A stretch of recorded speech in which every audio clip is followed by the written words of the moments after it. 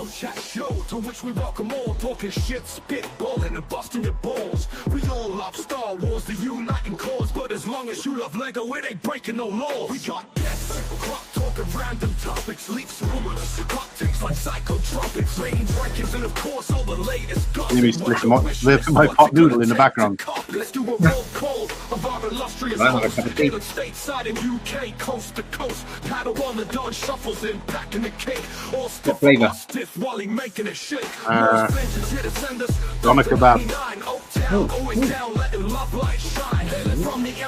Sorry from work late, but I grabbed them quick. Stop motion maestro. West Country Whittakee, thespian by night. Murphy Bucks the boys try to guess it right. Cool harm with the plan, talks the head of the pay. Simmer and Biff, Welsh Dragon, see you all at the rank. So grab yourself a drink, let's get the show started. Comments in the chat, even replay gets harder. Make yourself known, so we can shout you all out. Cool Hang Luke, check it out, come see what it's about. Cool Hang Luke, cool Hang Luke. We about to blast off like we dropping a note. Cool Hang Luke, cool Hang Luke. Rock your head to these beats like you were serving. Cool Hang Luke, cool Hang Luke. We about to blast off like... Wow. Are we there? Hello. Hello. Right. I wonder when we got. Why are we like this? I have no idea. What's happened? I don't know. Hey. Right. Let's just do this a minute. BrickWorld is over. Oh. Have you noticed for a special occasion what I'm wearing? A hat? I said I would never wear this again. Right. My Hawaiian shirt. Wow, we're still talking about BrickWorld, so it's allowed. And then you finally I don't mind it actually. With your $2,000 you came home with, you finally cheaped out and bought a hat at the airport, like. Oh mate, I bought bloody shelves. I bought a set which was 65 quid knocked off, so I grabbed that. Now I put some savings away. But I have noticed, and I don't know actually if anyone wants to give any suggestions. The Razor Crest, as you know, I'm going to get before it goes, is actually on sale at the moment for $415.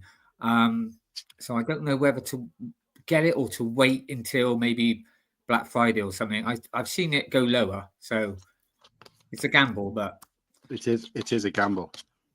Anyway, yeah. Good evening, welcome everyone. everybody to episode 39. Cool Hang Luke. We're here and we're unpacking BrickWorld. All the episode is imaginatively titled BrickWorld Unpacked.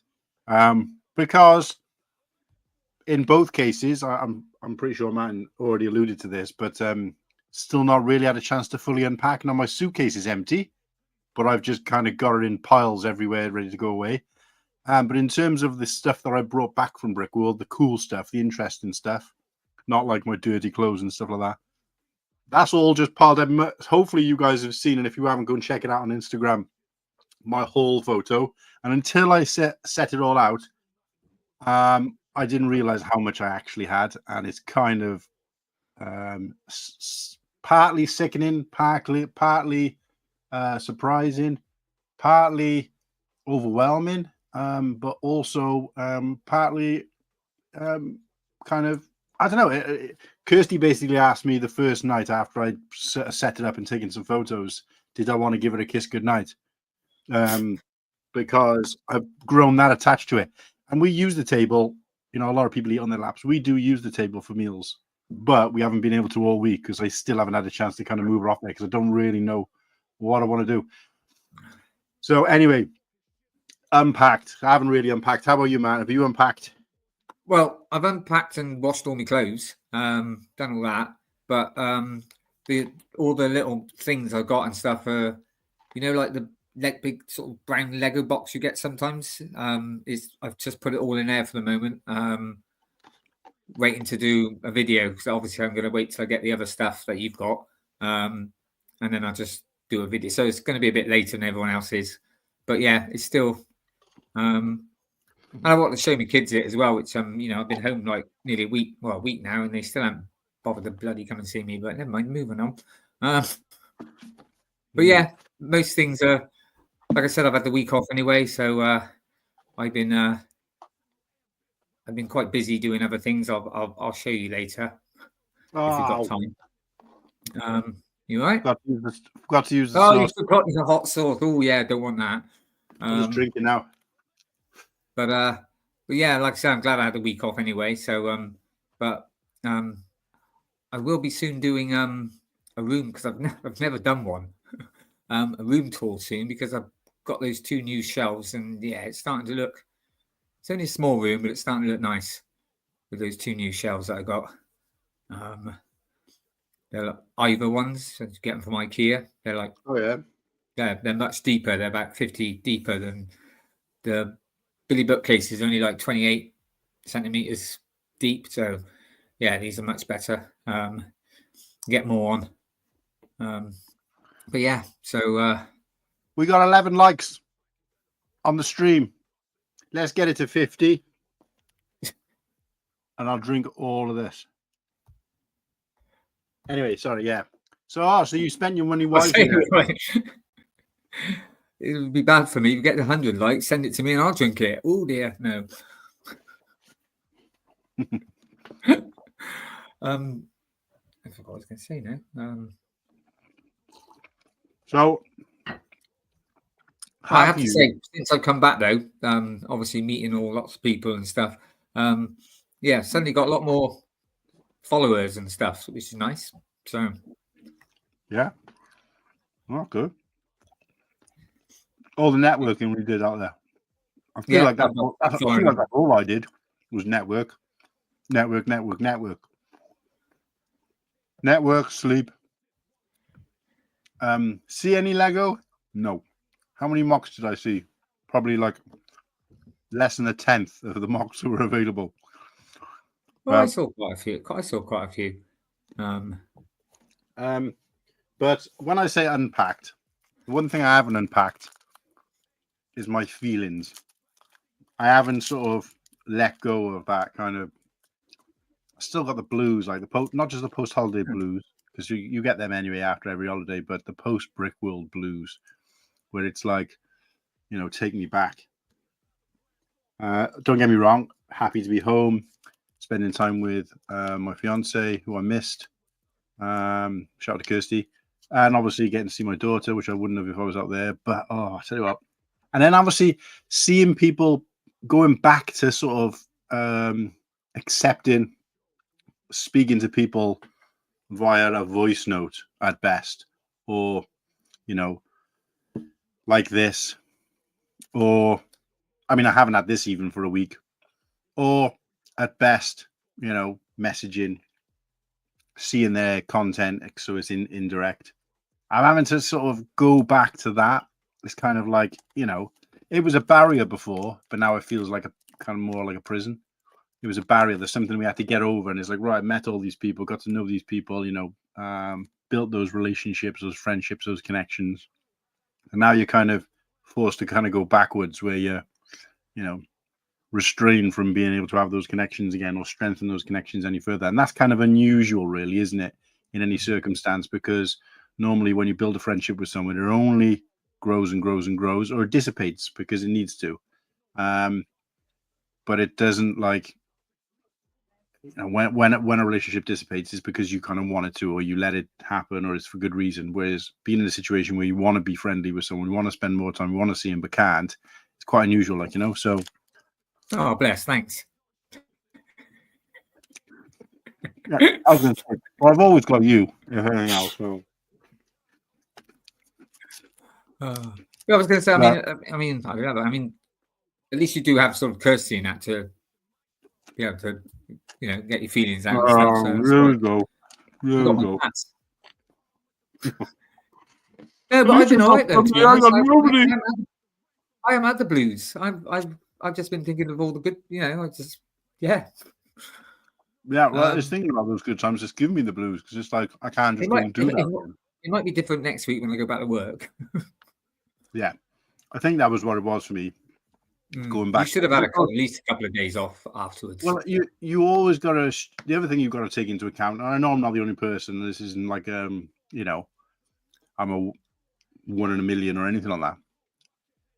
But obviously, my job is I'm in the most senior position in the place I'm in, a place I work in, and that means that obviously you don't have, you have good relationships with your staff, but you don't have, friendships with them. And you do have friendships with them, but you know what I'm saying. This is it's not the same thing. You kind of got the professional thing to do, and obviously I've learned from mistakes, so this isn't just I'm never going to try it.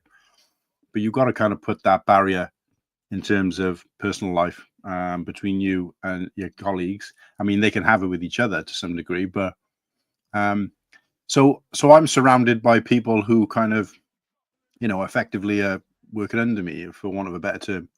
So that's quite strange as well. Whereas most people, I'd say 75% of the population, if not more, has friends in work.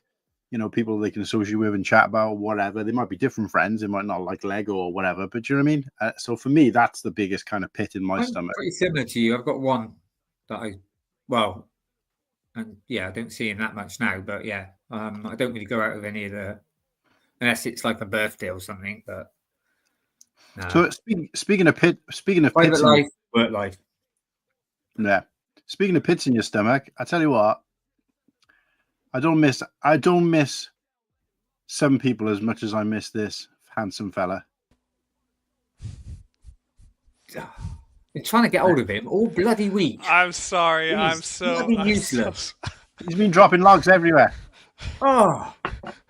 Whittakee's called me like 5 times this week, and I've missed it every time, and I feel horrible. You should. I do. Not as horrible as I feel, knowing that he hasn't tried to call me once. Well, because I've been chatting to you on the... Yeah, but I didn't get to say goodbye and stuff, and I wanted to know if he was all right. So, yeah, I'm sorry. For whatever reason, it's not because I want to see his cock. WhatsApp was not sending me notifications or ringing my phone or anything, and so I would just check WhatsApp. I was like, oh my gosh, I have 3 missed calls. I even asked him. I said, "When are you free?" And he said, "I'm free." So I rang him, and he still didn't bloody answer. Pie, absolute pie to the face, like. Yeah. Right. Before we carry on, should we do because it's quite a lot of people in the chat? Shall I do the as it's got up? So I do the Jesus, call yeah, out? just look, 35 comments.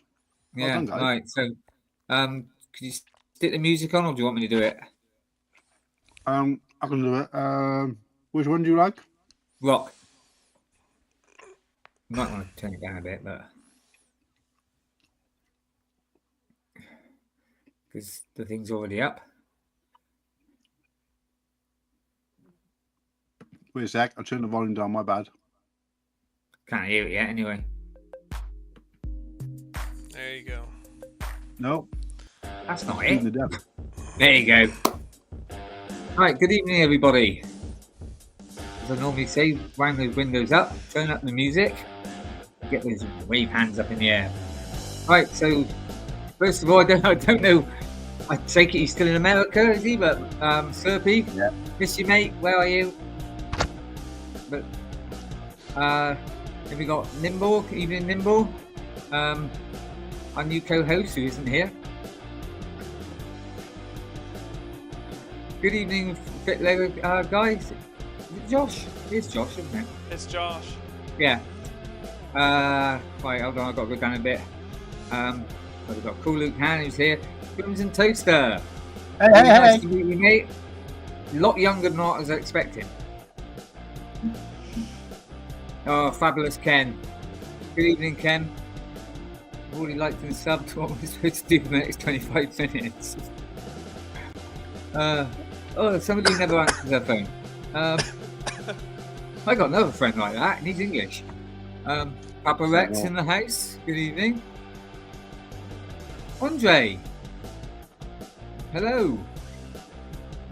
Lovely to meet you, mate, on the BrickWorld as well. What a legend. And thank you for the fig. Who else we got here? We've already done Nimble. Right, got to scroll down a bit. You got Ultra Bricks. Good evening, Ultra Bricks. Ultra. Hope you're well. Andre, a lot of Paddy the Furniture Dog. Hello. Good evening, Sarah. How are you doing? Furniture Bricks. Good evening. Welcome to our show. The man, the legend, Papa Trip. Good evening. Hope you're well. Missing you. The legend. Yes. So Papa Trip, Papa Rex. Right, that's all up to date then. That's everyone at the moment. So. Wow. Did you get Hive in there? Hive's been in here. I haven't seen him yet. Where is he? Oh, hold on. Oh, bloody hell! There's loads. Right, hold on. It's just we got Blue Harvest, Barley Harvest. Sorry, coming in. It's going. Oh, blimey! It's getting. Hold on, everyone. There's a lot of chat tonight. There he is. Good evening, Brick Hive. Hi. Watched your rant today. I was ready for Good Morning BrickWorld, but I take it you ended up not being too good. So hope you're feeling better and get well soon. Yeah, get well soon, Hive. Yeah. Oh, Paddy, what did you order?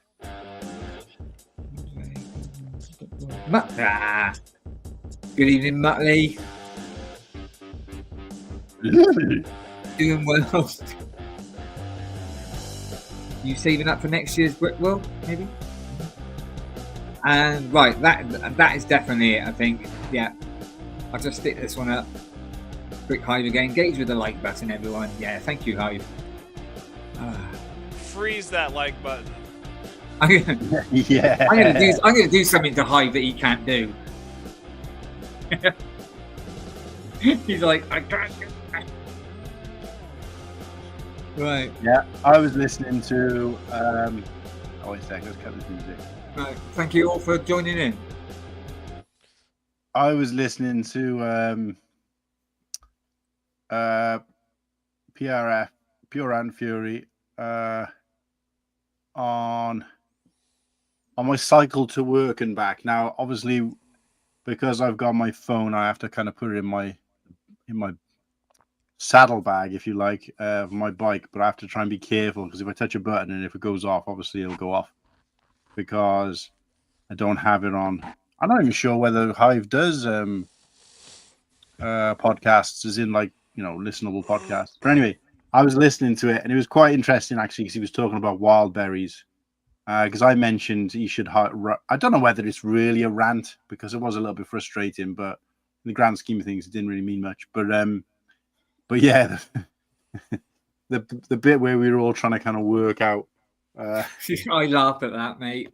And it was like, right, well, if everybody puts the cash, if everybody puts their cash in, because it was like, what, 10 of us? If everybody puts their cash in, I'll pay it with my card, and then obviously I'll have cash then ready for the garage, the yard sale. If at that point, I didn't even know where I was going to go, but I'll have cash because I run quite low on cash at that point. And so it worked out. Yeah, whatever's left is mine. But after we worked everything out, it was like, I think it worked out like my meal, which was just pancakes, and I had a water, was like $60.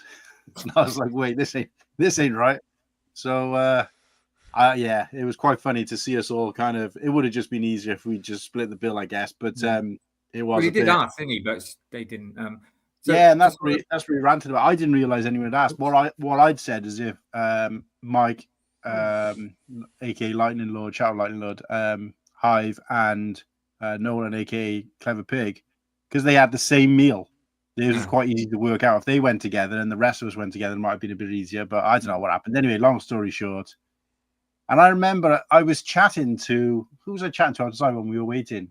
Sans, when we were waiting to go in, because he was with another party with, he was with Shy and whoever else was with that party. And I was chatting to him and I was thinking to myself, I recognize this guy, but just trying to, I know he's in the Lego community, obviously, because who he was with. But I'm trying to remember, I was trying to work out who the hell he was. I recognize his face and everything. I used to see him on Ryan's quite a bit, but then he kind of didn't see him for a long, long time. Yeah, well, yeah, that was it. So anyway, eventually I worked it out. So I saw one of his videos the other day, his recent uploads, and I messaged him saying, that's where I know you from. I was chatting to you outside.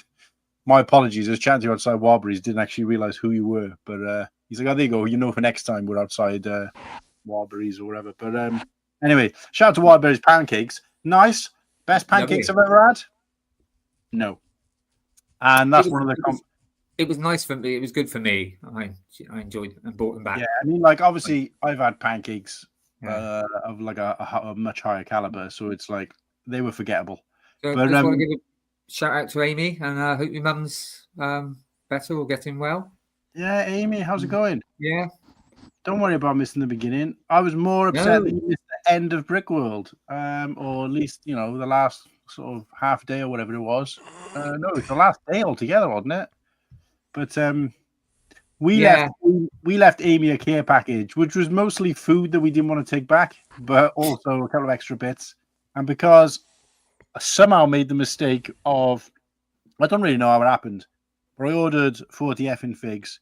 I managed to give them all out and ran out, and then I was bumping into people who were on the list that I wanted to give a fig to, and obviously didn't have any left. I remember speaking to Amy after like day 3, and she was like, oh, I didn't get a fig. And I was like, what? Because she was on my list, and I was like, one of the first people I saw, and I was just really gutted that I didn't give her a fig, and I felt bad. So I gave her everything else that was in the pack. The sticker, I gave her a tile because I had spare tiles, and the card and everything else. And then on my last day, we were kind of packing up the suitcase, and me and Matt were just kind of chilling in the lobby, and I was like taking my fig out of the lanyard case or whatever you hang on your neck with the dragon, and I was like, you know what, I'm going to give Amy this. So she had my last fig. I think I kept one behind in the house somewhere. I don't know where it is. Possibly not. I might have to order another one, and I'd only had one of those little red dragons. So Amy had that just to show how special she was and how appreciative I was, and obviously by way of an apology for not giving her a fig sooner. So shout out to Amy and her son Nick as well. But yeah, Austin. yeah. So what do we want, Garrett? How do you feel, mate? About we were just talking about before you came on the stream. How do you feel about BrickWorld? What's your kind of current sort of feelings, emotions? I mean, just from like, I don't know, I don't even know where to start. I mean, it's a lot, but from a glance, I mean, yeah, it's a long way to travel. It's a fair amount of money, and that can be quite a hurdle to get over. But like, especially if you buy a suitcase worth of Batman sets. I'm just talking about getting there, not leaving. That was so funny. Coming out, look at this. We'll get to that. It's on the agenda. Okay. Next year, I'm getting I found a really nice camera, and it's small. It's like this big, and you can mount it on the brim of your hat. And I just want to record everything so I can catch all of those funny moments. Yeah. Anyways, yes, there's a bit of a hurdle to get over to get there. I mean, most people have to travel a ways to get there, but like once you're there, you like have this, like, I don't know, you have this mixture of like fun and excitement from like a 10-year-old child's mentality, and then on the other hand you have this weighing anxiety of like, I have to do everything right now, and like go to all of the special talks about certain, Star Wars or medieval times or whatever, and there's some that are booked at the exact same time, but that kind of makes it challenging. But like, and then on top of that, there's all these people that you've always wanted to meet, and you can meet them, and there's new people to meet that you didn't even know that you needed to meet, and so like it's a bit overwhelming. So I was definitely running around like a maniac the whole time. I think I never excuse me, I never looked at how many steps I took, but Papa Trip's son, I think, was telling me he looked at his phone and he had walked like 6 miles in one day or something like that. At the end of the day, my legs were like, it felt like my hips were seizing up, my ankle. Oh, the amount of times you walk backwards and forwards, it's. I thought because we were staying in the convention center pretty much that it was going to be like no walking at all, but like. They needed lifts on the other side, didn't they? They had it furthest away from the convention as possible. because I felt like I didn't want to miss anything, so I was constantly going to the convention center, going to the halls, going back to the room, and trying to swoop around and see everything and see everybody, and so it was crazy. And then I felt bad too because I missed out on some of the dinners, some of the lunches with the big groups of people, and so it was just really hard to keep up with everything going on there. But Mm. it was a lot of fun. I I don't even know how to describe it. It's hard to put it into words, but it's like going to the promised land of Lego. Yeah, that's Yeah. one thing I was a bit like that I missed out was but I don't think it was organised anyway. Was medieval times, but then again, I wouldn't have eaten there anyway. But I was looking forward to going, but I don't think anyone organised it in the end. So Yeah. um, Hive did shout out to me when we went to that place with, I can't remember the name of the place. Was it Miller's? Miller's. Yeah, Yeah. that sounds right. Well, he gave me a shout out there and said, a shout out. Sorry, he grabbed me there and said, "Look, do you want me to call them? Because you got to book and pay a deposit and stuff." But I don't know. I think trying to wrangle everybody was probably, I wouldn't say it was one of the frustrations, because I was kind of happy with this sort of little crew that we had. I think what I expected it to be like in terms of, some of the hype that had been talked about before and from previous years. I think there was just far too many of us, because Yeah, if you imagine the group that kind of Sean, Brent, and sort of that group were kind of off doing their thing most of the time, but that group was bigger than it previously had been before. And then there were several other groups, obviously our group, which is a lot smaller, but of course most of us were kind of new to the event. And of course, I never knew what was going on. So there was times where we were kind of maybe coming back from dinner and like another group was leaving. And then there was times where we kind of went down to see what other people were doing, and they'd already kind of gone and they'd been somewhere. And then, of course, when we had the bachelor party, I was like, right, I don't really know how to let everybody know, because don't have, putting things on Instagram or whatever is one thing, but you don't know that people are going to see it. There's a lot of people out there, including the people from the US, who didn't have good signal or good service. And I was quite lucky because I was probably the only person who had like flawless service the whole time, and I wasn't even from the country. So I was always seeing like messages and stuff like that. But it was just a little bit like, apart from that first night that we got there, and everybody, well, I say everybody, most people who had arrived at that point on the Tuesday night were out. But we were never able to kind of replicate that again in terms of like everybody being there. There was always separate groups. And I think like, even sort of Padua and Ostiff, they never went out when we went to Miller's. They weren't there. Not sure where those guys were. Padawan was. Oh, Padawan was, sorry. But Yeah. that was because so like Ostiff and his kind of crowd, if you like, which is obviously the, Legoman 360, True Squadron, and those kind of guys, they were kind of focused on the mock for the first couple of nights. So they were kind of doing their own thing. So it was very difficult. I don't think there was a night where kind of, apart from that first night, and again, obviously a lot of people hadn't arrived at that point, where we weren't able to get everything together. And I was of the belief that was going to be like every night. And again, not that I'm disappointed, because I think when there's a lot of people, you find it hard to kind of really enjoy yourself because there's too much going on. There was a lot, yeah. And also you got to sort of do your own thing as well, don't you? And it's difficult. That's what I'm saying. And I'm not one of these people who's like, oh, what's every, because I saw that there was people going out for food, and you've seen everybody just kind of, following just because that's where everybody seemed to be going. And I've never been that kind of person. I've always been a bit more like, tell me where you're going, and yeah, we'll go as well, or we might meet you there or whatever. Not go just because other people are going. I'm not saying there's anything wrong with that, because obviously to some degree we all do that. But, there was nobody did anything there that had never been done before anyway. So there was no original ideas. I mean, funny enough, I didn't go out anyway, did I? So exactly. But what I'm saying is that I don't think, I've always been more of I prefer a smaller group of people. So it was, yeah. So I guess I wouldn't say disappointed, but I was a bit like that kind of, we were kind of, I don't know, I almost had an idea of what things would be like based on the hype and the talk. I mean, They I were thought the completely- people that they we were would completely be hanging different. around with, we didn't, and we hang around with other people. It was different to, and that was fine. Absolutely. Like I said, I barely saw Padawan while I was out there. Every time I seen Yeah. him, he was either drunk, hungover, or on his way out somewhere, on his way back from somewhere. I don't think I had a conversation with him once. I went up to his room at one point because he wanted to give me one of his sig figs. Was he asleep? And I was just kind of, chilling in his room, chatting to him. And I think the main conversation I had with Padawan, which I had the same conversation about 10 times with him, is him asking me if he's giving me one of his sig figs. And I was like, yeah, you asked me that. And he's like, oh, I can't. And then I saw him the next day, and the first thing he'd say is, have I given you one of my sig figs? And I'm like, yeah, you took me up to your room to give me one. Because he went to give me Whoa, we phrase that. and a sig fig.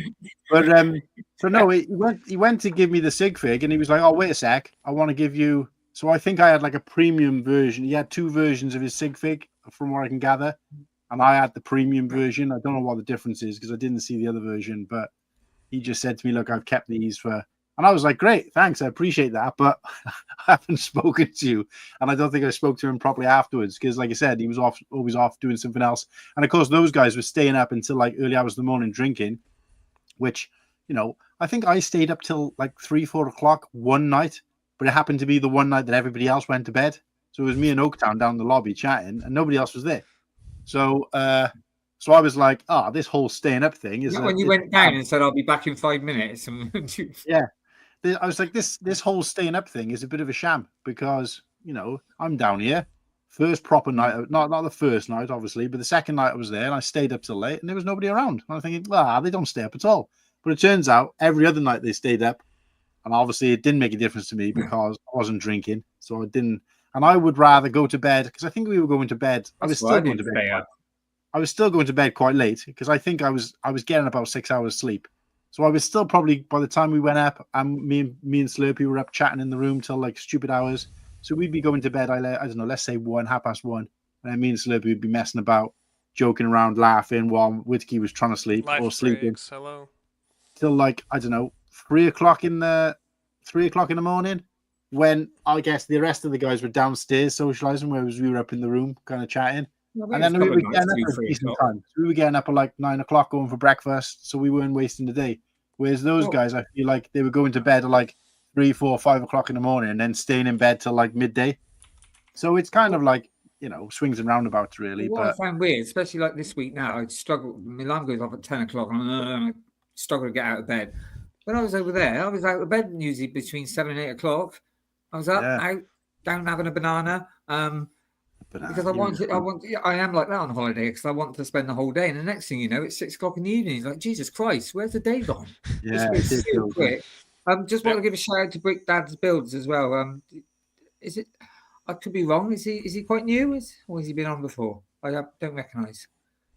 I think he's new to the stream, so welcome. Yeah. Hello. But yeah, I think just from seeing the sig fig, I recognise him. Shout out to Tyler. Just from seeing the sig fig, I recognize him, and I'm pretty sure I saw him at BrickWorld. He's the guy with the kind of twisted mustache.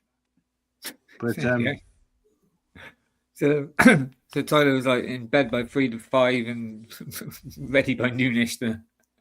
I was up and down, by about 7:30 most days. Exactly, that's what I'm saying. So I think I made a conscious effort to not go to bed too early that I missed stuff, but not go to bed so late that I was going to be up. Well, I think some nights we didn't go to bed till about 2-3 o'clock, something like that. So a couple of nights. That's what I'm saying. I think you probably got a little bit more. You got about the same sleep as us because when we went back to the room, you would literally, not talk to anybody, get yourself ready, get into bed, put your sheet over your head, and fall asleep. Whereas me and Slurpy would go back to the room, and then we'd just be giving each other shit, ripping into each other, having a laugh, pissing ourselves laughing. And I'm trying to talk quiet and laugh and talk, but Slurpy's just doesn't have a volume, so he can only laugh and talk at one volume.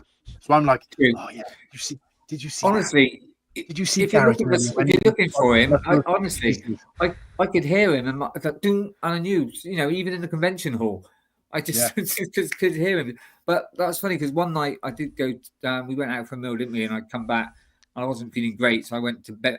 Went back to rest. I think you lot came up about 12 o'clockish, something like that, or half 12. Had a little chat and then went. And then like 20 minutes later, I thought, I'm awake and I feel all right now. So I came back down, didn't I? But I'm glad I did, because that's how I got that set off of Fritz. So when they were doing the sort of illegal yard sale. Yeah. Apparently, Brick Dad Builds is the one who wrote the theme song for BrickWorld. Oh. Is there a theme song to BrickWorld? Yeah, there's kind of like a background song. I thought that they played at the speech at the beginning. I'm sure I think I can remember. Well, that is a cool fact, and well done to him. But I didn't know there was a song, and if I've heard it, I've forgotten it. So we'll have to play it. You have to send it to me, and we can play it on the stream.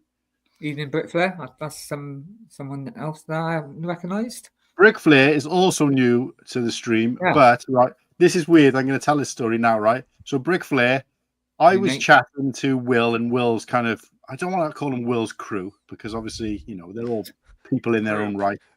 We're all in separate groups, kind of. Yeah, well, his group, his subgroup, and I say Will's because Will is the person who I've known quite well out of that group beforehand. But it was Mike and Ike, it was Jackson, Venator Bricks, and Brick Flair, and a few other guys who I don't think I really know their names, or I haven't gotten to know their names. Is it Brick Venator as well? Was that? And those guys, right? They rallied across. I was trying to take apart some sets, so I bought a couple of sets throughout BrickWorld, which we'll come on to later, but they were kind of partially built or fully built. And of course, I was trying to struggle to get them in my suitcase, not in terms of weight, but I didn't want them to go in like that in case they got damaged, so I wanted them to go in pieces. So I thought, I'll take them all apart. But I kind of misjudged how much time, because even though we checked out of the hotel at 11 and we didn't need to leave till 7, that time just went really quick. And the next thing you know, it's like, I don't know, we were about 2 hours away from leaving, and I had all these sets to take apart and nowhere to do it. Anyway, along comes Will, and he's like, I got a group of guys, they'll all help you out. And the guys, all of them came riding across. I think there's about 6 or 7 of them in the end, and they all grabbed a bag each, and they all dismantled the sets for me. Some of them did them whilst in the bag. Some of them like emptied them out, took them apart, put them back in. I was like blown away. Appreciative. Thank you. So thank you to Brick Flair and anybody else from that group who might be watching this on replay. I really appreciate it.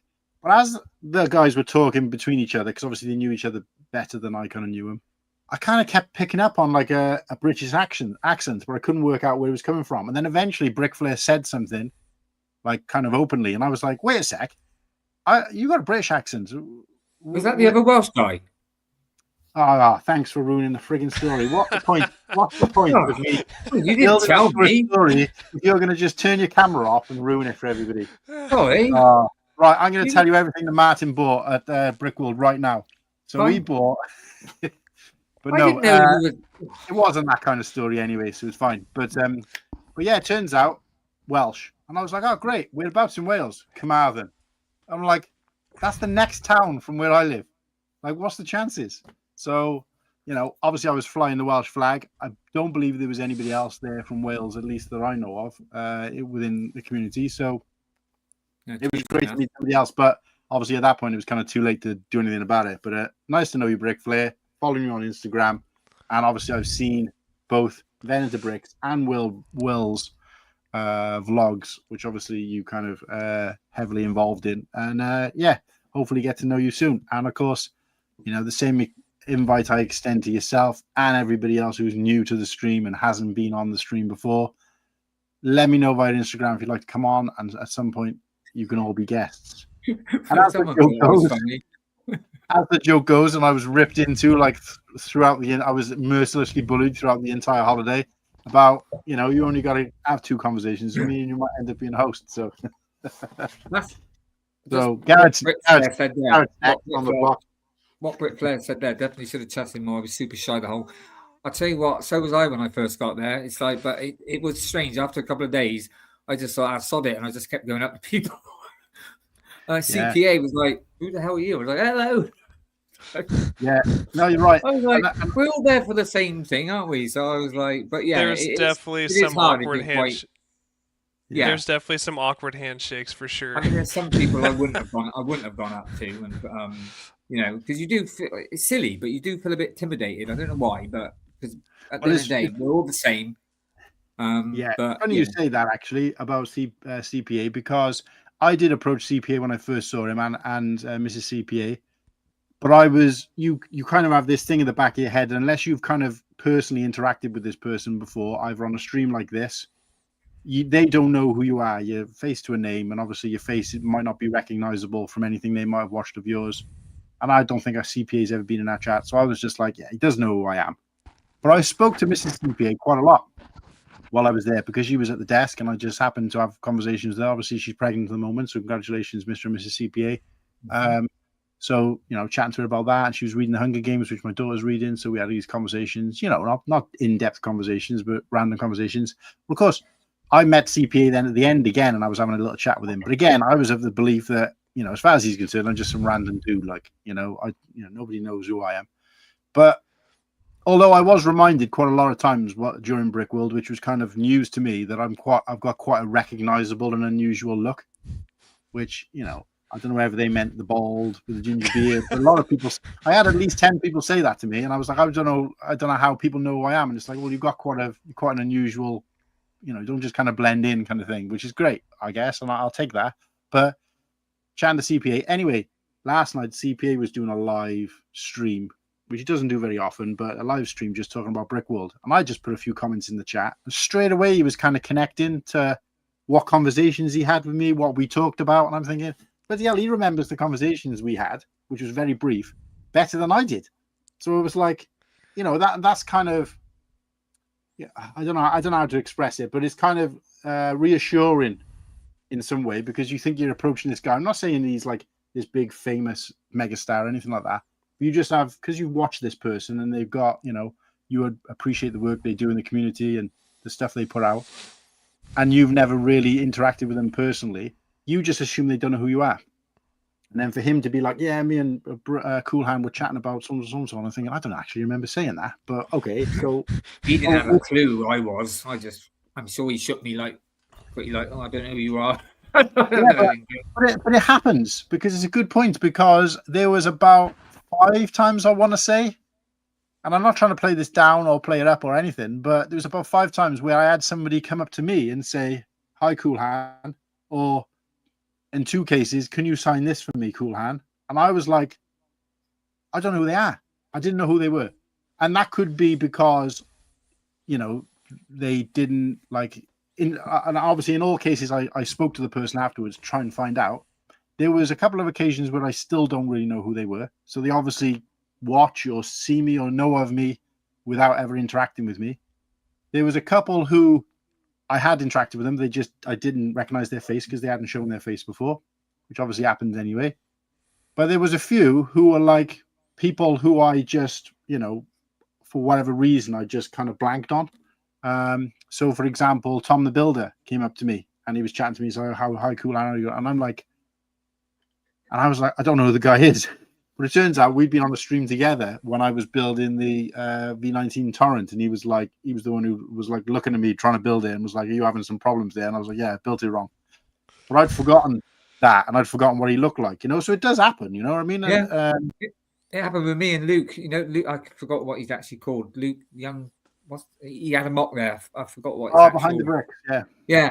And he's like, hello, and I completely blanked. I mean, I apologized to him later when I realized who he was, but I was like, shit, I can't remember who you are. Well, this is it. And then Slurpy did, he laughed because I had one bloke come up to me. He said, he came out, looked at me, and he went, oh, wrong person, walked off. I was like, oh, great, thanks. Thanks. Ouch, my pride. But no, it is. And it just goes to show that there's no hierarchical structure at all. Because the other thing that I thought was quite interesting is me and you, Martin, was it me and you or was it me and Slurpy? We were talking about something and we'd said, I think you said something like, oh, we do a show. We're kind of like the British version of ACOB. And the guy's looking at you like blank. No, he asked us. He said, "Are you ACOB?" And I said, "No." I said, we do follow ACOB and that. I said, but we're like the British version of it. And he went, looked at me and just walked off. I was like, okay.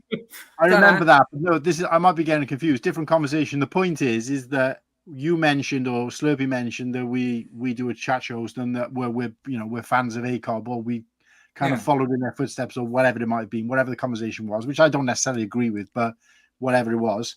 And this person was like looking blank, and they had this massive sort of Star Wars mock. And I was like, oh yeah, no doubt. And it was like, oh, you know, ACOB, a couple of brickheads. They were like, never heard of them, no idea. So, and I did the same thing, because I mentioned to another sort of subgroup that I'm friendly with, and I kept saying ACOB, and you could see them glazing over.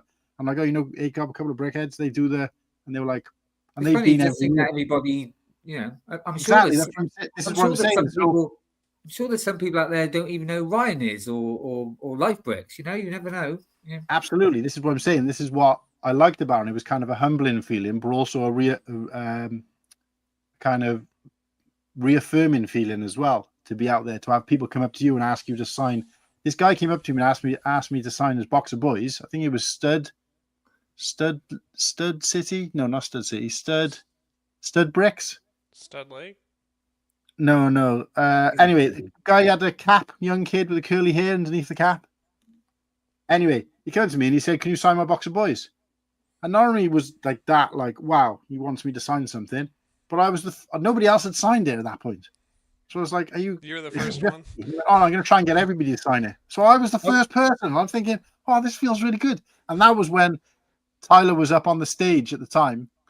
And I was like, this guy's just asked me to. I was behind the camera, and you could hear me shout when Tyler's on the stage. I think he's trying to food. You could hear me shout, "Somebody's just asked me to sign their box of boys. I've made it, Ma. I've made it."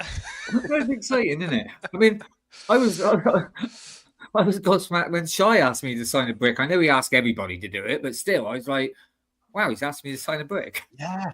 That was super cool. I mean, yeah, so I'd heard that he does that, and that's great. But somebody else, and I forget again the person, so if you're out there, please remind me, and I do apologize, but somebody else had me sign a brick very early on. And that was one of the people who afterwards I was like, don't know who they are. But it turned out I think they were a name that I recognized, but never seen their face. And obviously, you know, when you show your face all the time and everything, which I do, there is going to be that kind of one-way thing. And it wasn't until they shared their haul, I think it was, or a picture of the brick with my signature on it. And I was like, I don't even remember signing that. And I was thinking, oh, Jesus, this is it now. I'm so famous. Like, I don't even remember. That's how I kind of felt at the time. But I did because I tell another person as well who came up to me out of the blue was Jandon. Now, I don't think I'd ever seen him before, but he came up to me. I didn't recognize his face. He came up to me and he was like, oh, "Hi, Coolan," or whatever. And I was chatting to him and I was like, and it wasn't until, you know, he said who he was. I'm like, oh, right. Okay. Yeah. Put two and two together.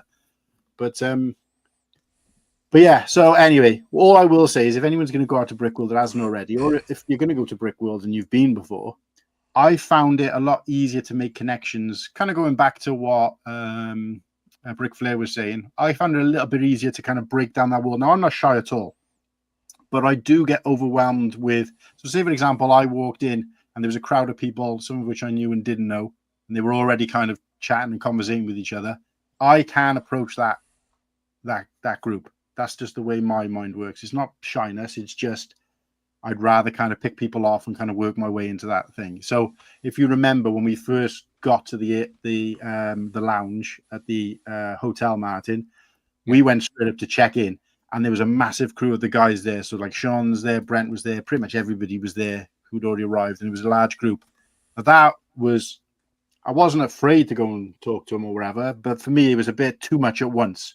Yeah. So I kind of checked. And you guys were like, let's go over. And I was like, well, I want to go up to the room first. You guys could have done what you wanted. But I think you kind of agreed. And we went up to the room, freshened up. When they saw us, though, they came towards us anyway, didn't they? Yeah. And that was. And I didn't have any shyness then, like, because Brent made his way over, PNG came over, went out their way to say hello and, you know, whatever. And that was more manageable for me. I think that was the only time I actually spoke to them, though, I think, for the rest of it. I mean, every time we pass, we say hello and stuff, but... Yeah. Oh, no, I spoke to Brent and PNG quite a bit, in fairness, but...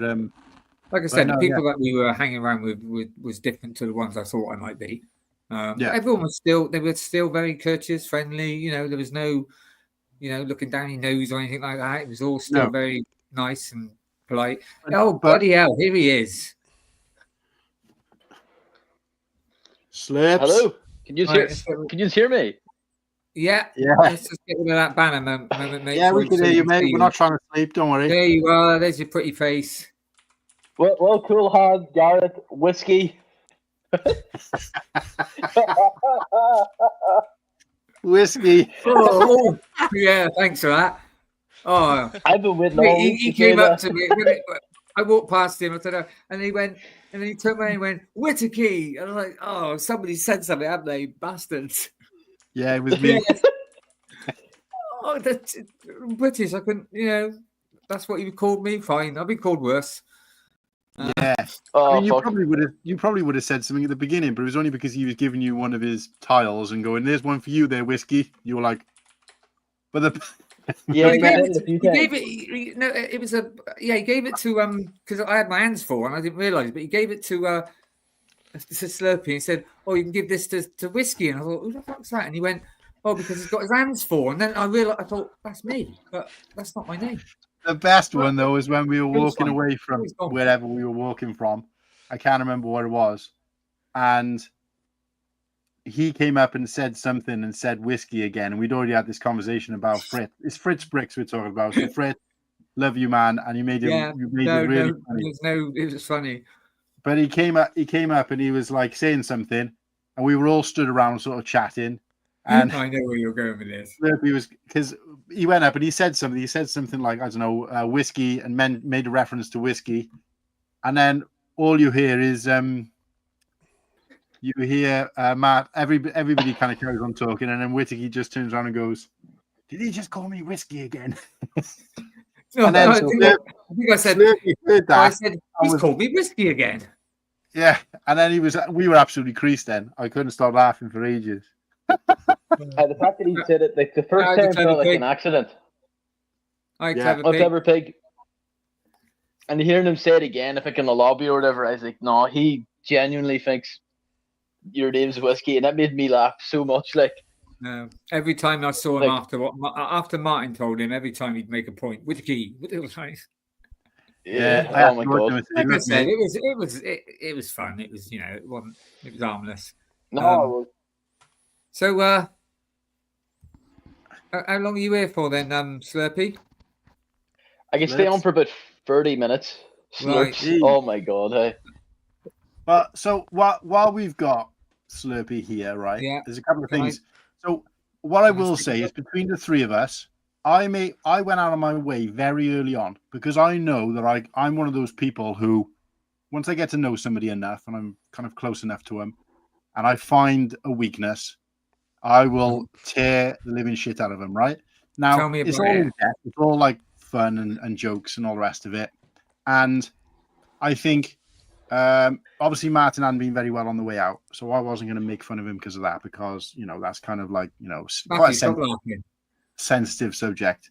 But I know, because I was brought up that way, my parents and my family, we all used to roast each other constantly. So I can get a bit, I know people who have actually had to take me aside in the past and say, some of the stuff you're saying. And the first thing I always say to that person is, great, I understand, that's fine, I'll tone it down a little bit. But you can't be in these kind of conversations where we're making fun of each other, laughing and joking, but then as soon as it turns on you, oh no, you can't be saying that about me. So I said, that's fine, but I don't want to wait. And then obviously within 20 minutes, half an hour, this person's back to roasting me, and I'm like, well, hang about, where's the line? So I was conscious of that. So I went out my way to say to both of these guys when we first got to the room, look, I can be a little bit overwhelming sometimes. I can start roasting you. If you feel like it's too much, take me aside, just say something, right? But fairness to both of these guys, they took the roasting, but they gave it as well. But there was a couple of times where, and I'll be honest now, there's a couple of times when I kind of felt sorry for Whittakee or Whiskey, because I was like, I think we might have roasted him too hard. I had to go take him for a walk out front of the the convention center to calm him down and tell him everything's all right. Yeah. What was this? But it did. Look, He Still lies from all about the me all the roasting. time. I was We were I was a Welsh sheep shagger. I was ginger, bald. That was so beard, funny when you said getting made fun of because I when you invited said I everybody. called you it, and I went, no, you didn't. You went, no, actually, I called myself it. I was like, yeah, I didn't call you it. No, I'm saying that this is the kind of stuff that's going around, and then inviting people on to be a host. You know, every time we saw a potato, a Slurpy would get it. Like we literally walked into Walgreens, and as we looked, the very first product in one of those baskets on the right was potatoes, and I was like, "Oh look, mate, they knew you were coming."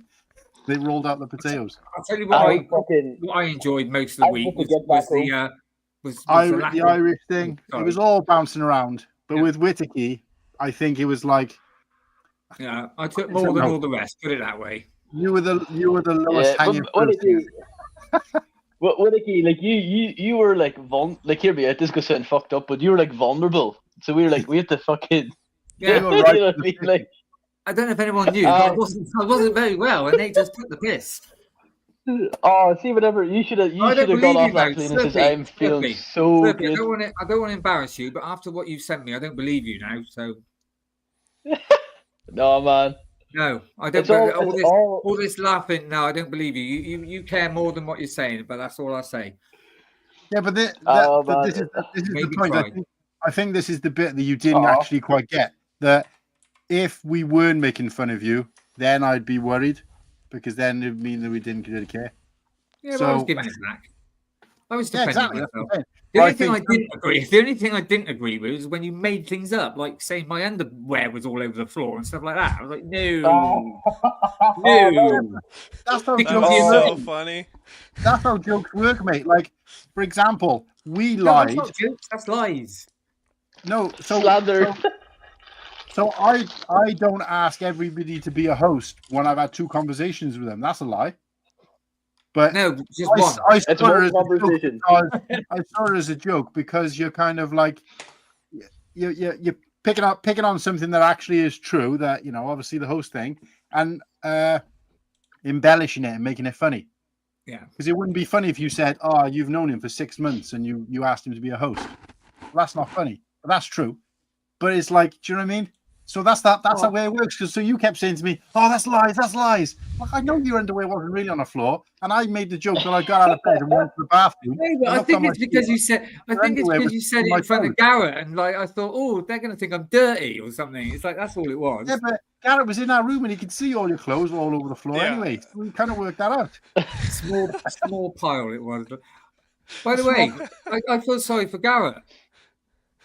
Garrett, you've been on here a few times. You haven't been asked to be a host, have you? Oh, no, that's lies. That's lies. That's lies. What he has asked, you have asked him then. No, but yeah. So it's like Slurpy. I don't think Slurpy actually plugs his internet into a potato, but it's funny. But it's a lie. No. You know what I mean? And I think that's the bit that you were getting. But obviously, you know, we lay you off. But it was funny. It was funny. That was so. I don't think I've laughed as much. If you said it about Slurpy, I would have probably found it hilarious. That's what I'm saying. That's what I'm saying. Yeah. That's what I'm saying. I think. Whittakee, like people were slagging me off, and I found it so funny. Like I was like, bro, this is so fun.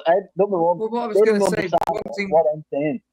The one thing I did enjoy about the holiday, the one thing I did enjoy was that I didn't hardly hear any swearing. Yeah. Wow, life. That's no, that is a lie. fucking this. Fuck me. Did Mayo go to BrickWorld? Did I miss that? What's that? No, Mayo didn't go. Okay, because I thought he posted a video and I was confused, but it must have been last year's. Yeah. He went to Bricktastic this year. Also, I think why CPA knows who you are is because he moderates the couple of Brickheads Discord, so he sees you guys in there all the time. I've never been in there. He sees me fucking slagging everyone off. I've never used this one.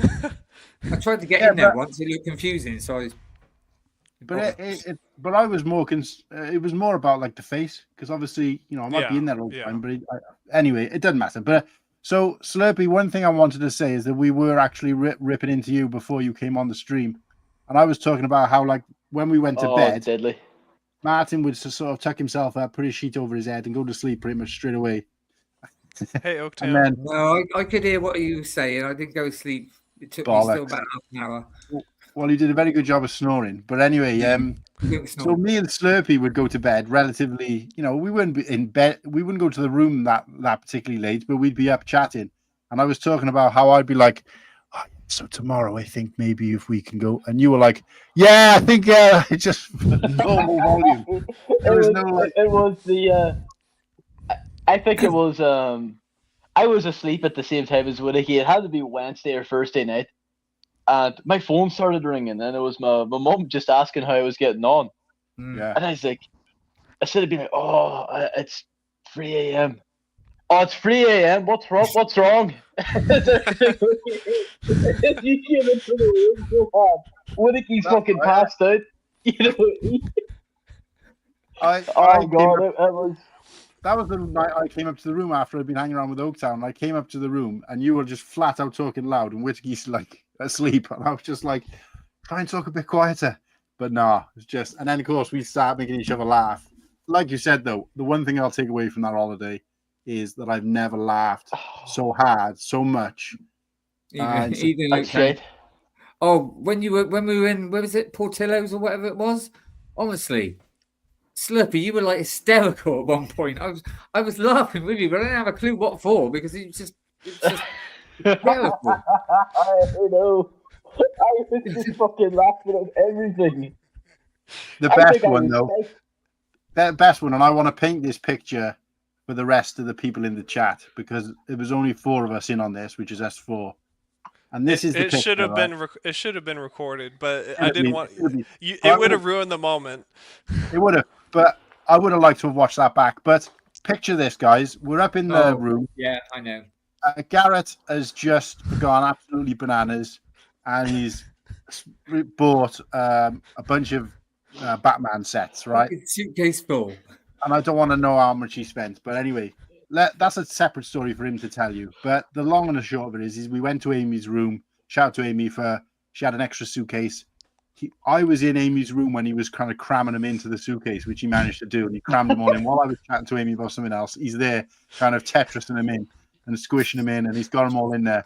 And it's like, great. But he set them up in a way where when you open the suitcase, because the one was wedged in the top and the other was wedged in the bottom, they're on display. So it's almost like one of those guys. Hey. Watch. Yeah. Yeah. Anyway, we make our way back down to our room, which is only kind of around the corner from Amy's.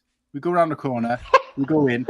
These 2 guys are kind of laid up, not going to bed, but kind of ready to go to sleep. I'm the same. Garrett obviously decides to kick about in the room for a bit. He starts showing off these sets because I was with him when he bought them, but obviously these 2 weren't. So we're showing the sets. And the curtains are wide open. And at this time of night, it's pitch black out there because I don't know what time in the morning it was. So you could fully see our reflections in the window. And I remember I was kind of on the edge of my bed. Garrett's there in the chair. We've got the suitcase open. Slurpy's over this side looking. So there's basically all 4 of us kind of looking over at this suitcase. And we're looking at it and we're like, oh, yeah. And then I kind of look up because I can see something moving out of the corner of my eye. And what do I see but the reflection of 4 grown men keeled over looking at a suitcase full of plastic bricks. And I immediately had the thought go through my mind of, what is my life? What is my life? I've spent God knows how much money to watch someone else who spent God knows how much money and sit here in our bedroom, in our pajamas, looking at effectively boxes of coloured plastic bricks. And I'm like, what's happening? Well, did you say something about and then to take a moment, just put them in a cupboard or something? Yeah, they're gonna be fucking stacked away, never to be seen again. That made me laugh so much because the trip was either, what are we doing here? We're grown men playing with Lego, or what are we doing here? We haven't seen enough Lego. Because we would be fucking chatting so much shit that it's like, we're at a Lego convention and we haven't seen any Lego yet. That's but the fucking what made me laugh so much was like he showed the Batman sets, and I didn't realize that the sets were like, it's gonna sound fuck saying this, but the printing was raised like Braille. Yeah. So you could feel them up. That's what you got quite excited about that. We were touching the mind.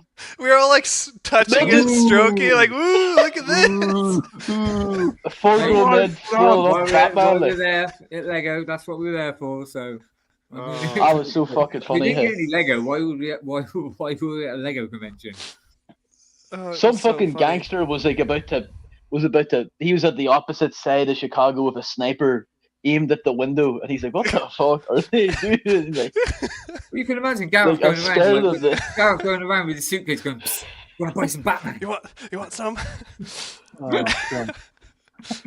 Yeah, that was that. One of the things on it on the inside was literally a box. Yeah, it was just a box, and I had smashed it in there so tight. It was just like hanging in there. So when I pulled it open, you just get like the whole Batcave at the top, and like the other Batman sits at the bottom. And it was like, "Hey guys, check out this." oh my No, I It god! was so funny. We were laughing so hard. And the other thing that was crazy is when you guys like I had the gumball machine at the yard sale, and I was like pulling it apart. Oh I missed my that, but I god! didn't hear about it. Slurpy just comes up to me. He's like, man. dude, what are you doing? It's just like, I don't know, trying to sell these Did you make figures your out of money here. back? Did you I make your did. money back on selling figures? I sold What did I tell all. you? I made Sorry. $100 selling the figures out of that set, so I ended up getting the set for like $70. It was Right. awesome, but Slurpy was Actually, just. while we're talking about Garrett, I've got to talk about the most insane thing I've known, and I know he knows what I'm going to say. Somebody bought one of the most expensive figures, the Cloud City Boba Fett. Not only did he have it out, he had it just sat on his bloody badge, free for anyone to just mate. Yeah. You're insane. I had What so do they many call- people come up Did you to hear about the me story and with say Sean? like, "Oh, it's gonna fall on the ground. What are you Yeah. doing? It's just hanging out. I was Someone's gonna begging him. I steal said, it." I'm like, "Please, I don't know. put it in a just trying bag, put it away, please." I'm Sean, just did trying you to hear- stand out in the crowd. Come on. Did you hear the story about Sean in the lift with his in the box? Yeah, I Yeah. did. Some kid Little like kid went, ripped "Oh, you it. can just do that." And He like it. ripped it out and it like almost fell on the floor. It was crazy. And I was thinking, oh my god, Garrett had it loose. Is it safe now, Garrett? Is it safe? I mean, the figure. It's safe, but I don't know. Like bad things would have happened if a kid would have stolen it from me. We need to sorry go back to the yard to the time Garrett was pawning out the gumball pinball machine. So Tell it the wasn't story, just mate. like a yard sale. It was like a bunch of sweaty 30-year-olds being like, "Hey man, could you Bunches. knock $1 off this figure?" And like beside Gareth, there was like fucking kids trying to pawn off Chinese clone troopers, and to his left there was like adults being like, "Oh, I spent years 3D printing this crap," and Gareth's like fucking unboxing the set, building the figures. Like there was like absolute chaos and carnage going on, and he's just fucking calm as shit building these figures. I was creasing. What the fuck are you doing? I thought most people buy it. I thought most people buy that set for the figures, but you didn't want them, no? No, I wanted to use it for other videos, and I don't care. I mean, yeah, the figures are cool, but I don't really care about them that much. And so, like, the set had just came out like 2 weeks ago, so all the figures are like $30 a piece on the internet.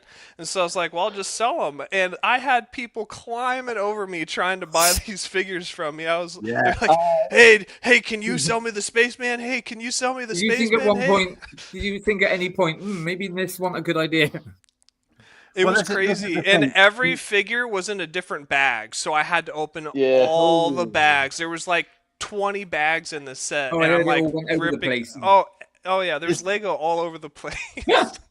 This is why I think I need to set the scene with this as well, because for anybody who doesn't know, the illegal yard sale kind of takes place in the lobby. Now, there was sofas, but there's like one long kind of breakfast bar type table thing. And Garrett was posted up there with a few things that he was trying to sell, trying to trade, whatever it might be. But he was crammed in, so he was here. There was people sat, and people had their wares all over the place. There was people kind of climbing each other as it is. And he's there, and he's got the set that he bought earlier that day in the Lego store, which is the vending machine.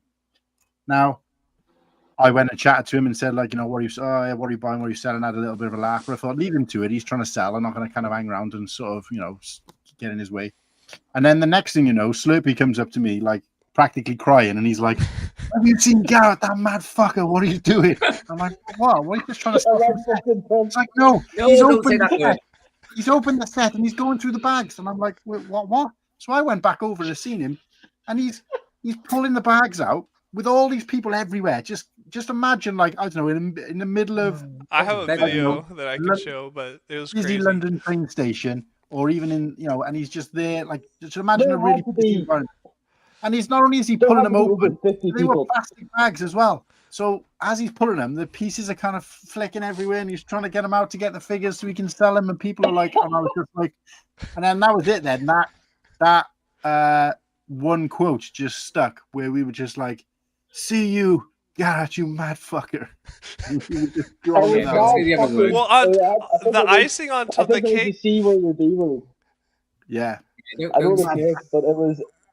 I already dropped it. Sorry, no, because that like, it's just I can't describe know it you for anyone did. who didn't. Like the illegal yard sale was so funny because it's just like it felt like being at school where it's like, yo, there's a fight down this corridor, let's go, and then you go down and half the school's there, and it's like word got around quickly.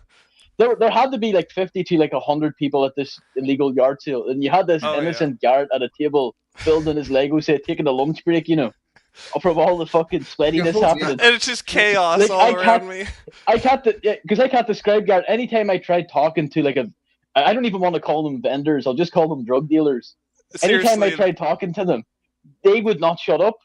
They were just Yeah. like, "Yeah, I got this, I got this, I got this, I got this." And they're like, "Fuck up, man! I just want a cheap clone tripper." How much is it? You haven't told me the price yet. Like, See, that's when you Oh two my guys God. came up to the room and started talking about it, and that's when I thought, "Oh, sod it, I'm going to go back downstairs." And yeah, and then obviously, like I said, I got my jeweler Bespin. Is it jeweler Bespin or Bespin jewel? I always Bestman get Duel, I think is Ah, what it Bestman is, Duel. but it was Yeah. crazy. On top of all that, I had like $3,000 worth of Pokemon cards that I was trying to sell that were sitting on the table while I'm opening the set, and pieces are going everywhere. And yeah, it was like 100 people down there just swarming around me. I was just like, I wasn't even meaning to sell anything, and I was like, well, I guess I could sell this, and I guess I could sell that, and I made a lot of money, so it worked out.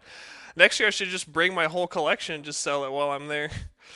yeah. Also, thanks, Garrett, too, because you gave me a not a Cloud City Boba Fett. You're not that generous, but you gave me a Boba Fett. Yeah, Oh, Boba Fett, too. Thanks, man. you're welcome. was really I'm generous. glad that I could get that to you. I think But I Brick don't know. Dynasty sums it up. It was like watching a bunch of elementary school nerds buying candy with their lunch money. Yeah, it was so funny. Hey, I don't know if it'll come through, but I can show it. I can see the cards, sort of.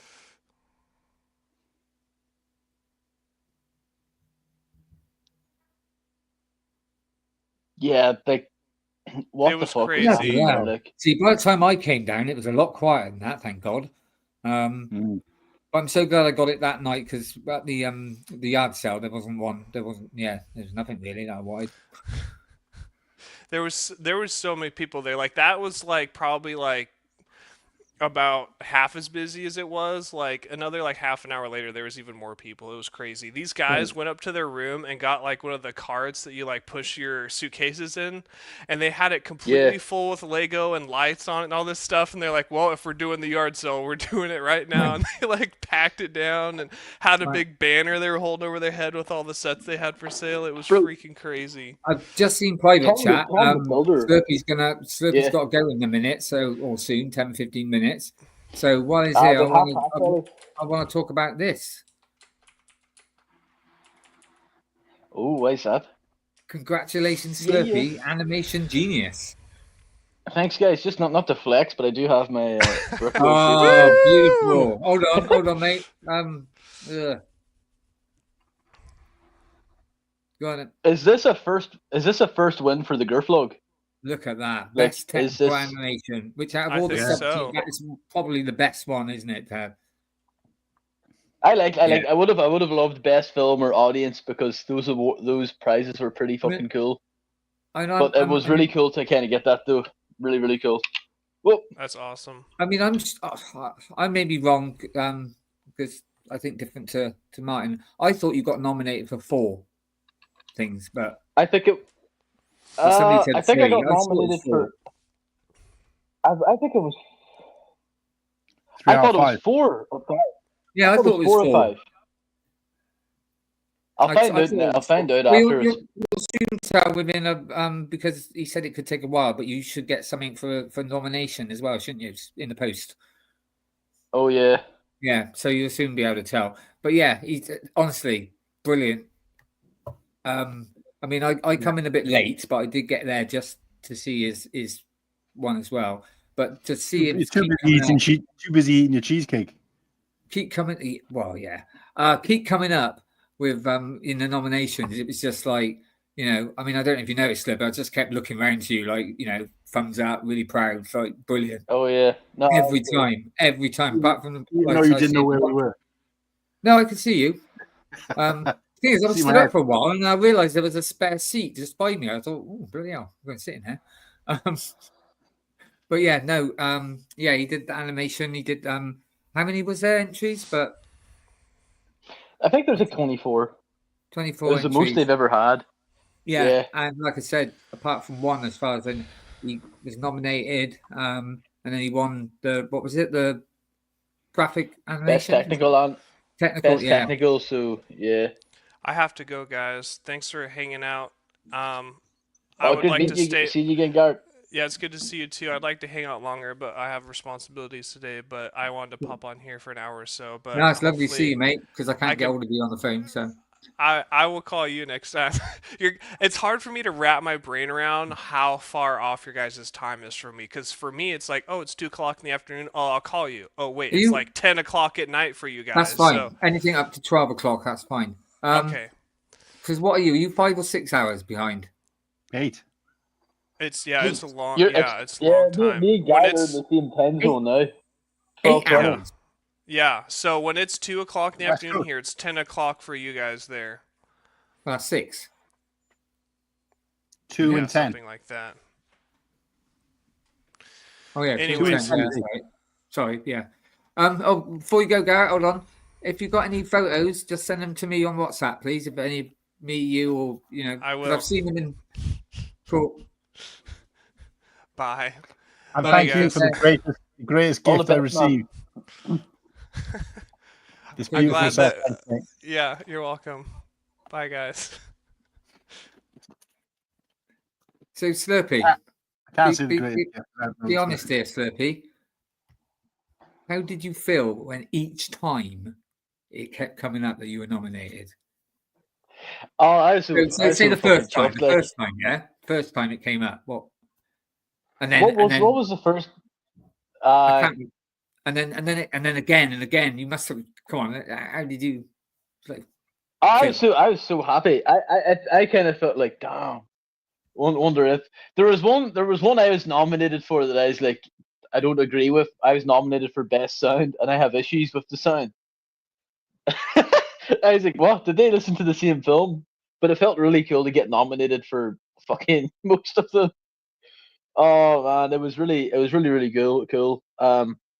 It was cool seeing Andre like had stop motions from people. Yeah, Andre's entry was at the very start, and it was it got a lot of laughs. It was very funny. And I think I could be wrong. I think Andre's still in the chat, but I'm thinking, did you tell me it was one of your first stop motions? It was fucking hilarious. Like, yeah, I think he's still in the chat. But it was no, it was because like I've been to film festivals before years ago, like where I've maybe submitted maybe a Lego animation or another stop motion, but this is the first one I've been to that's like a Lego film festival. There is a few of them around the world, by the way, like some in Germany and all that.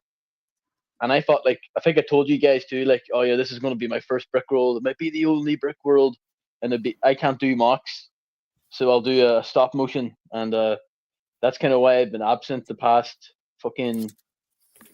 I had to be the last 4 or 5 streams before BrickWorld, or before the final one. Well, it was worth it, mate. Because I'm very pleased. I'm going to make it public after I leave this year. So and I will say this is just a kind of like for anyone watching, the one that's public on YouTube is not the one that was at BrickWorld, because there's a few things that needed fixed up. But if you're interested in seeing the version of BrickWorld, in the description of the public video, there is a link to the BrickWorld version. It's just I had issues with the that's what I'm sound. looking for right I now. think Yeah. there So were that's what I'm looking issues for with the right now. sound I had where some of it was pretty loud, some of it was pretty low. I can't actually I actually cannot go to YouTube right now, otherwise it'll close off this browser. But cool, on, I sent the link in Discord, no, and WhatsApp and Instagram. But honestly, it makes me want to Yeah, make well, another entry for next year. Yeah. Yeah, So you sent me the link. So when Brick You sent me Dynasty the said no link. way it's the Obviously, last trip to BrickWorld for you, you didn't mean that, did you? Because you. No, man. Look, we're only a week out, and I'm like thinking, man, I might be back next year. We'll see. It was so fucking good, hey. Yeah, you sent me that link, But and I want to play it, but of course that link is kind of useless to me in Instagram and thingy because I'm using a different. I'm using my Chromebook, so I need to try and find a way of getting that Jimmy, link to here. So it was Andre's first time entering as well. yeah. Right, cool on. I'll leave and I'll send it into the private chat. But I do have to leave very soon, fellas. Okay. Ooh. Let me know just before you go, okay? Because I want to ask you something. Yay! Oh, Hey, hey, Ken. there I am. Hello. All of a sudden I was here. What's happening? How do you do? Fantastic. Let's go, mate. Oh, It hello. is good. Oh, Miss you feels guys. like I only saw you last week. I miss you too, Ken. Same. Feels like it's been like 6 months. It's Yeah. insane how time flew by. I said it there now in the private chat, but Yeah, we'll play it now. We'll play it now. Well, let's play it. Should we play it now? Yeah. Play it now. Yeah. Give me a The chance hype to is go make here. some tea.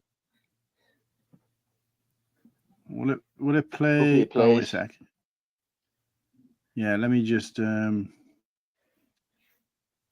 whatever reason, YouTube is really slow on my so I'll try not to let it actually play. So, Barley Harvest, were you there? And if you were, shame I didn't introduce myself to you or even know who you were. Yeah, I noticed the comment he made earlier, and I was like, Yeah. "Wait, Oh, that's a shame because he's quite yeah." I was often looking at in the I was looking chats at a and particular stuff. I was looking at a particular comment about the tile that I made, and yet that tile is actually the flag of my country, which has got the highest capita of castles per square meter in the Have world. you ever So thought of making a big flag there's actually out of Lego of that, Martin? Like a big. yeah, you should do that. yeah, is in the list of ideas along with 1,000 other ideas that I've had. And problem is in the ideas I've got loads of. It's the time to actually do them. Because all the jokes that we do when we have about that, I will say this man over there is a very, very proud Welshman. So it's nice. Oh yeah, he won't shut up about it. Well, no, that's true, but it's nice. The one thing I give the Welsh is I do think they've got the best flag. Like it took me nearly 27 years to admit that. But doesn't everybody want a flag with a dragon? We rip it into the English as well. That's one thing we got in common, though, because at least our saint slayed a dragon. Well, yeah, the dragons aren't real. But that's the problem, right? You go look at the saints, right, and they all did things that were like could happen in that. You look at our saint; he's supposed to slay the dragon, but there's no such things. Exactly. Oh yeah. It's just like all the other English people, they're dreamers and bullshitters. So no, hey, it could be worse. You could live in Scotland where your national animal is a unicorn. Now that's the one thing I will say. I will say that Martin's very proud of being Welsh and that, and he won't say anything, but he's quite quick to slag off the English, where we don't do the other way around. You sheep. I beg to differ, but yeah. I don't. I know. Oh, one of my best girlfriends I had was Welsh. Oh, blimey, she was one of my best girlfriends. I won't go any further than that. Top One four of my favorite girlfriends. girlfriends. Hey, I'm Were there- older did than you you have- are. do you have You know, girlfriends? I've been around a bit. You know, I've been around a bit. No, but what I'm saying is that shouldn't all your girlfriends have been your favorites? Were they No, like? no, definitely not. Guys, no. They only need to be the I- favorite I'm- at the moment. And I'm sure I wasn't Yeah. their favorite either. I was going to say the amount of times you talked about who you would and wouldn't kick out of bed during that holiday as well was kind of overwhelming. Yeah, well, don't forget what we said. Oh my God. What goes on at BrickWorld stays at BrickWorld. Except for everything we've Keep it in talked your about pants, here. Whittakee. Yeah. But no, yeah. So there's a thing that I completely forgot that I'd even said until I watched the video back, where I'm filming. We're just about to go into the movie festival, and I'm doing like a live. And obviously, I didn't realize they were doing a red carpet and photos and stuff, so I had to kind of cut it short. But I kept getting confused what the name of the actual competition was. I kept like mixing it up, so I just panned across and said to Slurpy, "Right, what is it?"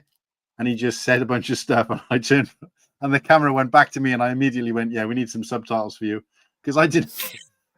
Even when I watch it back, I don't know what the hell you're saying. It's when he's laughing, he's trying to talk when he's like Slurpy. Honestly, when you are laughing and you're trying to talk, honestly, you can't hang out. It's a word, honestly. There was a time. It's like you're trying to. There was one time when we were up in the room, and Slurpy's laughing so much that he's talking, I couldn't understand what he's saying. And then Martin pipes up after having a jelly baby, and he pipes up and says something, and I'm like, I have no clue what either of you just said. And then the difference is Slurpy found it funny and started laughing because he couldn't understand. But Whittakee, Martin just carried on talking, and I still to this day don't know what he said, and I don't think he knows either. No, man. Oh man, That was a potent jelly baby. But anyway, right, let's play this video. Doing good, turds. Yeah, I don't know how that guy. Bro, how that guy's still not recovering. I seen Padawan. I seen Padawan during BrickWorld for a collective of like 6.5 minutes. I'm pretty sure my film was longer than the amount of time I saw Padawan. Like I didn't see him much, but every time I did see him, he always asked how I was. So thank you. Every time I saw him, he asked if he'd give me a sig. But I gotta say though, the one person, if we go to Bricktastic, when I go to Bricktastic next year, I'm really looking forward to meeting Padawan because I didn't see him for the first time again. Yeah, but I mean, even the few bits that I did see him, I don't think he remembers seeing me. So he saw me a lot less than I saw him because he was so inebriated for most of that time. So he was too busy in the hot tub with all those other men. Yeah, so yeah, he obviously had a great time. That's all that matters. So. Yeah, but no, anyway, I think he had a brilliant time. I think he had a great time. All right, let's play this video. Share screen. Why would it? Oh yeah, there you go. hopefully it plays. Spent most of my time on the beer, yeah. On the sauce. Can you tell me? Tell me what you guys elixir. Tell me what you guys are looking at. Us four. I can only see us four. Yeah. Why is that? Oh, there's YouTube. Yeah.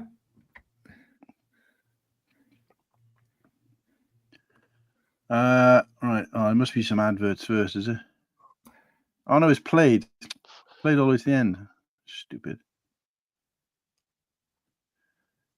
Is there volume? Well, at the moment, it's still the four of us.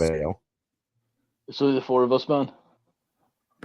I can see it in the green room. And what's going on? Oh, I must have taken off. Oh, the stage. sorry. Padawan was like literally Irish goodbyes us, and I was so annoyed about it. Sorry, man. I actually had to leave so fucking early, and I was running around saying goodbye to people, and I couldn't find where like. What's an Irish just goodbye? found off stuff too. Just dipping without saying anything. Oh right. It's just leaving and not saying a word. So I apologize, CJ. It was 4 o'clock in the morning. That was like Whittakee doing. Whittakee did an Irish goodbye when he went to the restaurant that day, didn't he? Oh, what? When I lost you two? No, when you went to the restaurant without us. Yeah, because I lost you. I didn't. And somebody said, they're at the restaurant. Come on, Martin, I'll take you there. I went, thanks. I get there and they're like, oh, shit, they're not here. Meanwhile, we spent 2 hours looking for him. Looking for me, yeah. Fucking hell, yeah. That's one of those things. Right. Can you guys see that? Yes. Yep. Now let me know. Let me know if there's any volume. Okay. Yep.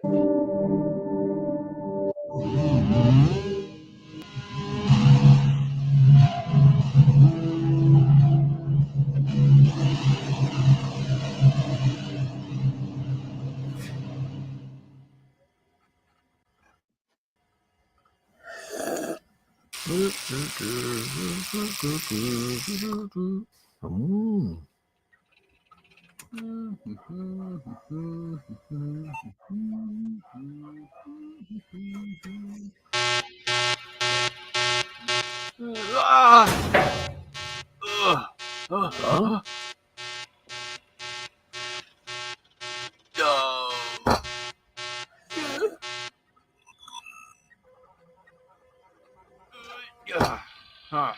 Hey. Huh? Whoa. Whoa.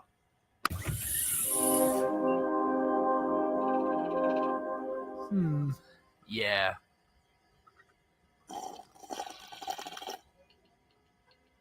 Hey. Hey.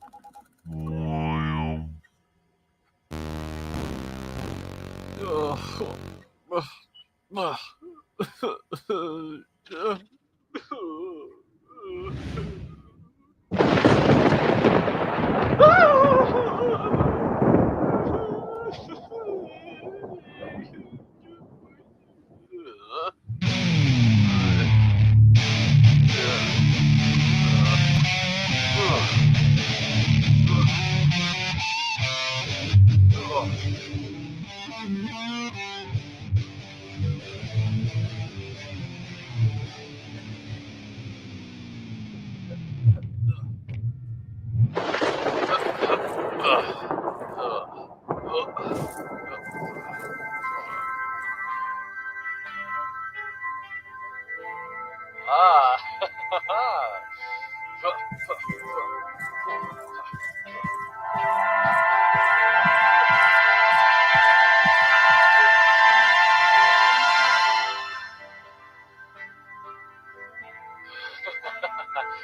yeah.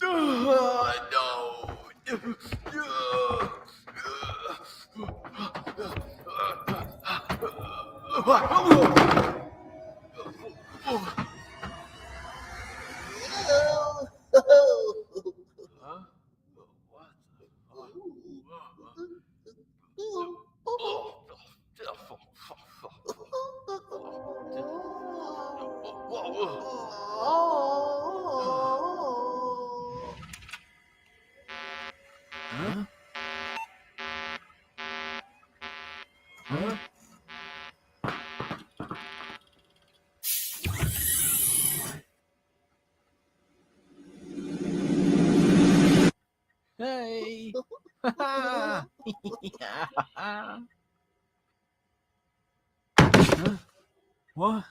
Huh?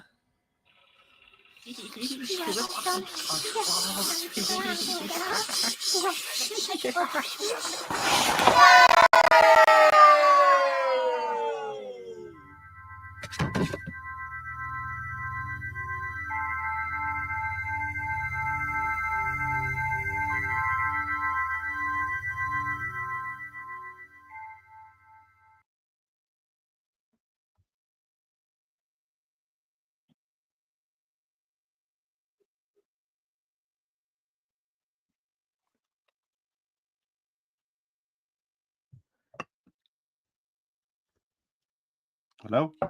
Hello. Oh, It still Hi. it still shows the sound by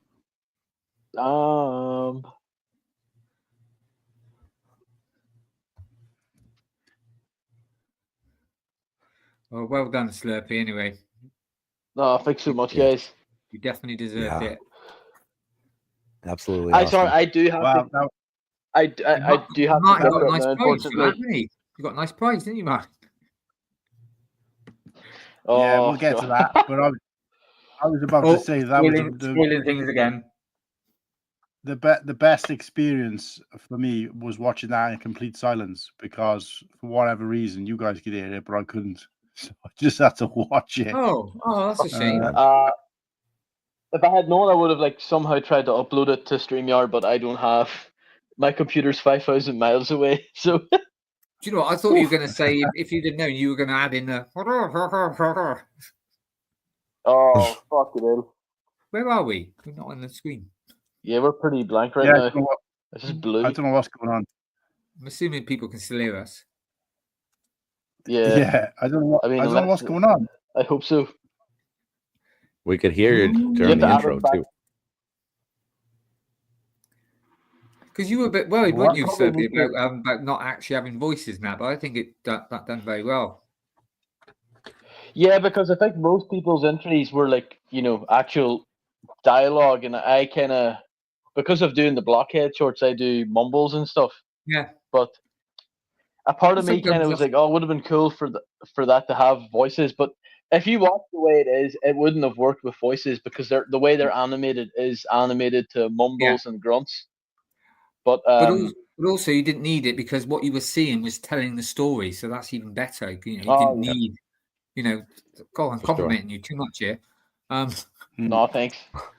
But well deserved. No, I do want to Well- shout out, like, I want to shout out my brother though, because the week of the deadline, I think the deadline was, I think, a Wednesday it was Wednesday for Chicago time, but it was Thursday morning for us. So I hit him up on the Sunday and I says, look, can you try cook some music? I kind of gave him complete and total control over to do it.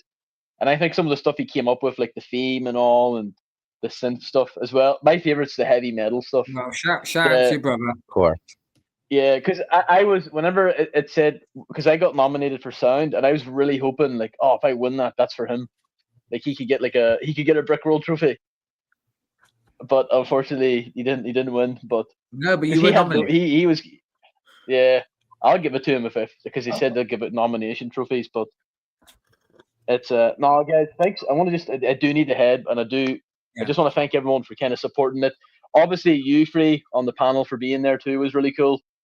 Because it was like, it kind of reminded me during my university days, like going to a film festival and having a film play and having the guys from the class like cheer at different points. So it kind of took me back a bit. And I really appreciate the support you all gave and all too. So I'm gonna make the video public after I leave here, and on my Instagram I'm going to include some like behind the scene photos. It's nothing too saucy, because I don't want to spoil too much. But like, yeah. But I do need to head. But Ken, it was great seeing you again too. Well, that's why. Great to That's see why I you. wanted to get it in there, because I've done these banners and there's quite a few, but we've just been talking about them anyway. But I wanted to get that one in because that was quite an important part of the trip, to be honest with you. That you did that and you won it, so it was brilliant. Amazing, but, amazing. But before you go, just want to ask you one question.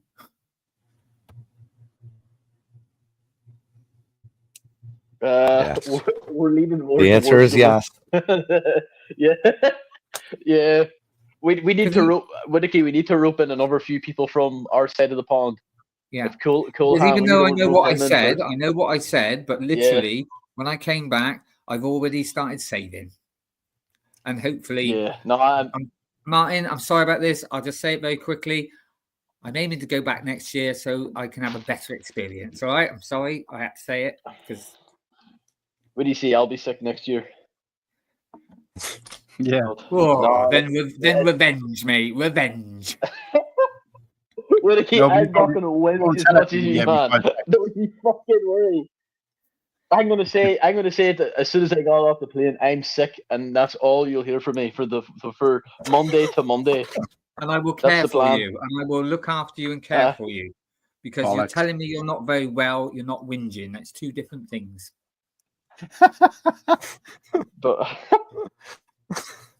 But fellas, I need to dip here.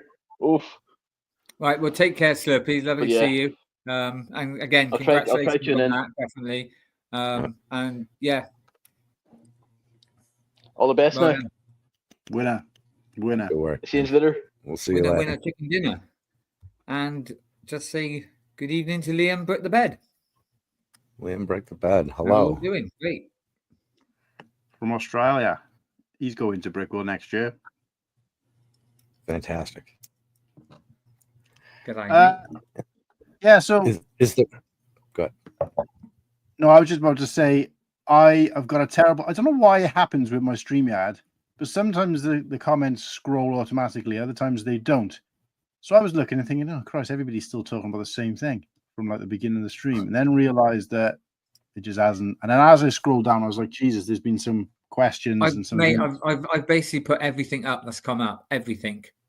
Yeah, but I But don't you want might to have just missed it. put it up on the screen. I actually, No. some of them I wanted to I address struggle as well. sometimes when I want to go back up. I've noticed if there's something up, say like I've got that up, and then I try to go up to see some other, it won't let me until I get rid of it. It's weird.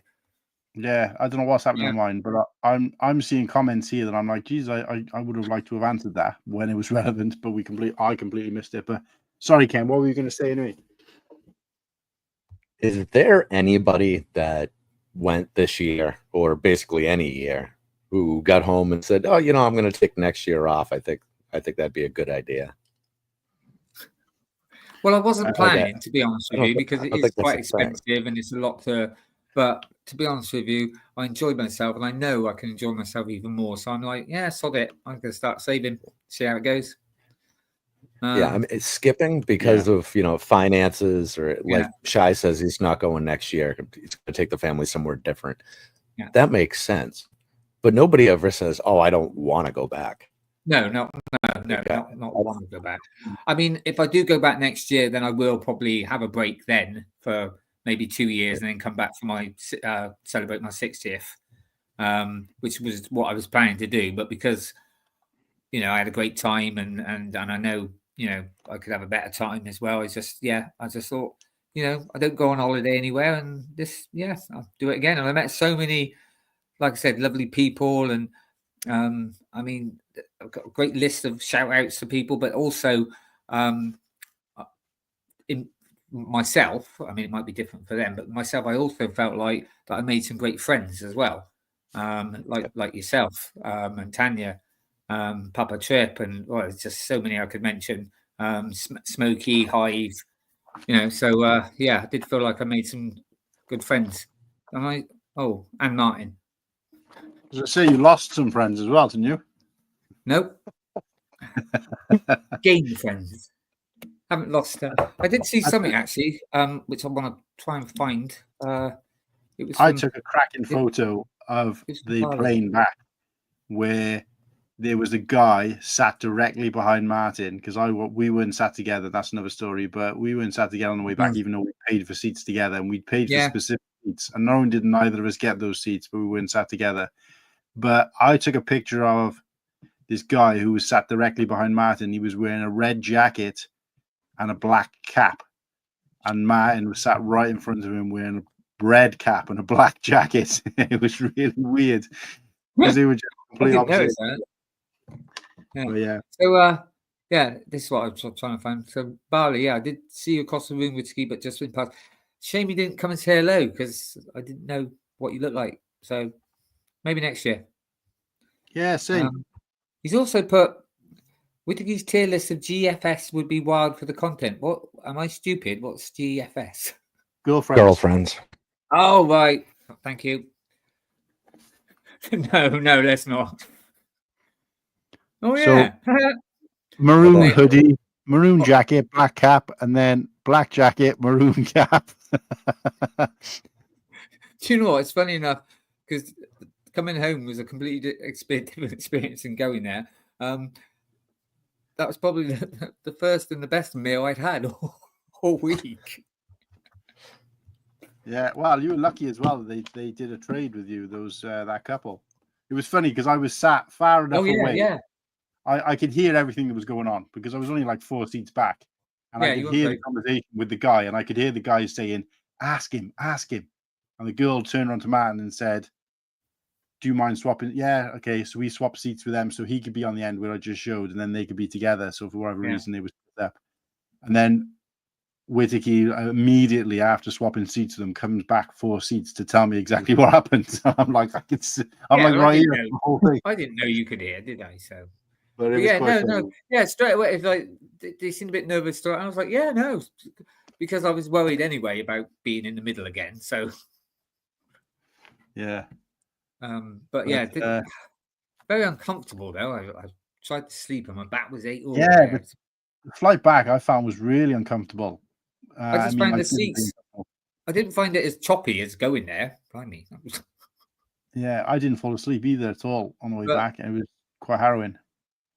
Well, I fell asleep on the coach. Oh yeah, you didn't know this, Ken, as well. I get to me. I got lost a bit, and then I eventually got to the coach. It came up. Yeah, I went to, and he couldn't, and he looked. He went, "You booked this for yesterday." I was like, "What?" What? Oh no. And I was like, and I started panicking. I started like, and he was like, "Oh, we don't normally take, pay for tickets on FlexiBus or whatever it is." And I'm like, please, I'll pay double or whatever. And he said, "Well, I'll have a word with someone." And then he came back and he said, "Yeah, you can do it." He said, "But we've got to do it sort of." It was like doing a deal, because I had to do it so nobody could see. I don't know how and you it was like- managed that. because- and well, it I was an thought extra 28 quid. And I was like, I don't care. I want to get home. God, that's more than I paid for the whole thing. Well, Yeah, I know. It was I $9.99 each way, and then I ended up paying. So I paid 20 quid basically, and then I paid another 28 quid just to get home. But mate, I didn't care. I just wanted to go home. I thought you were on the phone with me when you booked it because you weren't confident. So I don't know how that you managed to do that. Mate, I don't. It's typical me. Typical me, honestly. Need my head red sometimes. Oops. That's the only thing I'm worried about if I go next year. Is because I will. Right, compliment coming up to Martin for organising and sorting stuff out. Brilliant. That's what I'm worried about for next year. Well, you never know. And like I said, for me, it's the chances are very, very slim. No, I know you're getting married, mate. But you postponed it this year. Yeah, but that was for other reasons. But I was always still going to go. But yeah, but get married. You've got. right, lovely. Get married. Yeah, no, I'm not saying that I would go there instead of. What I meant is that at the moment, it's like the chances are really low, but they're not impossible. But we'll see. But like I said, for me, it's the peer pressure. So what me and Slurpy were talking about, which I think is really relevant, yeah, we don't want to peer pressure you. No, I think what me and Slurpy talked about offline was that effectively, when I booked the hotel, I only booked it for me and you. Slurpy kind of added on afterwards, but he did say if you book it for you two, and then obviously there's kind of check that there's enough, 3 people could go, and then obviously if I change my mind, at least I can be in with someone. And we were like, oh great, and then obviously he did. we could probably do the same thing. So the difference is obviously it wouldn't be any point me booking it, but the money for that hotel stay doesn't come out of your account until the day you're leaving. Yeah, and the tickets are refundable right up until I think a month before or something like that. I can't remember exactly.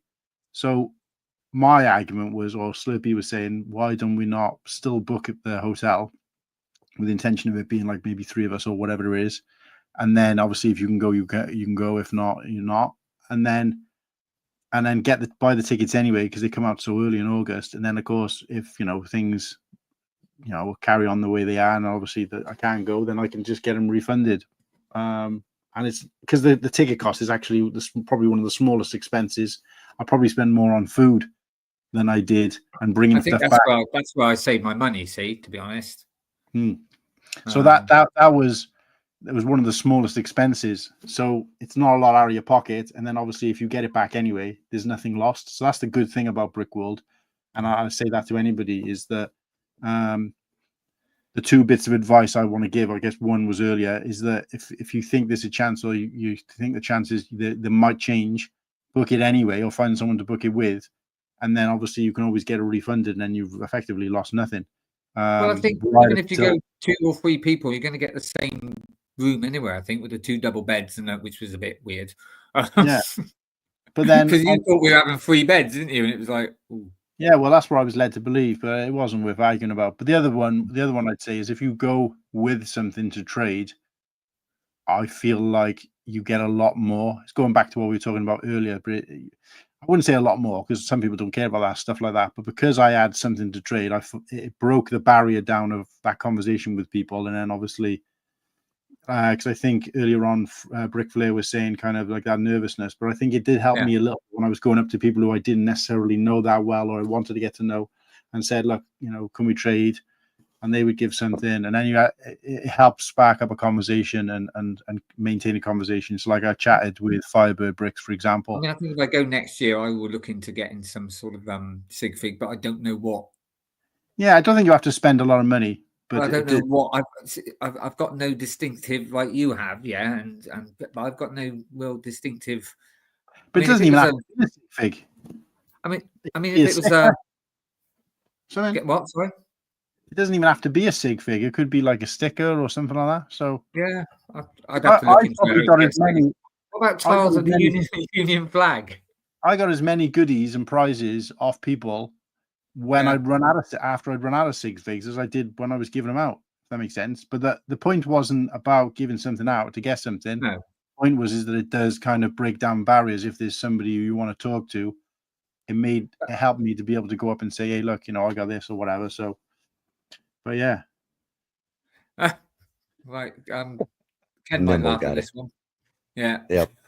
That was great. A lot of people wouldn't get that though.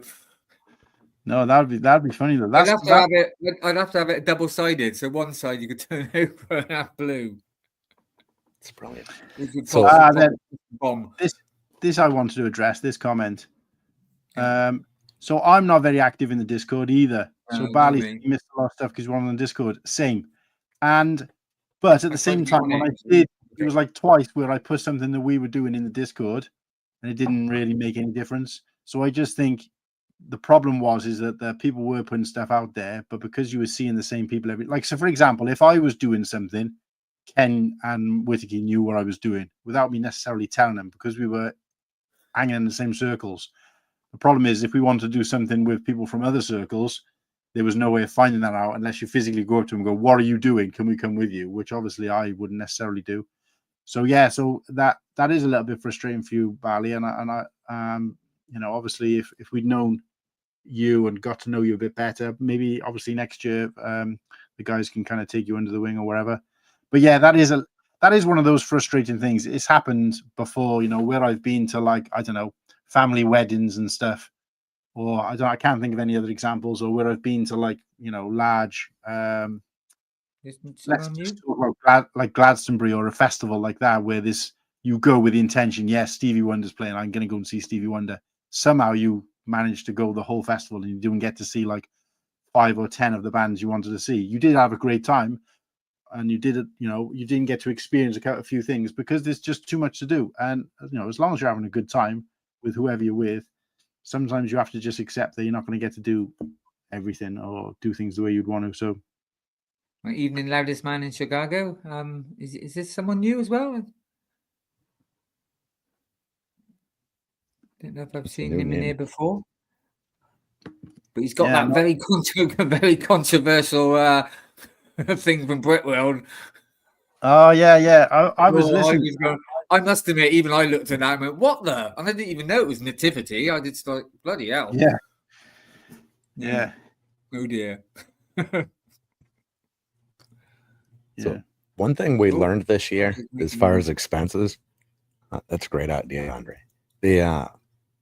We ate a lot in the hotel room, just quick little bites here and there, and we skipped a lot of meals while everybody was going in groups, because you get 10, 15, 20 people going in a group. Some people miss that and they end up sticking around. Well, now they don't have a lot to do. So if you've also skipped the meal, you get quieter time with people that you wouldn't have otherwise. Right. That worked out really well, and we saved a fortune. I mean, I think for the two of us, it was $300 for food the whole trip. That's all I had. No, that's a good point. And I think the same did happen to us, because I feel like we went for breakfast in the hotel a couple of days, and that really helped, because not only was a lot of people still in bed or hungover or tired or whatever, but we'd had a good breakfast without leaving. So we were down and into the kind of convention like 10 o'clock-ish, especially on private days. And while at that point, some people were still out for breakfast and whatever else. And I just noticed the difference, because when we went to Wildberries, it was such a, again, the food wasn't, I'm not saying the food was bad. I think people are saying that because I said because I said it on a couple of streams now since I come back, the food was a bit of a disappointment for me in general. But that's not to say it was bad. I finished everything I ate. I enjoyed everything I ate. But if somebody turned around to me and said, "What did you eat at so-and-so?" I'd probably forget. It just didn't stand out enough. I wasn't like, wow, that meal. And that was one of the things I was surprised at, because the guys who promoted BrickWorld to me over the years were always like, "You got to get there, you got to go there, you got to eat this, you got to do that." And it was just like, the one thing I would say about going out there is that I'd probably do something similar to what Ken did if I was to go again, and go out for meals. Yeah, maybe one a day, but I would have probably just been more. I think what we needed to do, and this is something I do whenever I go to the US, is to go out as early as possible, grab lots of water, food, snacks, and stuff for the room, but not just like crap, but stuff that you can actually eat as well, and then use that. We didn't really do that, so it meant that most of the time we kind of either had to go out to eat and we didn't have snacks, and then we did it later in the trip, probably too late, and ended up having a load of stuff left over. So we kind of dropped the ball on that one. But I think I would have benefited more from maybe not spent like the frustration is that you go out, you go for food. It wasn't particularly great. The atmosphere, the company was good and the laughs were good, but the food was forgettable. So I'm just thinking would have made much of a difference. Save a bunch of money. So yeah, that was, I wouldn't say a disappointment, but that was one of the things I think I was. I did enjoy the when we went out for your bachelor thing, that I had those pretzels only because it's something I could actually eat, and that was lovely. Well, there's a perfect example. That was a great night. Like that was a perfect example, right? That's a great night. I really enjoyed it. I haven't got a clue what I ordered to eat. I can't remember. Nope. It just didn't blow me away enough for me to remember it. So, do you know what I mean? But I do remember the conversations. I do remember the atmosphere, the photos, hanging around afterwards, saying the goodbyes to a couple of people who we wouldn't have seen the next day. But I don't remember the food at all. So, have you noticed, Ken? Have you noticed what I'm wearing? I said I would never wear it again, but. Oh yeah. How do you not wear it? I'd wear it. I thought I'd wear it tonight. No, I don't normally do Hawaiian shirts. Yeah, well now you get something new. Be on Miami Vice. Next thing you know, it'll be great. Oh God, be wearing a white jacket next with jeans or whatever it is. Fantastic. Yep, there's your new sig fig idea. Perfect. So Ken, was this your first BrickWorld, or have you been? Yep, before? This was my first one. we are already trying to figure out our plans for next year because it's just 100% going to happen.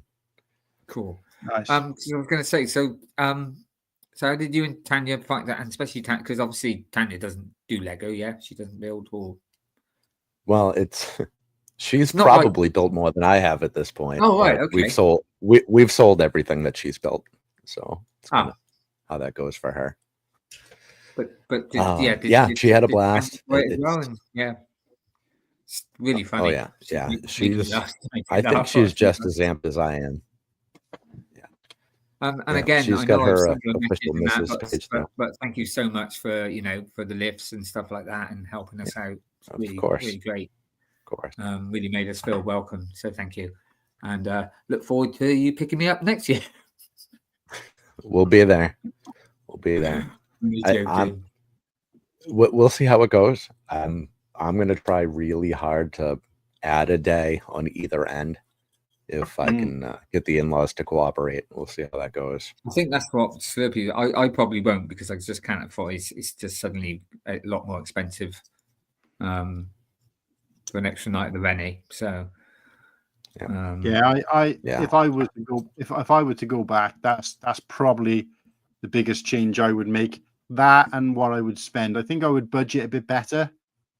Because I didn't really need to buy the stuff I bought. I'm glad I did because it's like a first time, it's a first time anything. You can't help it, can you? You're there. It's like crazy. You buy a few extra things, so that's fine. But next year I would be more conscious to be like, look, no, I'm not gonna, spend X amount of money, or I'm gonna have an amount in my head, right? $200 was my maximum, whatever. That, but also, I think I would want to do a full week because that get in there. Not so bad. I don't feel like we really missed anything, but I would have liked to have spend a night extra at the end, but I don't think I need to get there before Tuesday. I don't think. Yeah, like I said, I don't think the by the beginning was too bad, but I would. It's weird for me not to have a full week somewhere, but yeah, definitely the day before. I mean, it depends on the flights; they might be different then, anyway. So. Yeah, but it also depends if you can only get a flight sort of like early Monday morning. To me, I might as well just go bloody late Sunday night like we did and save a night in the hotel. Just depends. I mean, obviously, if the flight was like late Monday, then that's cool because you'd have a whole day there again. So I would rather have not. It just felt bad that we were there like a full day, although everything had finished in terms of like the convention, but we were there a full day where we basically couldn't do anything. It felt like a waste to have checked out at like 11 o'clock, even though we probably didn't actually get out of the room till like 12. But to be from between then and 7. I don't know. For me, I always try to time it when mellow and just say, I don't know, 11 o'clock, and then you pretty much leave straight away. Or, do you know what I mean? So that was the frustration for me. I prefer it the way we did, to get and then relax for the day and just, but that's me. One thing I am, if I go next year, because it's not 100%, but I probably will obviously spend probably more money next year on food and stuff because that's where I save me money. So, so I have to. Hey, Crimson Toaster, what's up, man? But so as much as I understand the excitement behind the Rennie, and I almost feel bad saying it, I was glad I saved the money and stayed basically next door. It was so cheap, and the place was kind of a shithole. There was a whole separate story, but it was so cheap. I think we used, credit card discounts, whatever, but it was $300 for 5 nights. It's really cheap. 6 nights? I don't know, whatever that was. 5 or 6 nights. Yeah, but you split it 3 ways. Wow. Yeah, I guess. Yeah, I suppose so. Yeah. Yeah, with no split. We split Tuesday to Saturday for $300. So that's like $100 for the whole week each. Well, probably plus tax and what else? Yep. Yeah. I think it was different for us though because we wouldn't have been able to do that because we didn't have the vehicle. Not that it was a long distance, but obviously at least you can jump in your car, whiz stuff back and forth, and we wouldn't have been able to do that in our situation. But I think with us like coming all over from from England and our first time, it just made sense to. Yeah. Oh, yeah. Sure. About, do it in the Rennie first year, whatever. So, Yeah, I tell we you one pretty thing I much was left the car at the Rennie the whole time. I tell you one thing I was annoyed about. As we were leaving the hotel, we got in the Uber or whatever it was, and we were pulling away. Oh. And we got down as far as the 7-Eleven, which, it says a 10-minute walk, but I probably, if I'd walked at full pace, could have walked to the 7-Eleven and back in 10 minutes. But it was like literally that far. I could throw a stone from the Rennie and hit the 7-Eleven. But I walked, we drove past that, and then literally a little bit around the corner. So I want to say from our room to the door of this place that I seen, 15 minutes, right? I would have said tops. There was an Irish bar there, a cool little Irish bar. And I was like, why did we not go there? I mean, it might have been closed, but because obviously we left. Oh, no, there was a few cars parked on there. But anyway, yeah, so I just thought that's a cool. And I remember finding an Irish bar. We found an Irish bar when it was down in Florida. And we went back there a couple of years later and a few years again. And it's a fantastic little Irish bar. That's the kind of thing I was looking for, like a little bar where we could just kind of hang out, have a couple of drinks, and just kind of. Whereas all the places we went seemed to be more food orientated places. I don't know. They're a little bit different to what I was expecting. Anyway, it was just kind of, you sat to have food, and then there wasn't, you just kind of sat at your table. I don't know. But yeah. So Barley, that was me signing 100%. I literally started watching the stream 2 weeks before. This is the comment that I saw, and I was like, right. So apologies, Barley. If that was you who came up and asked me for us to sign something, then I did it. I remember now you saying your name and me recalling the name, but obviously didn't have a face to put to the name, so I do apologize. But thanks for joining the stream and thanks for watching and obviously recognizing me. So sorry, go on, Ken. So that Irish bar you saw, if you were looking across the street at 7-Eleven, was it over to your right? Yeah. Okay. So that huge parking lot there, it was the Irish bar. There was a pizza place. There was a little hotel right there. That's where we stayed. Yeah. So we could just walk through the fence behind it and show up at the ring. Well, there you go. Is that where Oaktown stayed as well? Yeah. Yeah. But Oaktown was getting an Uber there every day. I don't think he realized, that it was literally a stone's throw. But anyway. Coolhan is a low-key legend. Oh, that's a nice comment. I'm not sure what he's referring to there because this is such an old comment. But yeah. Yeah, I did see that. I thought I'm not going to put that up. It might make your head explode. Yeah. What was the other one? Yeah, thinking about the food, I was honestly really let down. It was not what I'd hoped for. I also personally don't care that much about food. I don't think of it as much of a novelty kind of thing. I was really looking forward to, so it was a bit disappointing that I couldn't. I'm a massive foodie, which is why I think I can be so judgmental about it, because I've had memorable meals in every other state. I've had memorable eating experiences and food all over the world, but Chicago is not even on the list, unfortunately. I mean, because of my situation, it did make me just not good enough. Stuff I wasn't used to. For breakfast, when I had that avocado and scrambled egg on toast, I wouldn't normally, and that was lovely. That was nice and stuff. But obviously, next year, hopefully, if I go 100%, then I probably will spend more money on food and drink, probably. So I can guarantee it. So this is a comment that we should have addressed. Tyler's probably gone now, but so everyone's score out of 10. So I'm going to give, and obviously we don't give the rookie scores or rookie numbers. So I'm going to give BrickWorld the whole. Well, I'm not going to say BrickWorld. I'm going to say the trip, which includes everything from the moment I left the house to the moment I got back. I would give the trip an 8.2. If it's just BrickWorld, and like the convention, not including anything in the Rennie, just the convention, everything that was going on with the convention, I would say an 8.9.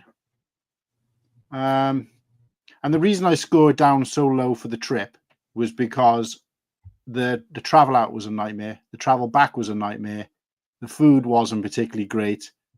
And I was annoyed that the lifts, it was such a walk down to the convention, because you had to walk all around the block to the lift and then all the way back. And it just, even though you're staying in the hotel, I genuinely think if me and Ken had left the convention, the actual convention hall at the same time, I think he would have been back in his room before I was. And that's walking. You see what I mean? So again, back to his point. But there was just things like that which I was a bit like, and again, I'm not trying to say it was disappointing, but the whole trip, because there was a lot more involved. You know, I didn't have to just drive there or get a small flight. It was a long flight. It was quite, you know, there was obviously issues going out. We had issues coming back, and it was just that trip, the whole thing that involved with the trip going and coming back, even though obviously that was a series of bad luck, that did kind of, unfortunately, and it does jar the holiday for you a little bit, or it jarred the trip a little bit for me, because I didn't arrive there as pumped and as excited as I wanted to be because of what happened going. But it didn't change anything in terms of when I was there. I think the only reason I scored the BrickWorld itself down was because one frustration I had was when I volunteered to do I did a volunteer shift there, working one of the kids' events. And I just never knew where anything was. I couldn't work out where anything was. It told me which room it was in. I went to that room. I asked about it. Nobody knew what I was talking about. They said, no, it's not this room, it's that room. And I went to another room. So I ended up being like 15 minutes late, and PNG had to come and get me. Like I was some, you know, school child who didn't turn up for school, and they grabbed me by the ear and pulled me in. And I felt really bad about it. And of course, you know, I didn't get a chance to speak to PNG after that and kind of apologize. But it was like, you know, it was just that part. I wouldn't say poorly orchestrated, but it was kind of a little bit chaotic when it came to things like that, because we didn't really know. It tells you what room it's in. It didn't tell you where that room was, and there was no kind of maps. You know, you go up to this board thing and it'd say, I don't know, Nirvana A. It's just an arrow and an arrow, and you're like, whoa. So it was a little bit, once the public were there, obviously, it did become difficult to kind of navigate where things were and where you were supposed to be.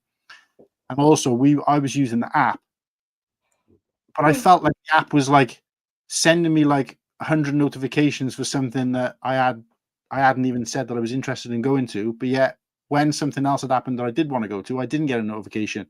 So I was a little bit like confused as to, you couldn't use the app to plan the trip. You couldn't use the app to plan your BrickWorld. You just had to kind of know the place. And again, next year, if I was to go, or the next time I ever go, all of that would be a million times better. Are they watching on the big screen? Getting you guys some extra playtime in the background. So I was going to say, anyway, I don't want to feel like I'm a moaning turtle or whatever, but I haven't stopped using that terminology now that I know who that person is. Are you whinging? Is that? Are you whinging? I don't know where to keep whinge, but what I'm saying is that something that comes with experience, I think, being able to navigate your way around. And another reason why I'd want to go there a day earlier, because I'd want to, I guess I wouldn't need to next time, but because we were kind of just thrown in, and it was like, you know, didn't get a chance to kind of get to know where everything was, familiarize yourself with things. That kind of stuff. As soon as we got there, we went straight out, didn't we, to like Walmart. That's what I'm saying. And I think I would have just liked to. I'm the kind of. This is a personal thing. This isn't like a knock on BrickWorld, but I would have liked to. I like to know the lay of the. Again, like I'll use Glastonbury as an example. Glastonbury is a massive festival, the biggest festival probably on the planet, and you kind of get there a couple of days before. You know, you get there a day or so before any music is starting. Or I did when the time I went. So I got to familiarize myself with the camping is, where the toilets are, and you kind of know. So then when it starts and everything gets carnage and chaotic, you already know your way around. And that's the bit that I guess, you know, it's my own fault, but didn't get to do that. So that throughout the week, it was just kind of like, oh, there so-and-so's going on in so-and-so hall. And I'm like, well, where the hell is that? I don't know where that is. And it's just, yeah. So there was a little bit of that. So that kind of, I guess, frustrated me, but it was a frustration at myself. I'm surprised the app didn't work for you there, because it was, everything I put down for it was giving me notifications and stuff. So No, I was still getting But there's a notifications. few things I thought I put down. I missed anyway. I missed the foosball and stuff like that. But that's because at the end of the day, it was like, well, I want to do something else instead. So that's the thing. You can't always keep to doing them. So well, mine. I was actually going to say 8.2. Actually, funny enough, but I'm going to change it to because if it's the trip, and obviously it's personal to me, I would go down to 7.9 because of obviously I couldn't eat what I wanted, do this, do that, and stuff. And obviously, the plane journey going there wasn't great. And yeah, Martin. So obviously, you did mention about that going there. So I apologise. Sorry for that. On the way, on the plane on the way. But the actual convention, meeting people, and just probably 9.1. Really enjoyed the convention. I mean, I did spend time to look around some mocks and stuff. The only thing I missed, and I'll obviously do it next year, was the I always feel weird saying this, the Dead Dads Club. Yeah. But obviously it was more important to go to your bachelor thing. So, and I really enjoyed that night, to be honest with you. But yeah, so the trip 7.9, but as in the convention, the whole thing and part of that, meeting people, and yeah, 9.1. Little room for some improvement, but quite high, quite good. Well, it can't be that bad that I want to go again anyway. So, I think I go 9.6 on BrickWorld, and the only thing I would take away is that for when there were shows going on stage, there should have been speakers set up, I don't know, in the back corner or something, so we could do a live watch party kind of thing. I think that would have been a blast. We could have had a great time with that. I understand you can't set up the speakers at the stage, feedback, whatever. I get that. But push them back a little bit so we can have a watch party. We can all hang out. That would have been great. I think my only complaint about the whole thing. I had a blast. That's a really good point, actually, mate, because I went down to when ACOB were doing their live stream, and I went down there and I was like, you couldn't hear anything, and because obviously they're talking into the mic, so obviously it's broadcast for people at home, but for us there, it was just a bunch of guys sat on the stage. They may as well have been talking to each other like in a private conversation, and I was like, there's not anything to see here. There's nothing to, and that was what I thought was weird because I remember in previous years where they filmed it and they've spun the camera around to look, and I thought there's hardly anybody there. Why aren't all the boys there watching that? But it would have made more sense for me to enjoy that by going back up to the room and watching it on my phone or whatever. Yeah. And that you're right, that because it was the same when we did our first stream. Now the second stream was a bit more interactive, but that first stream we did, everybody was out there watching and supporting us and stuff. Was kind of, I remember Garrett being there like that. He was looking at the stage, but he had his phone to his ear so he could hear what we were saying. And I'm thinking, and it was also weird only having two headphones and stuff, so it was quite awkward. So it's a live stage. It's not something you can actually watch live, if that makes sense, in person. Yeah, so that's a really good point. Yeah, that was kind of a bit strange. We spend all year watching the stream as a group, and then we can't watch it together in person. That sucks. Yeah. Nimble, good to meet you. Finally. Yeah, you're welcome, Andre. I just wanted to say thanks for speaking to me because I went and introduced myself to him. Lovely man. Yeah, thank you. So, boys, I thought I wouldn't be doing my due diligence here. As for someone who didn't go, I've got a few questions. I've got 3 questions for the panel.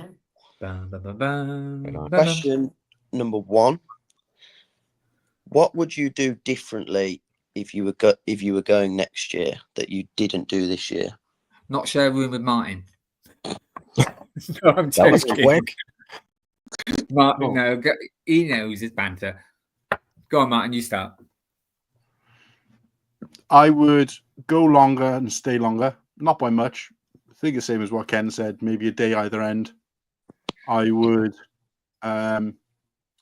again, obviously, I can use this as an example next time. But if I was to go and do that trip again, knowing what I know now, I would feel the place out first.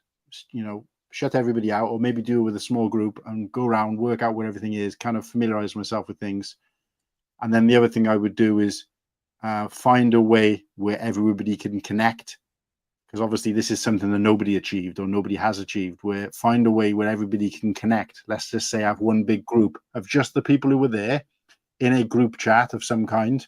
It's obviously using the Discord didn't really work. It certainly didn't work for me, but didn't really work that well because obviously there's of the people, all the people in the Discord, only like 50% of them were there. So it just became bogged down with conversations about what t-shirt you're wearing rather than, you know, create a group chat so that everybody can, has the choice to say, this is where I am, this is what I'm doing, and not spam it so that if other people want to join, they can. And if they don't, they don't.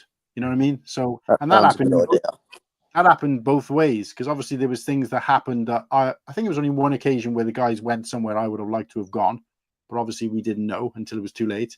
But there was also a time where we went and did something, but then by the time, you know, you realize X and Y person weren't there, and you kind of let them know they've either done something else or, you know, and you wish, you know, there's photos that I've got of us in groups where I'm like, oh, why was so-and-so not there? Why was, you know what I mean? That kind of thing.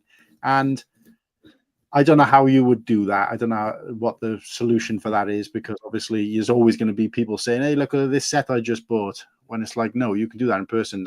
Let's have a group where you can say, right, guys, tonight we're all going to go to, I don't know, medieval times. Who's in?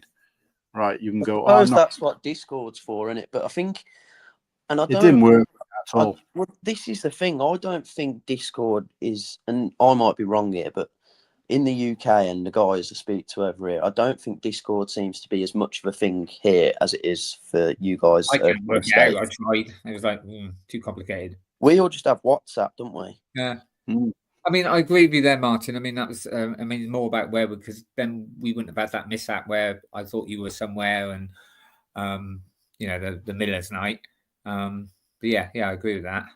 That, and I would do more figs. Not many more, but I think I would have done maybe 50 instead of 40. But other than that, I can't think of anything else. Maybe pack a little bit less. I went for 2 t-shirts a day. And I didn't need that many, so I, you know, came home with a little pile of clean clothes. I kind of overdid it with t-shirts. I mean, it's better to have them and not need them than need them and not have them. But that will kind of, and then I think the whole spending thing again. I you know, the fact that I had to pay for an extra case, you know, the cost of that to go and to come back, plus obviously everything that was in it was a big cost that I hadn't really planned for and was kind of a little bit over budget. I definitely blew the budget, and that I wouldn't say regret because I got some great stuff, but when I think if I was to sit down and tally up everything that I spent above and beyond, obviously, you know, the cash that I had in my hand that got spent, I think I would have a heart attack. So I'm purposely not going to do that. I'm surprised that you checked in your hand luggage though, because that would have saved you money, mate. You could have taken that on the plane. Yeah, but I didn't want to, and I'm glad I didn't. I know, but you would have saved. But you would have saved money. That was the right decision to make, right. Because it was. I barely got my backpack in there, so I would have had to have my backpack around my legs. It was a bad flight as it was, but to have my backpack in my only bit of foot space, and of course, I've got.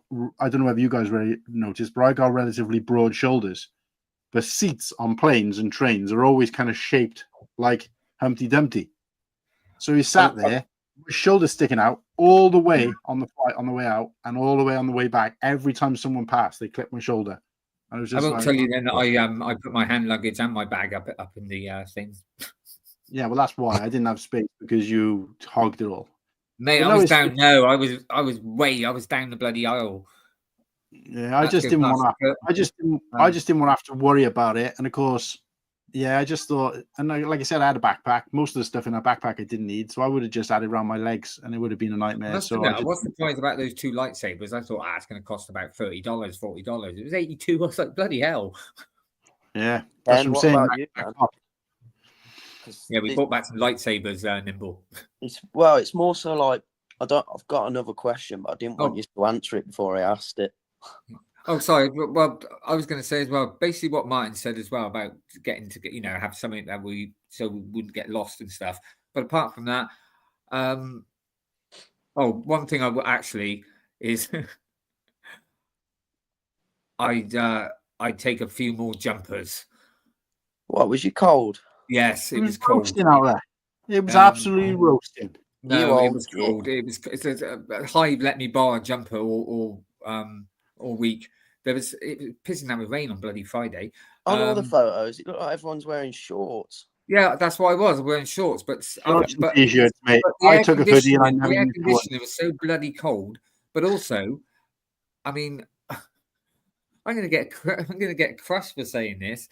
I was probably more colder because. Do you want to finish the sentence, Martin?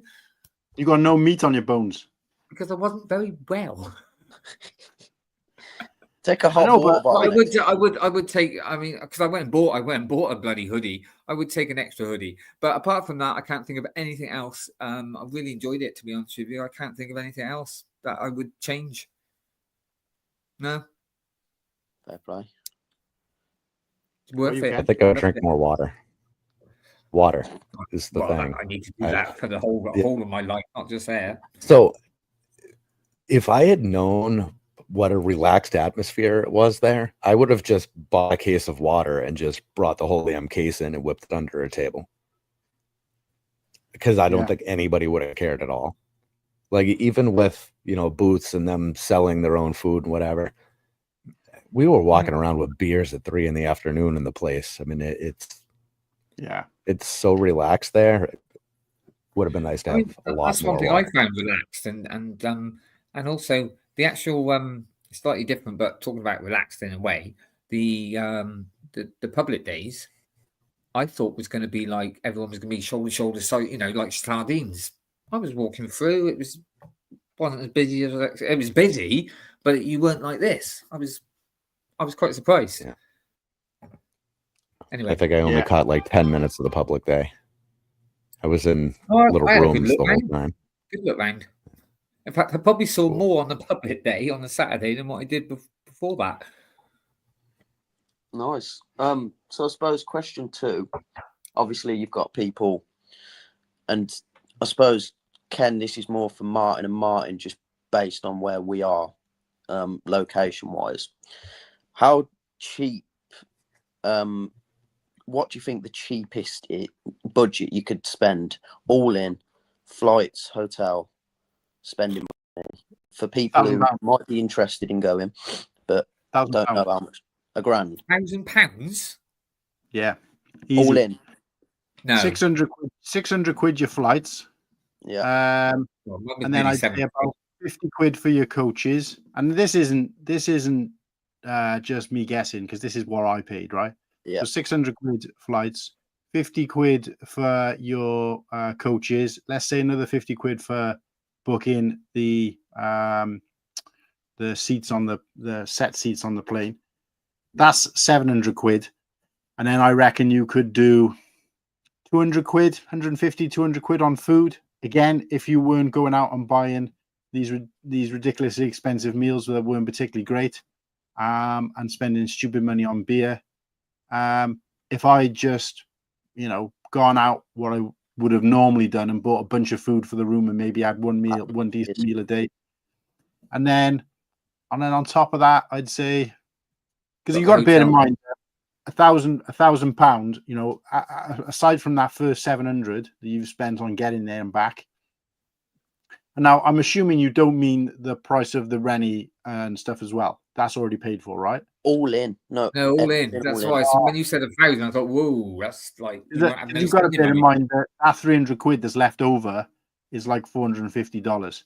And obviously that goes a little bit further than sort of 300 quid sounds like it would go. Yeah, but I would say, so you could probably do food for $150, $200, and then you got $200 left potentially. But no, I think if you're including the cost of the Rennie and the BrickWorld tickets, even though the BrickWorld ticket's probably the cheapest, I'd still say you could probably do it for probably 1,500, depending on how many people you're sharing a room with. Yeah. And of course, if you're spending that, the ticket price is, you're paying that in August. You're booking your coach and your flights, I don't know, January. Then really the only thing to pay while you're out there is food and spending money. I mean, you could have a great time at BrickWorld and not buy any sets. If you've like, I spent a lot of money investing in like the goodie bags that I was giving out, but I got that back probably tenfold, really. But I was of the intention of not really buying any Lego to bring back, but I did. But I could have not. I could have not. It's not that it was like I could not do it. And then, like Martin, for example, went out there with like things that he wanted to particularly get. There was nothing out there that I couldn't have got here. Well, this is the thing. I mean, like, obviously, you're paying. There's deals everywhere to be done, isn't there? There's always deals to be done. You can always haggle, which, you know, the British are brilliant at that. But could you not just find the sets that you want over here cheaper online anyway? So if I was to go, I wouldn't go with the intention of bringing a load of sets back. I wouldn't really be that bothered. It's more about customs, I suppose, for me anyway, and just picking up sig figs and that sort of stuff. With that, Nimble, that's sort of thing what Martin said is that he wasn't. But once you're there, mate, you just can't. It's like, ooh, and you just, you're in the thing, and you just like. I mean, I went to the garage sale, and I was like, I can't walk out there without buying something. So I still ended up buying. I mean, it was only a $20 set that I bought off of Hive, but so what's the saying? It's like when in Rome. You can't help it. You just, you know. I mean, I was buying things that I wouldn't probably sort of buying stuff, but obviously the set that I got was quite, because it is hard to get over here and stuff. So big shout out to Papa Trip for getting his Christmas X-Wing. I forgot to mention that earlier. He's probably not in the chat anymore. I'm just because I don't recognize his name. Hi, Jazzy Viking Bricks. Whether he's coming in before, I'm not too sure, but welcome to the show. So, Ken, you stayed at a different hotel and that made it a lot cheaper for you. Did you sort of value at how much money you saved by doing that? Yeah, it was. So I should explain the hotel a little bit because it was a shit show. I think the place Slurpy told me about it briefly, but yeah. I don't know about it. It was a bit of a nightmare. It's the new owners had just bought it 3 weeks prior, I think. Yeah. So very disorganized. They didn't really know what was going on. But whatever, you're there just long enough to sleep and snack. You're not hanging out there, right? Yeah. So we didn't care about that. You know, the sheets were clean, good water pressure in the shower. That's good enough. Yeah. It freed up a lot of cash for the rest of the trip. And really, I walked out the back door, lit a cigarette, and I wasn't even done by the time I got to the Rennie. It was that short of a walk. Yeah. And that's how I gauge distance. So that's tempting. Nice and easy. It's when you say you saved a lot of cash just for the sake of walking with a cigarette in your hand. I mean, you know, it seems like a no-brainer. But I suppose, again, Martin will argue that the Rennie experience, but I've stayed in some right shitholes on lads' holidays and that, so I can't imagine it being any worse than that.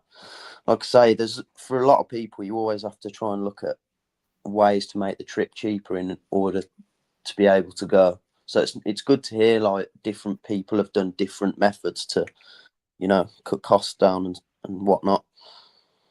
I think the problem is going to the Rennie, first of all, it's probably Sport Airport, and I just think another hotel, if it's not, you know, I'd be like, oh, I wish I was at the Rennie. Yeah. I think for me, with the whole Rennie thing, is I get what Ken is saying, and I've done something very similar in the past with different things.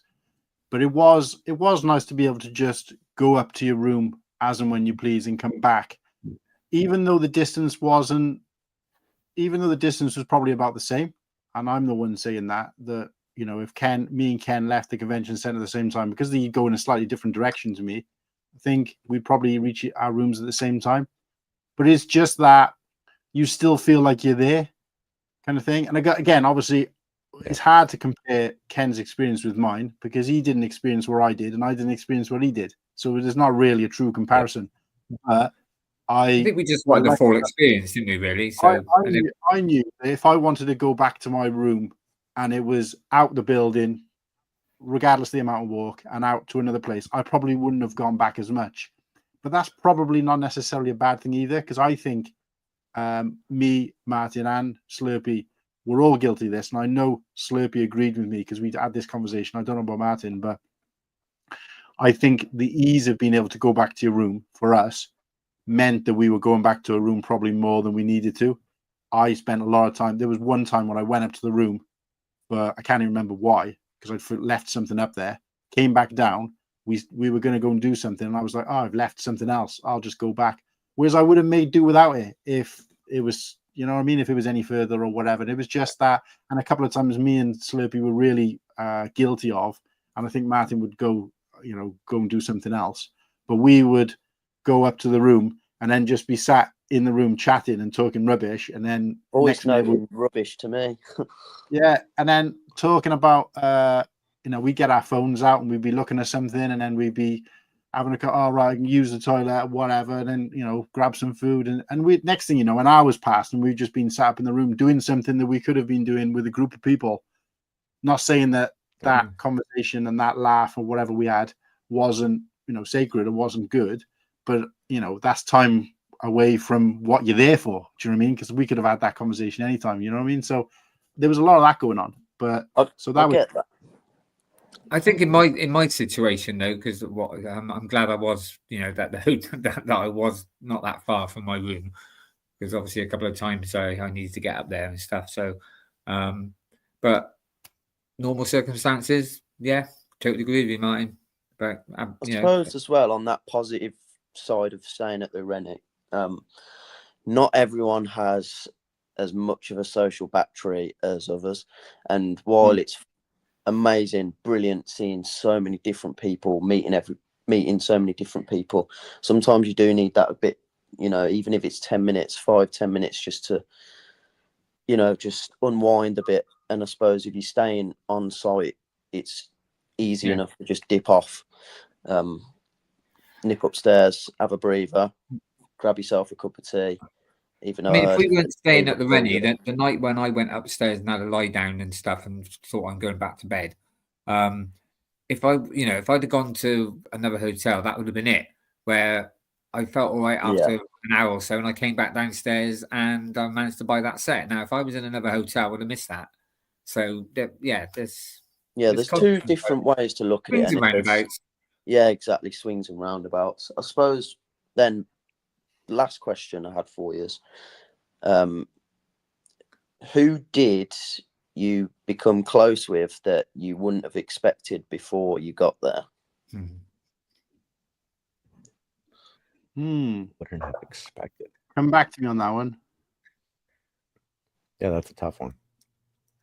Because it always makes and develops different connections, doesn't it? Meeting people, from seeing people on a screen to then seeing people in person, it's just completely different. And I suppose this question can go to everyone and anyone in the chat too who was there. Without sounding like a creep ass, whatever, but I got on with someone really well there, and but the thing is, I thought we might anyway, and that's Hive. So, but then that it's not just there's so many. I mean, there's so many that I got with, like Amy, Lightning Lord, Ken and Tanya, Papa Trip, Smoky Smokes. There's so many that you actually like, Garrett obviously and stuff, and Oaktown, and where it just seemed more like friends and just people that you talk to and have a 5-10 minute chat. Just like I said, just to me, I felt like I made some good friends over there as well. So it was nice. It was I think mine would have to be, now that I think about it, because it's difficult to say. Like I wouldn't say like Ken or Garrett or any of the people who were in the group, because I think the main reason that we kind of connected as a group is because we had that kind of connection before going. Yeah. So I felt like it built more on it. That's what I meant. That was expected. So in terms of not expected, that I had a conversation. I don't know whether I'd say built a friendship as such, but in terms of someone who I knew in the community, but always a bit like oh, they don't seem like somebody I'd really get on with or was a bit wary of. And then when I was there, I had a good chat with them. Found them really friendly and actually had a lot more in common with them than I thought. Was Nate off of Nate Builds, because I spent some time chatting with him on one particular day. He's a good guy. He's a cool dude. Yeah, he was, and not to say he wasn't before, but I think before he was a bit more kind of standoffish to me. And I know the reasons for that now, based on the conversation, and that's just, you know, the way he comes across or whatever. But I felt like, you know, he's somebody who I could have and would have liked to, if given the opportunity, spent more time with. The problem is that he was kind of in that group with sort of Ostif and that, and they were kind of spending a lot of their time trying to support the mock and do the mock. So they got a lot of their time in the private days sucked up into that. But then when it came to the days they were free, they were public days.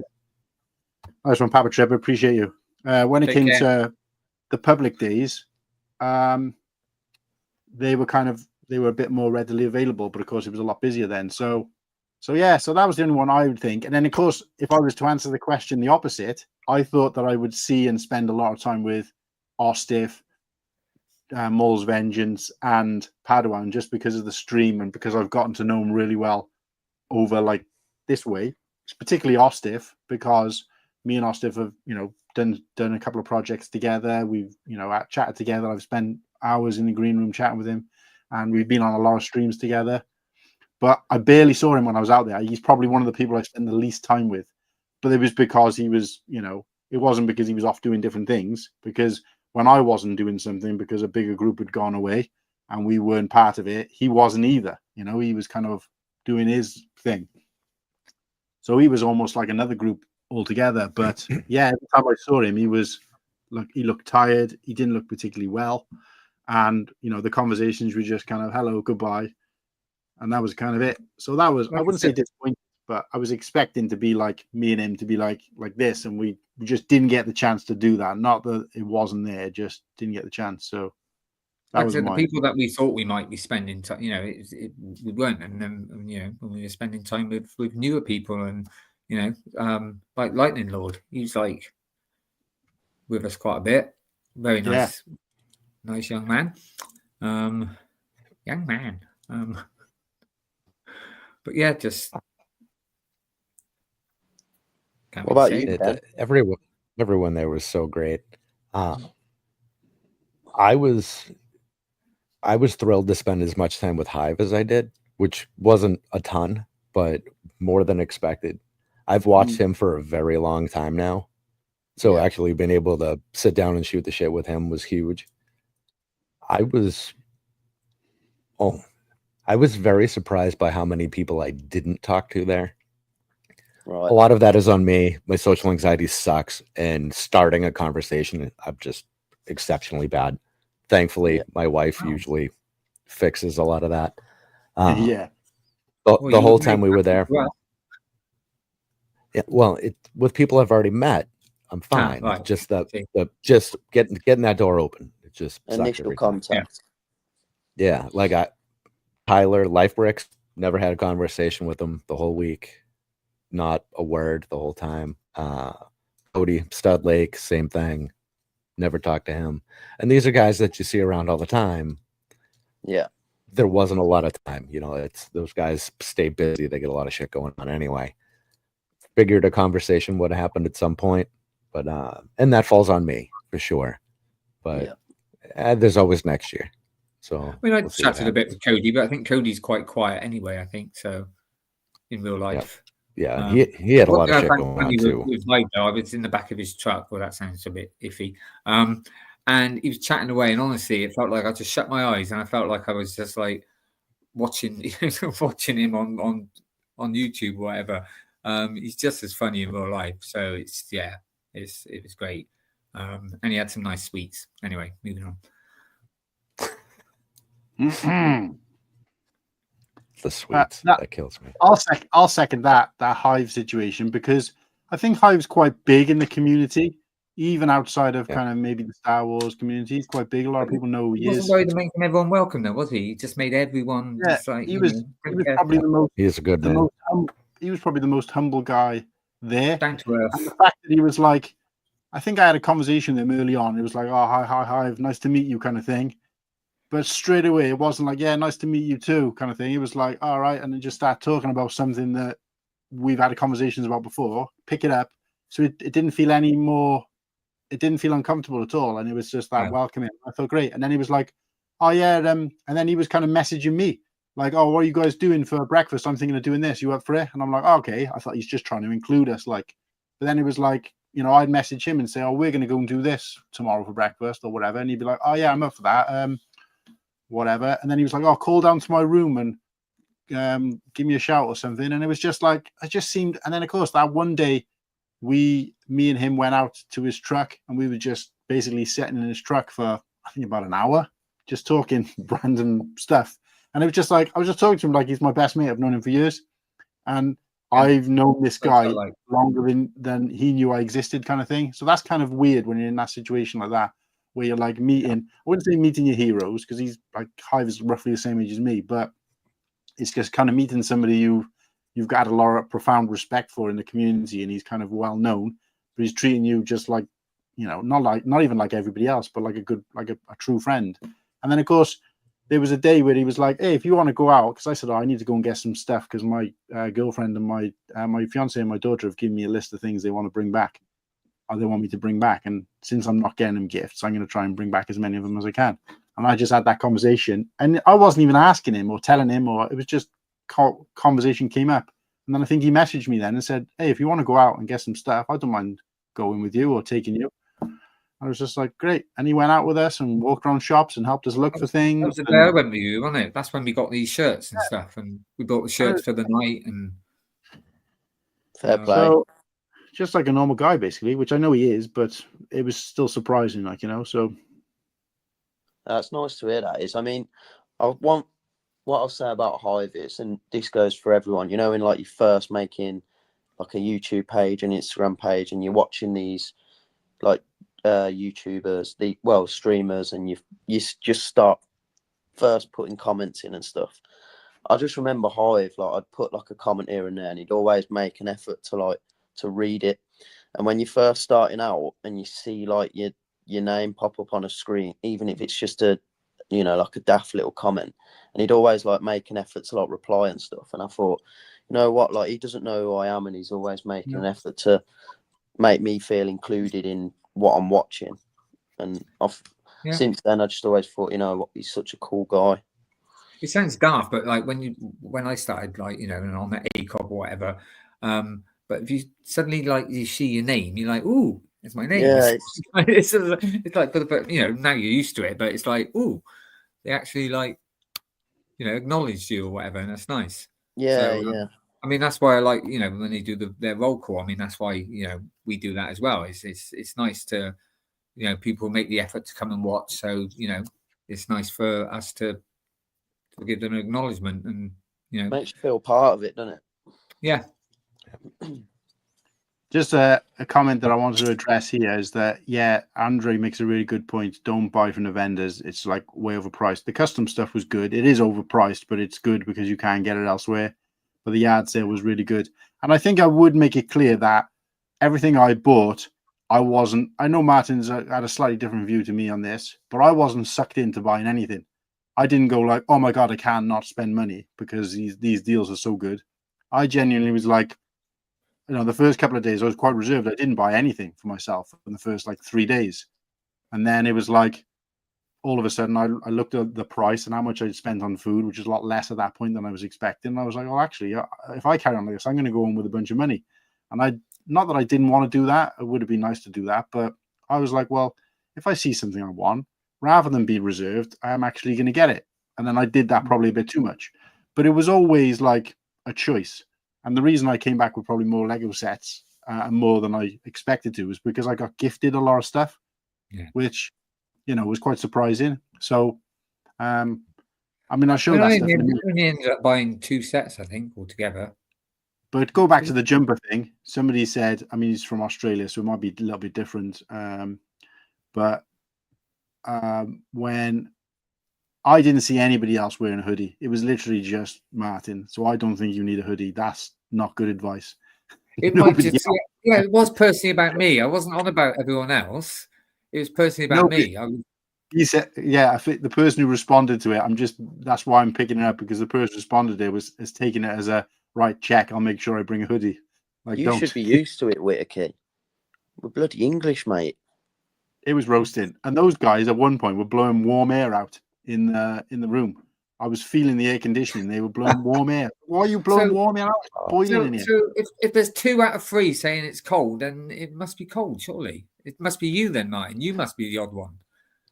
No, because Slurpy, when I said to Slurpy, "Why are you guys blowing warm air?" He said, "It's just can't be, but I can. It's just easier to have the warm air blow and then have Whittakee whinging." No, he kept telling me. He kept saying he was freezing. Oh, just blame me. But that was personally all right, boys. me. I got to run. My girls are coming home. If you're like me and you're skinny and stuff, then yeah, take a jumper. But I mean, not if you're, if you don't feel the cold, then don't take a jumper. Meet you properly, buddy. And yeah, it was good to meet you. It's been a while. So it's great seeing 2 of you on the screen at the same time, Ken, as well. Big you and little you in the background. And you can see me as well. Oh, 2 of me over here. Right on. Evening to you, Squadron. It's lovely to meet you as well, mate. But no, you're right. Listening. You're right.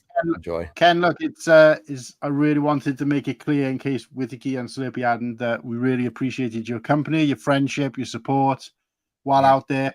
I know I put you on the spot, throwing you up on that stage, but I think it was. I like to think it was a good opportunity for you, but I don't want to make it sound as if I'm dishing out opportunities like I'm some kind of god. But I was struggling with it, and I obviously wanted people to be able to go up there. And I think you held your own really well, and it was nice to see you kind of get a chance to be up there and do that. And obviously, good memories, core memories they were. So I appreciate you. For sure. Yeah, thank you, thank you, and Tanya very much. Thank you. Oh, and Wednesday night show with Keith was stellar. Oh, for the US people anyway, just real quick. Tomorrow night at 9 p.m. we're doing a walkthrough of a new feature in our app, and this one I think is a good one. We're going to solve some hidden clearance problems, save some people some money. So I saw that teaser thing. So if I didn't want to share it because I wasn't 100% sure what it was about, but if it's that, then yeah, I'm gonna share it but I will put on there like US only, because it's obviously it doesn't work for us. But yeah. Yep. Yeah. Yeah. Eventually we'll get there. If you want to give any plugs or whatever, then. Yep. Well, that would be the one tomorrow. Okay. Tomorrow night, 9:00. Oh, and Tom the Builder will be on with me on Wednesday, so that'll be good too. Ooh, okay. Yep. Every time I hear that, I keep thinking of Bob the Builder. Fantastic. All right. But on that note, I got to run before we get a couple little kids running around no camera, and that's not great. So, all right, you guys have a blast. I'll keep listening. Thanks for See you later. Bye, everybody. Nice one, Ken. Take care, mate. Bye.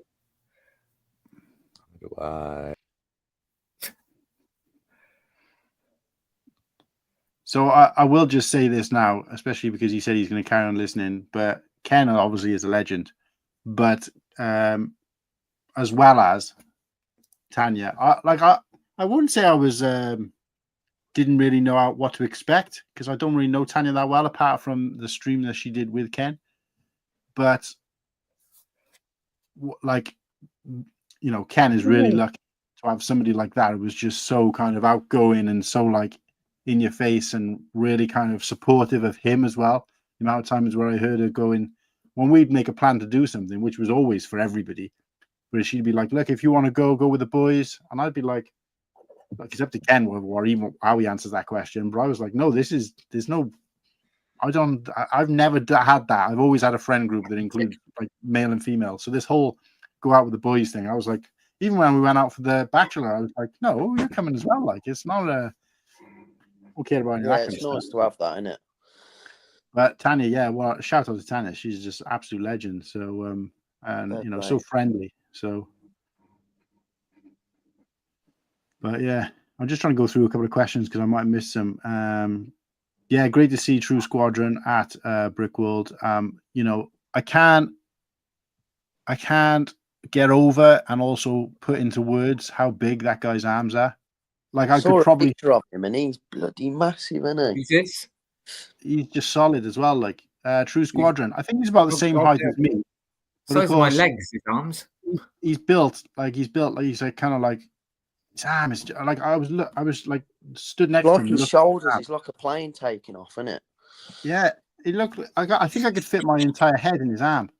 But anyway, yeah, what a big guy. I mean, obviously, but such a lovely guy as well. I mean, the thing is he's got this like, but he's got quite a young face. I don't really know how old he is, so it might not be young for him.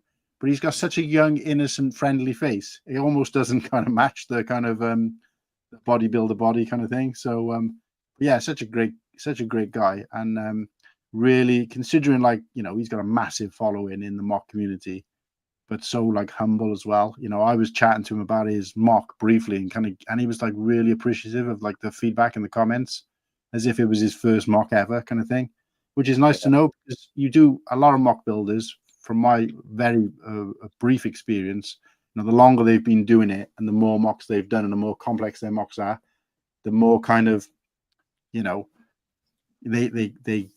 it kind of thing. That's and so it should be, because they've worked hard for that kind of thing. But he was the complete opposite to that. It was like really like really humble about it, which I thought was great. I mean, I spoke to a few mock bits, especially that big castle as you came in with the village. Honestly, you would have wanted to take that home with you, Nimble. Oh no, I would have loved it. Slurpy sent me a load of videos and pictures. But he was so humble and so just nice to talk. He was really nice. He was just like he'd spend time talking to me and then showing me things, and yeah, it was just great. Oh yeah, what to say as well. And I know we mentioned it on the live stream last week. But Nimble, welcome to the team. Thank you. Well, you wouldn't think it from the amount of shit I got for it. Get on, not Nimble. I was getting mercilessly bullied for inviting another person to the thing. And I said to everybody, the point of it is the more people we've got doing this, the easier my job becomes. But also, it means that eventually I can probably retire. But it did feel nice, and I didn't actually realize how much of this was audible until I went back, and Kirsty was telling me as well, that when I kind of come off the stage, and the reason I came off the stage, I didn't want to make a big thing of it at the time, is because I was quite overwhelmed. Yes, I was hosting with two co-hosts, but I still felt like, because I'd put I don't want to say all the work, but I'd done a lot of work behind the scenes in terms of prepping it, putting it on Instagram, promoting it, and I'm not the best technically gifted person. So what somebody could do probably with a couple of clicks of the thumb takes me a lot longer. So for me, that was a lot of work.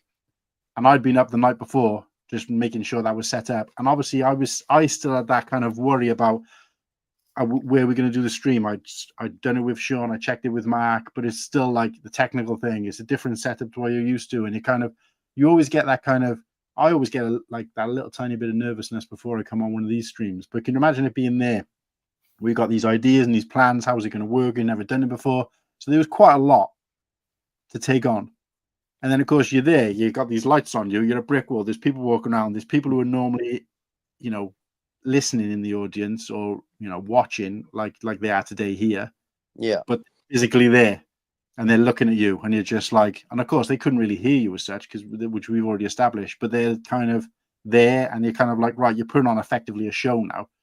And then, obviously, these two guys were there. So it was great. And, Slurpy and Whittakee were there. So we could just kind of go. But then once we started getting like other people on and guests and stuff on, I was just thinking to myself, two stream thoughts went through my head. One is that we haven't come all this way just for the people at home or whoever's watching, just to see the same three faces and the same three things they could do every other time. There's like every without this sounding awful, but it was kind of like a who's who of the brick community. So therefore, let's get some faces on. Let's guess. So I was like, right, I can't say to these guys, right, you step off. I'm going to start having guests.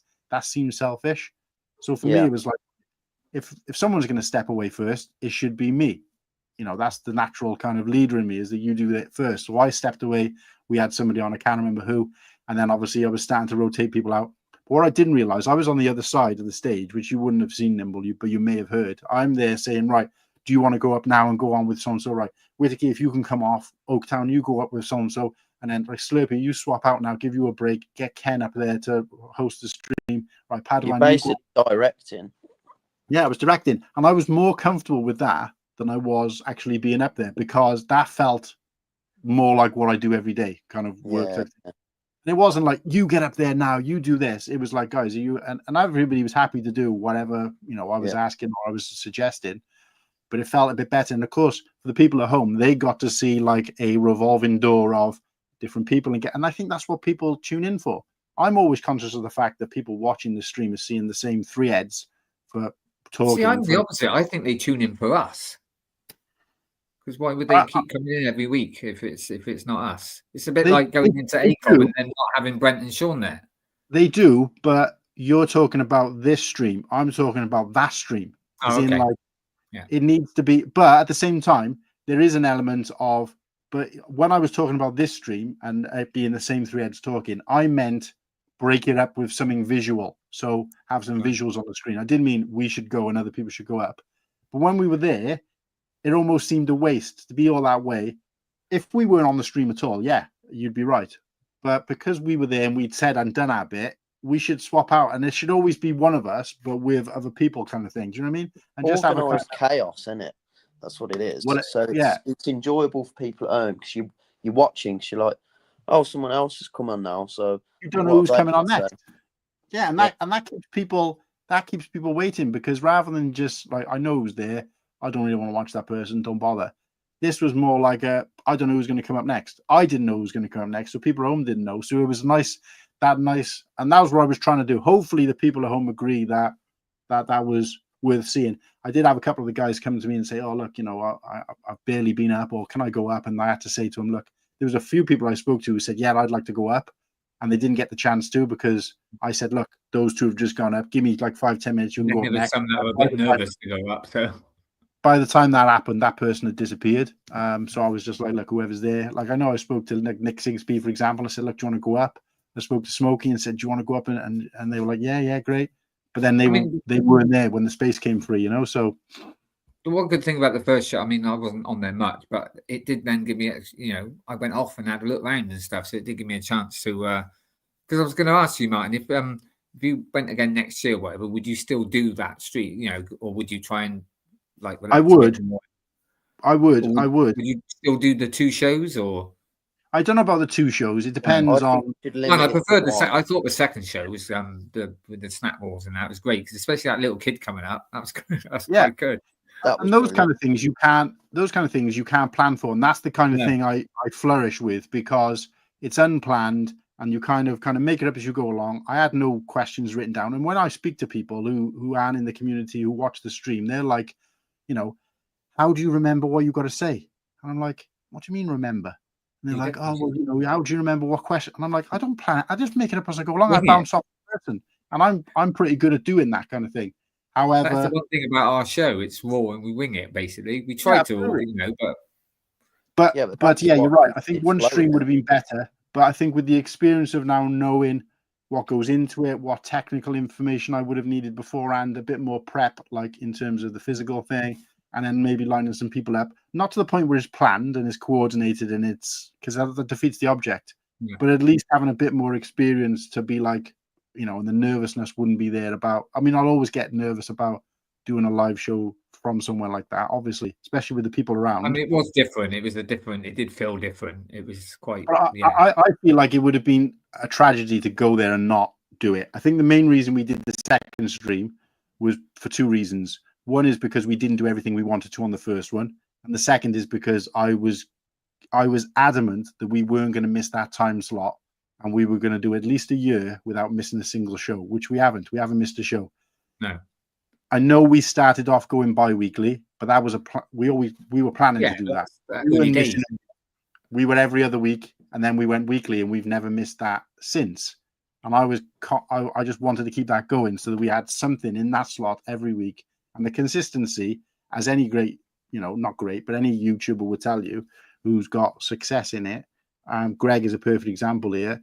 Consistency is you know, the backbone of everything you do. So I think I've always said, I think it makes me laugh though about the when we used to go like every 2 weeks, and then and we'd go on for about, I don't know, between 2 and 3 hours, and then we decided we'd go every week, and we said we'd cut it down. Well, since we've gone every week, usually go over 4 hours. Yeah, and again, You've like probably got more guests and stuff coming on, and like you were saying, Cool, you probably got pelters for adding another sort of host to the panel. But No, in he your didn't. defence, you asked me ages ago, and we just kept it very quiet. Yeah. No, that's I didn't tell the guys that, so they didn't know that was something we've been planning for a while. But I wasn't I think surprised. Let's be honest, I wasn't surprised. Nor was Slurpy. No. It's because I was at that point where we'd already talked about it'll be nice to get all the hosts in person on stage at once. So exactly, then, of course, I think the only thing that I struggle with sometimes is like, you know, even if there's 4 of us, that's fine.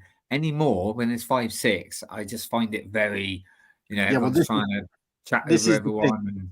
I think it's because there is this belief that we've all got to be there at the same time. What we need to start doing is rotating it a little bit so that, you know, we have a variety of the hosts on, and we can have shows where there are going to be all of us and we can just mess around where there's less of a theme. But in this case, obviously, because it's BrickWorld, it's worked out perfectly because Garrett's come in, he's gone out, Ken's come in, Slurpy's gone in and out. So there's been a nice revolve. And again, watching back, but no more than 4, so it's been quite nice. It's been quite balanced. Setup and a different set of people to what somebody saw an hour ago, you know. So, but Greg, I just want to give a quick shout out to Greg in particular because I've been a follower of Greg and his show for a long time. Fantastic guy, you know. Really also the first person we met on the because he was on our plane. Really got the gift of the gab when it comes to you know, being a kind of host, and obviously talking from the point of view of a host with a show, which I guess he's in a kind of similar position to me. Obviously, maybe 4 years down the line, 4 or 5 years down the line, but he's the only person who is exactly the same in person. And I mean, everybody's got that little bit of slight difference, but he's the exact, you know, you almost take that personality. It's hard to explain, but it was weird because when I saw him and we met him, the first time I saw him in the airport briefly, but obviously it was while they were going through security. So we didn't really get a chance to chat. Yeah. And then when I did the plane, and it was like everybody sat down on the plane practically. I was one of the I think I was literally the last person on the plane. So everybody's kind of settling down and quiet and sitting down and getting ready to kind of put the belts on. And Greg just kind of stands up and just in his probably his normal voice, but he's like, cool, how's it going on? And it was just kind of like, it was bewildering for me because not only are you meeting this person who you've kind of admired and watched and followed for a while, and then all of a sudden but I wasn't close enough to him to be able to kind of have that interaction because it was like people between us. But it was also kind of like, I didn't expect him to kind of call. I thought he'd be like, cool, how's it going? We'll chat later. He was like, hey, how's it going? And you're kind of like, now everybody's looking at the two of us, and he's like, first time I meet you was on the plane. And I'm thinking, everybody else who's on the plane who has no clue who any of us are must be thinking, what the hell? So I thought that was quite good. And then, of course, I know Greg mentioned this in his show the other day, but I tend to, when I get on the plane, unless I need to go to the toilet, I don't get up. I just sit there and I'll stay there. So the only time I get up is when Matt needs to get up. So that was probably more times than normal. I will. Yeah, sorry. I don't use the term raw dog, but I will sit there, watch a movie after movie after movie. I did an 8-hour flight across to, an 8-hour flight, 11.5-hour flight across to Los Angeles once. And I didn't use the toilet once. I just sat there and I watched like 4 movies back to back. And, you know, it's probably not good for you.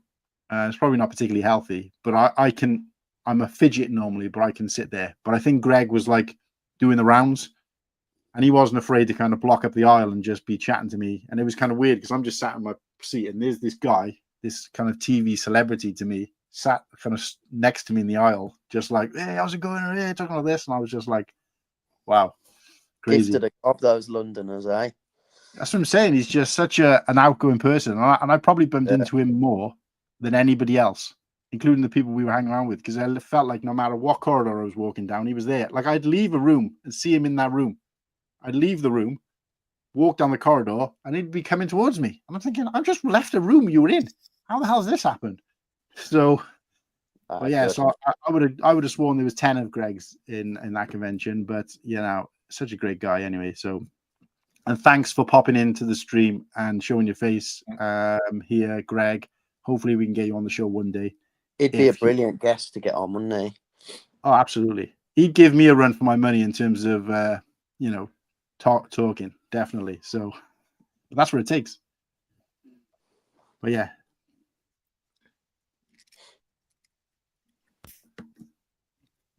Sorry, I'm conscious of the fact. Didn't you get some K-Town stuff then, Mark? I did. I haven't got it here to show. What I didn't want to do was bring my entire haul up to the room and show things off one at a time. Yeah. What I will say, though, because it's all about dangling a carrot in this, what I will say is keep an eye out on my YouTube channel and on Instagram in particular, because I'm going to be doing a breakdown of everything. I'm going to be doing figs. I'm going to be doing stickers. I'm going to be doing sets that I bought. I'm going to be doing gifts that I got from people. I'm going to break it down into chunks. That's the only way to do it. And then obviously shit. It's going to take ages. Even the small amount I've got, it would take ages. Yeah. Make a video, mate. All my stuff is in the box at the moment. But I can't do mine until, because Martin's got a couple of my stuff. So I want to do it all once I get it all. So mine won't be up for another couple of weeks. Yeah. But I have, hopefully the photos will be up soon now. I'm just trying to get, because again, I was planning to every day do a blog, do a thing like, I'm at the here, I'm there. Just didn't have time. Just didn't get many photos really. Just enjoy myself too much to keep getting my bloody phone out. That's the beauty of it, isn't it? Like, didn't you do, like, you either made a post or you done a live and you're like, oh, I'm conscious, not enough content's being pumped out for those at home. And I was thinking, I get that, but at the same time, like, you're living in the moment, aren't you? Like, you're not there. We are on holiday. We're supposed to be there to enjoy ourselves, You're not there to film everything, take photos of everything. You're there to experience it without a phone. So, I don't think people can blame anyone for not putting as much content up as maybe they would like to. Yeah, no, yeah, 100%. Look, to that point, sorry, just, yeah. Okay. Night all, hit the like button. Cheers for the good vibes. Yeah, it was definitely one day, mate. Anyways, just editing up a vid. Take care, boys, and see you soon. Thanks, Greg. I appreciate your time. And obviously, I know you put Sean up. Sean is in the chat, so I appreciate you stopping by to say hello as well. Sean. And yeah, so I think it was because I'd spoken to Kirsty, look at these. And Kirsty was saying to me that if she was like, oh, I'm surprised because I was like, watching Instagram and YouTube expecting people to be putting out vlogs and whatever. And of course, it was only like the second day or whatever, but she was like, oh, I'm surprised that, I'm not like nobody's. I mean, of course, she doesn't know. She hasn't got like a list of subscribers like a subscribe list like I have. Do you know what I mean? So, of course, you wouldn't necessarily be looking in the right place anyway. But I was like, yeah, you're right. And I said, I think it's because I'm thinking to myself, oh, it's got to be. And I actually try and pull myself back in and say, yeah, you're right. I don't want to be going around constantly with my phone because I'm one of those people who will go to a gig and I'll enjoy the gig and you'll have other people filming the entire gig. And I don't really get that. But there were opportunities where I'm like, right, well, this could be. So when I was walking down to 7-Eleven, for example, that was perfect because I just thought, I'm walking down here, I'm on my own. The other guys didn't want to come. I just want to grab a couple of snacks for the room because I was just, didn't want to be eating junk all the time. So I wanted to get some like nuts and fruit or whatever I could get. So I just thought, why not live now? Rennie's in the background. There's somebody might be watching. And I got so many people check in on that live. It was unbelievable. And it just told me exactly what opportunity, isn't it? I mean, people were waiting to see something and they're like, oh my God, I know Cool Hand's there. He's going live at the moment. I'm going to tune into that. Whereas normally, if I'd done that today, for example, they'd be like, I'll check that out later. Or it's probably just him, walking to the shop or whatever. But it was just like, yeah, great, watch it. And people stayed tuned. And of course, that magical moment happened, which was probably one of the best things for me, where Andre, I'd never met Andre before. Obviously, I only knew him through other chats. I'd never even been on a stream with him before. But obviously, we knew of each other.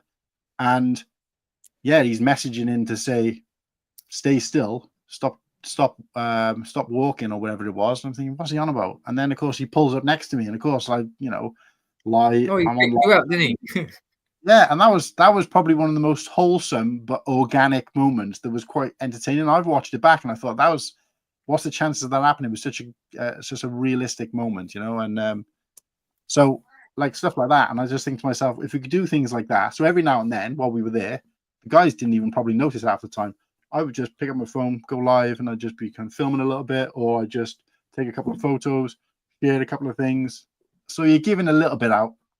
And it really helped because when I did the first post I did when I came back, which is of the haul, I think I posted it at like 7:30. I checked it again when I went to bed about, I don't know, 10:30. And I'm like, what the hell? This thing's got like over 1,000 likes.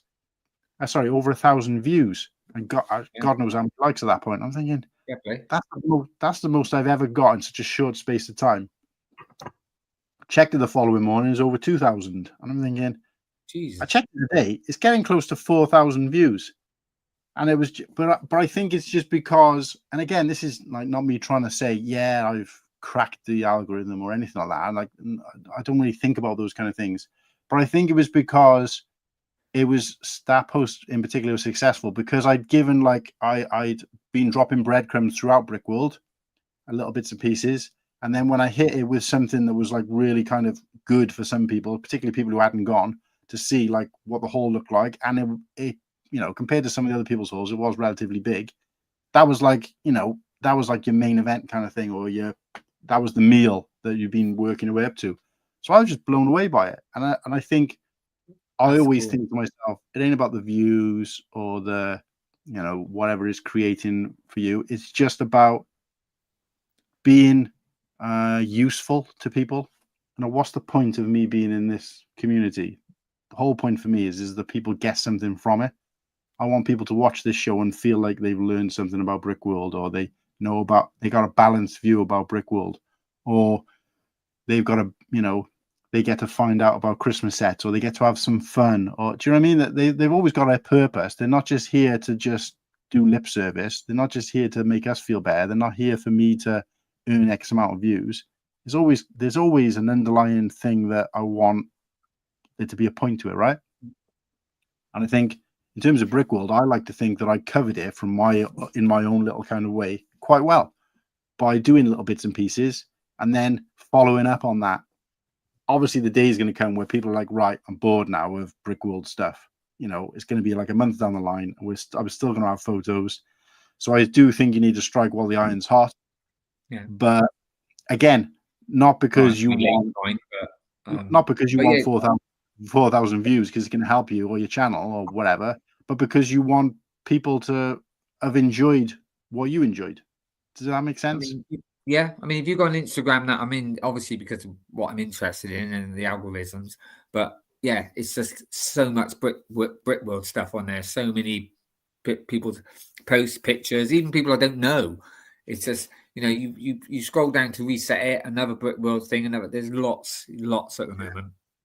So, but it's getting that balance between you want to share it because that's what Instagram's there for, right?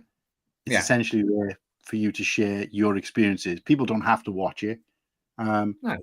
But there's a balance between kind of overwhelming it and being like, "All right, okay, no, I'm just kind of fed up with this," or waiting too long, and then it's like, oh, I'm over BrickWorld and people are not interested in that anymore. Do you see what I mean?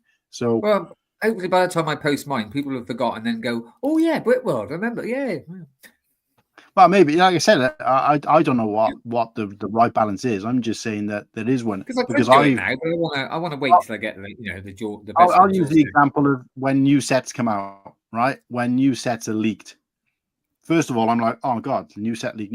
It gets to a point 3 days later where I've seen the same picture over and over and over and over. I do like watching other people's views on it though, even if it's the same set. But yeah, but that's different because that's a view. I'm talking about just a picture, the same picture of that clone battle pack, that Stormtrooper battle pack, Thrones, and I'm like, over and over again. Gets to the point where I'm not even like, I mean, obviously I've still seen it, they still get the view, but it's like, and of course with BrickWorld is always going to be different. People's views are going to be different, but I just try to balance it out a little bit. But my thing in my head all the time, whenever I post anything, is that I'm creating this as a legacy for me more than anything else. I want to be able to look back. I used to have photo albums. You change your phone so often now that you can scroll through and look at photos that you took from 10 years ago. that world doesn't exist anymore because of planned obsolescence. So what for me, Instagram is that thing that I can, in a year's time, 2 years time, 3 years time, I can scroll back and be like, oh yeah, I remember that. Oh, that was good. And that's the main reason why you should be posting anything. The second one is to be a service to someone, and the third one is to kind of show off. But basically, it's memories, isn't it? It's like you said, it's memories, and you can look back. And also, you want to know people. You want people to know that you're enjoying yourself, having a good time. Yeah, it's kind of weird though, because I've unliked people or unfriended people on Facebook when they've shared their picture of all their kids' presents they had for Christmas on a big pile of wrap presents, and I'm dead against that. What you're doing? That's basically what I'm doing. The difference is that that's a personal account for you, your family. Anyone could be looking at it, and it's almost like if your child was to see that, they're like, oh, well, how come I didn't get that? And it's a comparable thing, and it's a personal account. Whereas this is a pseudo account. You know what I mean? This is just so I haven't got any friends or family on my Instagram page that so there's nobody on there. And when I say friends and family, I mean like that I've had from prior to joining the community. Yeah. So therefore, I'm surrounded by people who are all doing exactly the same thing. They're all showing off their hauls. They're all showing off what they bought. So I don't feel as bad doing it. But when other people are sharing, I've just lost my father, or my son is in hospital because he's very ill at the moment, and then the next person is sharing, look at all this money I spent on Christmas presents, that seems insensitive. Do you see what I mean? And that's what I didn't like about Facebook, is that there was no kind of line between reading about somebody who's kind of on their deathbed and reading about somebody who's just gotten married, and there's no kind of line. Do you know what I mean? Whereas in this community, certainly the people they could be two friends on your account, but they might not be friends together. So. No, but that's what I'm saying is that I would go into Facebook and I would be, one post would have me excited, the next post would have me depressed. Yeah, whereas Instagram and your YouTube is very specific to this world, isn't it? That's what I'm saying. Yeah, it's all the same thing. I can still choose to watch it or not watch it, but I'm not depressed because I've seen the same person post about Battle Pack over and over again. I'm bored of it. But that's my choice. I think with this at the moment, though, with everyone posting sort of BrickWorld, because it's it is a special sort of thing, and a lot of people, was excited because it's their first time. Absolutely. I mean, I'm excited to show people on wants to do it and stuff. But at the end of the day, lads, post whatever the hell you want. It's your social medias. You can post every minute of every day if you wanted to. It's no one's right to tell you that you can't. You enjoy it. I can't even remember why I brought it up. Why the conversation started. So next week is next week's the first, isn't it? Next Sunday. Of what? Is it the 1st of July? Yeah, it is. I'm sure it is. Or is it? No, it's not. It's the 22nd today, isn't it? So it's no, it's not. It's the 29th. Yeah. Well, but next month I will be doing July's Box of Boys. And I'll just give you a very quick clue. It's something I've never done before with a Box of Boys. Filmed it. I always film it and send it on Facebook, and something I've never done before. Because it's a special occasion. I thought all of them were new. Eh? I thought all of them were new. All of them have been new, yeah. So listen to what I said. Something I've never done. I don't get it. You're going to do something you've never done before, but I've never all of them never done before. Yeah, they have. Mate, if I said what I've never done before, I'd be telling you what I'm doing. What? No. What I'm saying is you said that the hint is you're doing something you've never done before. Yeah, I've never done this with a Box of Boys before. You never put Luke's in it before when you did the Luke's one, right? Yeah. But what have I never done? jumped off a bridge. Yeah. I think you I'm need to gonna narrow tell- it down a bit. I don't really know where you're going with it. Well, if I tell you, then I can't. That's all I can say. It's something that I'm going to do that I've never done before.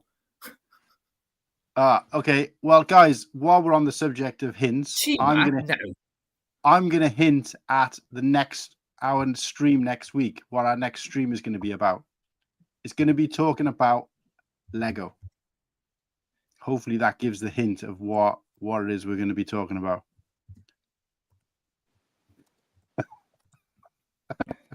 It's just the worst clue ever. Right. I'm sending I you don't two get- will now. You two will now know. Okay. I think I know what it is anyway. I think you've Why don't you said just it give before. Can't you just give a better clue? You're terrible at clues. I've got to say. I can't give. Let me try and think. So for next month's Box of Boys, which is new every month, I'm going to do something I've never done before. Okay, it's not new. There you go. Every month. Right. Oh, so you're doing a Box of Boys that you have done before. But it's all right. Go away and think about send it in that. private chat. All right, it's in private chat. You two now know. Nice. I've never done that before. Now, do you get it? So the clue is the complete opposite of what. Oh, you're really confusing me. No, because I've never done that before. It's been different every month. Oh, look, I'm giving it away. I know that. Just move on. But I'm saying is that clue makes sense to you because you know what it is. But to anybody else, you're basically telling that this next month's Box of Boys is going to be different to the last Box of Boys. They don't know. No, Do you see what I mean? So it's not really a clue. It's quite simple to me, but there you go. Yeah, Especially because now you that know I the told you. I don't know why you need to anyway. I can think of a million other things. No, but it's special to me. I'm a little bit disappointed knowing what the anniversary that I think you're talking about is coming up, that you didn't do something else. Oh, now I'm confused. Well, we're coming up to the anniversary of a year of the show in July. Well, I didn't know that. So, well, I ain't got 12 figures of us to put in it. Yeah, that's a good point. Yeah, you could do, mate. It would just be you on your own. You could do like all of the people that we've had as guests in that year. You've nearly got enough hosts. Yeah, but I ain't got the Siegfried. Let's see. Look, he's joining in now. Look, here we go. Well done, Amy. What? She guess it. He's never done the same Box of Boys 2 times in a row. Well done. Somebody got it. It's the same box from last month. Yeah. I still don't understand. Well, because I was away and I didn't really do, and I want it displayed again another whole month in my. Plus, it's changed slightly. I would have just said I'm repeating the Box of Boys, but you don't know which one. Well, there you go. It's done now. Anyway, right, moving swiftly on. This is the set or the prize that Slurpy won for his competition, and he gifted it to Kirsty. It's nice of him, that. Fair play. It's a nice set as well. I actually, I'm not really that bothered about Disney sets, but I would actually quite like that one. Yeah. Do you know what? I totally agree with you, Nimble. That's why I went and bought it. Yeah, it's nice. Like I said, I'm mainly Star Wars, but certain things catch my eye, and that caught my eye. Plus, I got it for about 30 quid off or something. But certain things catch my eye, and I thought that's a nice set. Because I even went because I think I got the little boat as well. It was gifted the person. Steamboat Willie. Is that it? Oh, see, send me this picture. I ain't got this picture. Me neither. Oh, Somebody sent me. But the Boy Scouts. Yeah, I ordered that that was it. t-shirt. It ain't come yet, See, but somebody said about Camp being Chris- on camp. Yeah, but I thought we were Camp- professional because we're all, the same. Yeah, Camp Crystal Lake. So this was Friday the Friday the 13th. So that's something else I remember. That's another reason why I thought it was pretty cool to have one, although we didn't do anything sort of horror Mate, other than that grin that you got, you do look scary. like being at Cubs. I was going to say, other than the fact Beavers. that Whittakee looks a bit like a zombie, it was there was nothing sort of horror themed at all. And you look like a I'm psycho. just gutted that we got 2 photos of us up on that And stage. Slurpy's falling asleep. One, his face is down, and the other one, my face is covered by the microphone. So we haven't actually got a picture of all 3 of us on the stage. But guys, if anybody's out there watching this on replay, it's got a really clear, good photo of us. Don't mind if there's stuff in the way, as long as you can actually see the 3 of us under the BrickWorld banner. Because I did think there was another picture, but it was taken from the sides. So you couldn't really see BrickWorld. And that's it. So those 3 pictures are all we've got, unfortunately. We've got a few with either you in it or Slurpy, or there's none with all 3 of us. But that was quite good. I enjoyed that, and obviously, like I said, it was daunting. The only problem was obviously the whole microphone thing was a nightmare, and the headphone thing was a nightmare. So yeah, I think the only one I put it on Facebook was where there's 3 of us and Lightning Lord, and we all got the Whittakee t-shirt on. That's a nice picture. Yeah. Did you manage to convince any of the Yanks to come to Bricktastic while you're over there? Quite a few. Maul and Ostiv are apparently coming, but I feel like it's going to be one of those situations where they say, "Yeah, we're going to come, we're going to come." Hive was talking about it. Hasn't Ostiv bought a ticket? Yeah, I don't think that means anything. I won't be going. They're only like 13 quid, aren't they? I won't be going next year. No, I'm definitely going to go to that. 100% going to go to that. Yeah. But I know Martin obviously is not going, but me and Slurpy are planning to meet up like a day or so before, just so we can kind of catch up and just do our thing before it gets a little bit, too many heads turn up and it becomes a little bit of carnage. But yes, see, I want to as well. Like Slurpy was saying, what's your plans for it? And my missus' birthday weekend is that weekend. Like I think her birthday's on the Friday. So I've said I'm definitely going. So I don't know. I just don't know how many days I can do there yet. But I might just bring her to Manchester for the weekend anyway. There's no private days, is there? It's just 2 public days. That's it. She can just chill with the little one maybe, and that's nice. Yeah, I'll just float in and out. But I don't know yet. If she's not. Why does Matt look like he's like a vampire in a coffin? Like, well, mate, I tell you what, he might be posed. Whittakee, he might be posed like one, but you look like something straight out of a Hammer horror on there, mate. Your thumb looks like it hurts. No, fine. Got proper an angle on that. It must be the camera. He's been pushing too many drawing pins in. You know what? One day Martin might say something nice about me. Like a hammerhead thumb. I did. I said that I liked your pork pie hat until you had to be sick in it. No, I wasn't sick in it. No. Though this was quite a good photo for us, as batshit crazy as all 3 of us look. Because we joked about. I'll be honest with you. I do look bloody awful. I will be honest. Yeah, I was going to say, as crazy as Martin looks, I think all of us look a little bit psychotic in that one. I was happy, but it's bad when a Welshman isn't the palest man there. Yeah. It doesn't help, by Welshman the way. Looks the tannest bloke there. So it doesn't help because I actually did weigh myself today as well. Tan bloke. Before like 6 weeks ago, I was over 10 stone. I'm now 8.5 stone. That is why. Oh, wow. That's light, that, isn't it? Yeah. You were about all the joking aside and stuff, because I haven't been able to eat and stuff, mate. It's not good. No. Yeah, and this picture doesn't do it justice, but literally, I could have probably picked up Martin and carried him under one arm. Yeah. that's how How kind of. tall are you, To Martin? be honest with you, this is making me quite upset.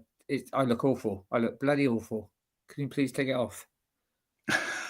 No, but the point is, man, we all look like shit in this one No, you because don't. You look fucking do. happy. You look like fucking, hey, I'm about to No, eat but- this skinny bloke next to me. You all look happy.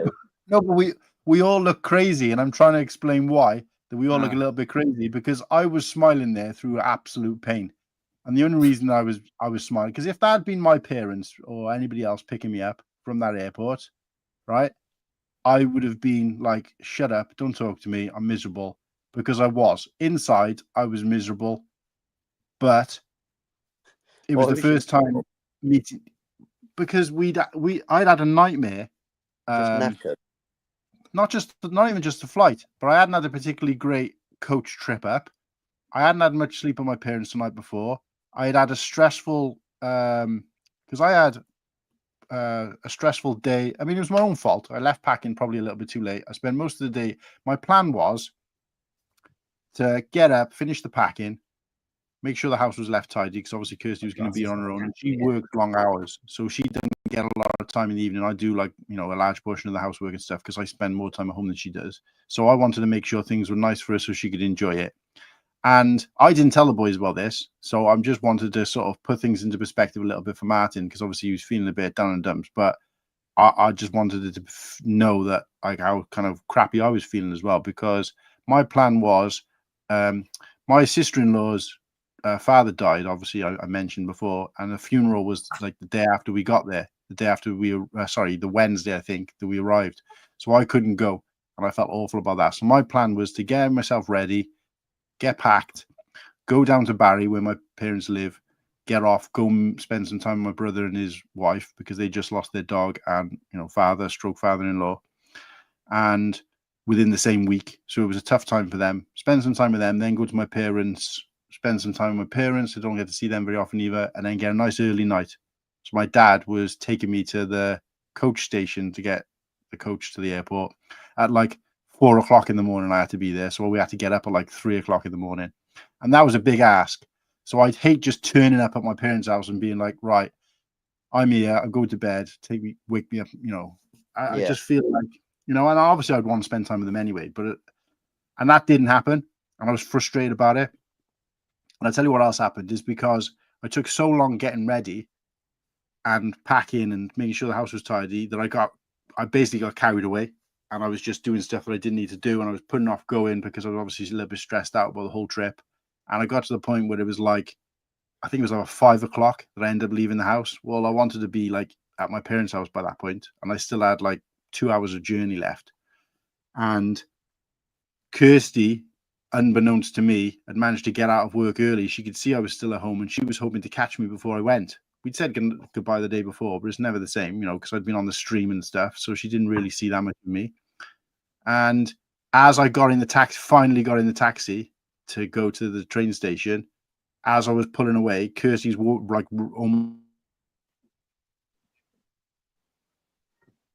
Ooh, he's frozen. He has frozen. He's done a. He's frozen on a lovely pose, though. Yeah. It's a nice pout. Yeah, looks like he's pucking one up. He'll be back, won't he? Yeah. Oh, means I'm gonna have to chat now. I got something to show you later before I go as well. Oh yeah, nice one. I'll give you a little clue, shall I? Yeah. Oh yeah, that's sick. Have you finished it? Yes, I have. Nice. I'll tell you what, it's a beautiful set. I know I on the bet Star Wars got thing, all but the CMFs now. it is beautiful. I'll tell you what, though, there's so many hidden things that I think you need. Oh, yeah, my cat's going mad with a ball. There's so many hidden things and stuff. I think you do need to like download the story and see. Yeah. Because there's a lot of things. There a book? Have you seen? Yeah, I think yeah. You can, yeah, or you can download or something. But I've also I went and bought a few CMFs. Yeah, I added a few extra little figures on there as well. Unfortunately, can't get the Dungeons and Dragon ones, but I managed to like there's one in this year's. It's it's a monster. I thought, well, that goes quite well, so I went and got that. But he's back. You okay, Martin? Yeah, the upset and the frustration just got the better of me. You left No, on a I'm joking. brilliant pose. Yeah, you left on a lovely. It was like this. You're doing a really nice pout. Yeah, no, like, so basically what I was saying is that I think it's just one of those things where you don't get a chance to. I don't know. It's tough. It's like one of those situations where, like, I don't know, where somebody else is struggling, but you kind of put your struggles aside to. Look, all I'll say is this: it didn't go particularly well. I missed Kirsty Bright, like she was walking past as I was going, and it felt worse then. If I hadn't seen her at all that day, it wouldn't have mattered. It was the fact that I was that close to saying a proper goodbye to her the next day, or the day I was leaving. And that would have been like, okay, then that I'd gone late because I got to see Kirsty again before I left. And we've never been apart from each other for that more than like a day or two since we first met. So it was like heart wrenching to be pulling away in the taxi as she was walking up. And the worst part about it is that I couldn't book a taxi for the time I wanted. So I was going like 45 minutes earlier. And I say earlier, obviously I should have gone way earlier in the day, like 12, 1, 2 o'clock at the latest. But it was like 5 o'clock. But what I'm saying is when I went to book a taxi, they didn't have anything available to get me to the train station when I needed to be. They could only get me there like earlier. And it was just so frustrating that happened. Got to the train station. Train was fine, no problem. But by the time I got to Barry, there was no time for me to go and see my brother and his wife. And it was like, not only am I missing the funeral, but didn't get to spend time with them. Got off and got to my parents so late that by the time I sort of chatted and spoke to them, I was going to bed at like 10 o'clock. And then, of course, I was back up at 3. So I was already, before I even started, I hadn't had a decent night's sleep. And I was just like, this wasn't good. I was thinking about like, my brother and his wife, and just being like, I didn't really get to, not there for the funeral. I didn't get to see that. And I'm off on a holiday, whatever. Coach got up in the morning, obviously, with my dad, got the coach. Coach trip wasn't the greatest. Thankfully, the coach wasn't packed, but it wasn't the greatest coach journey. I don't travel very well. I get very travel sick. I'd taken travel sickness tablets, but that didn't really help. But when I got to the airport, obviously it helped that I got one of the stops we did was at Bristol. Yeah, and obviously when I was sat on the coach, I see Martin kind of whiz by, and I was like, "What's?" And I was messaging him, but of course he wasn't looking at his phone because he was, on his way to get his coach. So I had an opportunity to get off and sort of say hello and wave him down before, and it was just frustrating because if we'd booked the same coach and timed it better, we would have been, Because anyway, I thought that was. I tried to get on, didn't I? Yeah, it ended up being the wrong, because you were on a different coach company to me. But again, obviously, the rest of the journey was crap. I'm terrible when it comes to being on like in a road vehicle of any kind. Get to the airport, and then the excitement kicks in. Obviously, I meet up with Martin. We have some food, and when I sat down and had food, that was the first sort of feeling of like relaxed and relief that I'd had for probably 3 days. Because even that day leading into the last stream we did, which was on the Sunday, I was like, didn't have a particularly restful day. And then of course, so I was at the airport. Right, we can relax now. We can have food. I can have a Guinness. We can have a breakfast. Of course, Martin's obviously not, at that point, he's saying he's not very well. Yeah. But that was probably quite. So I was thinking, right, this is the first time I felt like, yeah, this is going to be fun. Still a little bit disappointed with everything that happened, but it is what it is. And of course, the flight out wasn't particularly good, without going into great detail.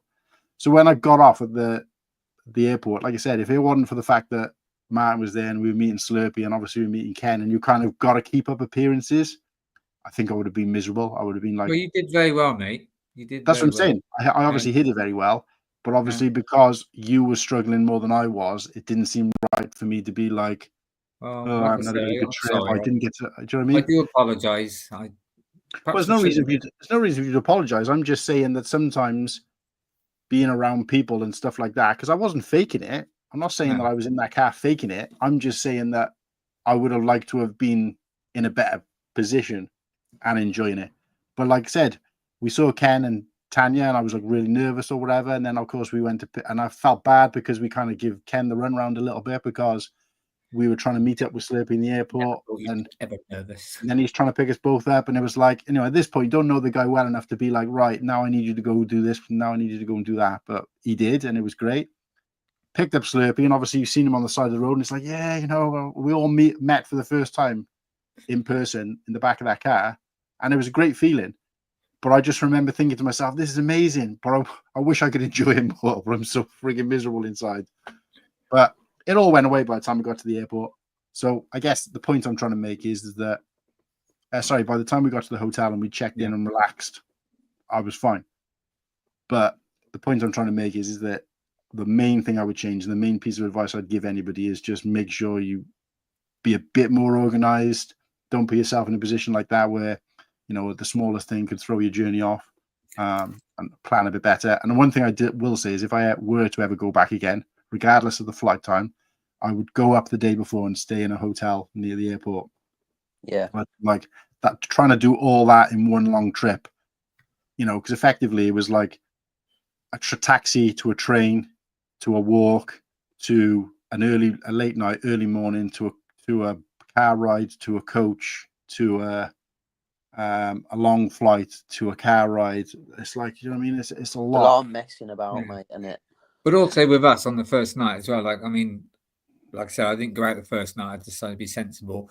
And I didn't, and I went to bed quite early that night, about 10 o'clock. But that was 4 o'clock for us, really, in the morning. Yeah. Yeah, because the jet lag kicks in.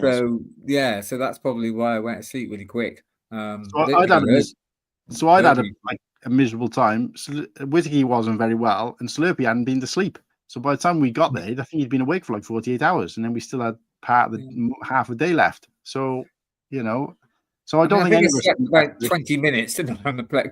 You got to tell him that story, Martin. Which one? When I fell asleep for about 20 minutes, and you looked and you thought, "Oh God, he's going to die." Well, I didn't want to say any of that because I didn't know how you felt about it, so I haven't mentioned. Oh, that's quite funny. I don't mind that. Yeah. So basically, like, I think I was the only person on the plane who was wearing shorts and t-shirt, but it was still roasting, because everybody else was either wearing hoodies and jackets and stuff, or were wrapping up in blankets. And I don't know what it must just be me. Well, I know now it is just me, but I was just really warm. And anyway, so I've got my, they give you a blanket and a pillow. And I'm like, yeeted that because I don't need any of that stuff. But man was there, and he obviously wasn't very well. And we'd swapped seats at that point because he needed to keep going back for the toilet for obvious reasons. So I said, look, I'll sit in the middle. Don't make any difference to me. As well. Thank you so much. Like I said, the R seat I prefer because I like the leg room, but also it makes more sense for somebody like me to sit in the middle. A, because my shoulder doesn't keep getting clipped, and B, because I don't really need to get up. So, but I don't like the being, boxed in. I don't like being boxed in either. So it's like swings and roundabouts. But so I transferred to the middle, and so Whittakee's there, and I like, he's got his film on, he's got his headphones in and stuff, and I can just trying to switch off and get back into the movie. And I said, look, and he's got his blanket wrapped around him and his little pillow. And I said, have my blanket and pillow as well if you want. I ain't going to use them. Like, even when we had the night flight coming back, everybody was like wrapped up with blankets and pillows and trying to go to sleep. And obviously they turned the lights off in the plane. And even then I didn't, my blanket and pillow, I just kind of threw in the overhead compartment. I did kind of drop off a little bit on the way back, but I didn't need a blanket and a pillow. I just don't get it. But anyway, so he wraps himself up. So he's got a blanket over his legs. He's got a blanket over, like, wrapped around his body, like right up to here. So it's completely up. So it's like he's in a hospital bed. He's got his 2 pillows, and he's gone all the way back. Now his face is like white as a sheet because he's, as anybody would be if they'd been ill and physically sick and hadn't really had anything to eat for God knows how long. His face was kind of like, I can see the difference now. Right, you got your even at the end of the holiday when we were going back, your face looked like full and had color in it, but you were like, it was like you looked a bit like Peter Cushing earlier on. Just looked like Grand Admiral, what's it called, Grand Moff Tarkin. Like, your cheekbones were sticking out, your face was really, really gaunt and hollowed out, and like your eyes were kind of all dark, your skin was grey. Okay, I think you get it. And then you were reclined all the way back, and you'd gone to sleep. And I was there watching some film, and I just suddenly had this thing of, I haven't checked on him for a while. And I kind of looked around and I thought, oh my God, he's dead. He's fucking dead. And I thought to myself, I've made all these jokes about Weekend at Bernie's, but because obviously, let's just, for argument's sake, if you were on a plane and somebody in your party did die, heaven forbid, obviously, you would be after stay, you'd have to stay there. They'd have to disembark the plane or whatever, and you'd have to stay there. You'd have to basically be with him to take him off. And I thought, I've got to take him off the plane dead. What am I going to do? How am I going to explain this? So he wasn't worried about me. No, but it's just like, what? I don't know his family and stuff. Like, who would I contact? And all these thoughts were racing through my mind, which just goes to show how delirious I was from everything that happened to me that had nothing to do with Martin, and like how lack of sleep and how much of a stressful kind of time I'd had even before getting on the plane, and then this added to it. And I started thinking to myself, do I still go to BrickWorld? I can't go to BrickWorld. I didn't realize you had all this. Oh, sorry. Is there somebody who would want to take his, pay us to take his room? But no, jokes aside. But jokes aside, though, I was starting to have these thoughts of like, what if he's dead? What if he's died? What am I supposed to do? Because he was that ill that I wouldn't have been shocked if he died, because he was that. He's not in that his illness was that serious in terms of like he had a deathly disease. What I mean is that he looked, sounded, and was acting that unwell, because obviously how unwell he was. Basically, I had an incident. I wasn't like ill, but I had an incident, and it just. Mate, I was petrified. I was thinking, well, what do I do? Do I tell someone? Do I not want to cause a panic on the plane? And all these thoughts are going through my mind, which you wouldn't normally think of those things. Most normal people would be like, "Hey, Martin, are you okay?" But my first instinct was to think, what do I, how do I have? Would I be the one to have to phone his children? And I'm having all these horrible thoughts. If I didn't know all this, I wouldn't have brought it up if I'd known all this was going through your head. Sorry. Yeah, horrible thoughts. But I genuinely, when we went to the bar that first night, and obviously you went straight to bed because you weren't well, and we went to the bar. A couple of people were asking where you were, because I told you about this. I said everybody asked, and I every one of them I said, I thought he died on the plane. I genuinely thought he died. He was that bad. And they were just like, ha ha ha, laughing like that. And I'm like, no, I'm serious. First conversation I'm having with True Squadron or whatever. And I'm like, I'm really worried about Whittakee. I think I genuinely thought he was going to either die or he died on the plane. And they were like, really? And I'm like, yeah, it was that bad. Like, anyway, what are you having to drink? Kind of thing. But it was still like, there was that concern. And of course, after that, my immediate thing then was to just go into, once he started, obviously he was okay and he was well and everything. My immediate thing was to go into, let's just make as much light of it as possible. Let's just try and make it, have a good time, and just try and joke with him and laugh with him and take his mind off it. I don't know whether he took it that way, but me and Slurpy made a conscious effort to be like, just try and, have a laugh, have a good time, because I know if that was me at the beginning of the holiday, obviously I've got a completely different attitude to Martin, but if that was me, I would have not wanted. I would have been like, I just want to go home now. I'm done. But to be fair to him, to go through that and then to still pull himself out of it. Yeah, I wasn't giving up. No way. Unfortunately, it was just one of those incidents. I should have been more careful of what I ate, because I reckon if I didn't eat that buttered roll or whatever, I reckon everything would have been fine. And it didn't help. It didn't help having that. What was it? Now this is silly. You had the breakfast, right? I even had an egg and bacon McMuffin. I should fucking not have had that.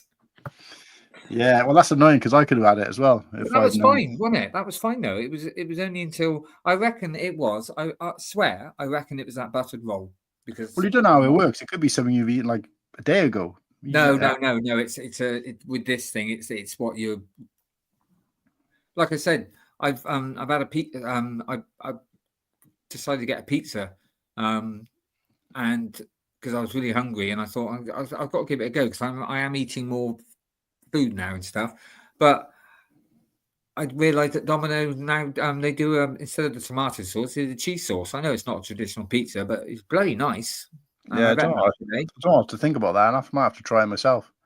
It's nice. If you like cheese, it's very obviously makes it very cheesy, but it's if you still got your favourite toppings on it, it's still nice. And I'm thinking, well, yeah, it's like I say, things are, since I've come back from BrickWorld, I feel I seem to be eating a bit more. As long as I don't eat fast. I've noticed that's a problem. I've got to slow down, and then eat smaller portions, but more often. It seems to be, because I think Tuesday I made myself a huge batch of stew. I know it's summer and stuff, but it didn't seem to go down. And it seemed to, with mashed potato and stuff, and it seemed to go down well as long as I had, I was having 3 like small portions every couple of hours or whatever, and it was since BrickWorld things are. So that's why I decided that I want to go back next year so I can fully enjoy myself and not let people worry about me as well. So, but it's just sod's law. It's sod's law. 6 weeks ago, I was fucking fine. I was like 10 stone 4 pound. I was all excited. I was, and yeah, somebody throws a spanner in the works, don't they? Sod's law, man. This is why I was saying. That's close. Look, it's what. I'm looking the other way, and there's a great big bar in front of your head. Yeah. No, like I said, I think I just want you to know that giving each other shit and having a laugh and stuff and joking around. I obviously still needed to give a disclaimer, like I said earlier, but we made a conscious effort to just try to take your mind off what was going on. Not that, at that point we didn't know we didn't need to, but take your mind off what was going on by just giving you shit about everything else, rather than worry that you might wallow in it.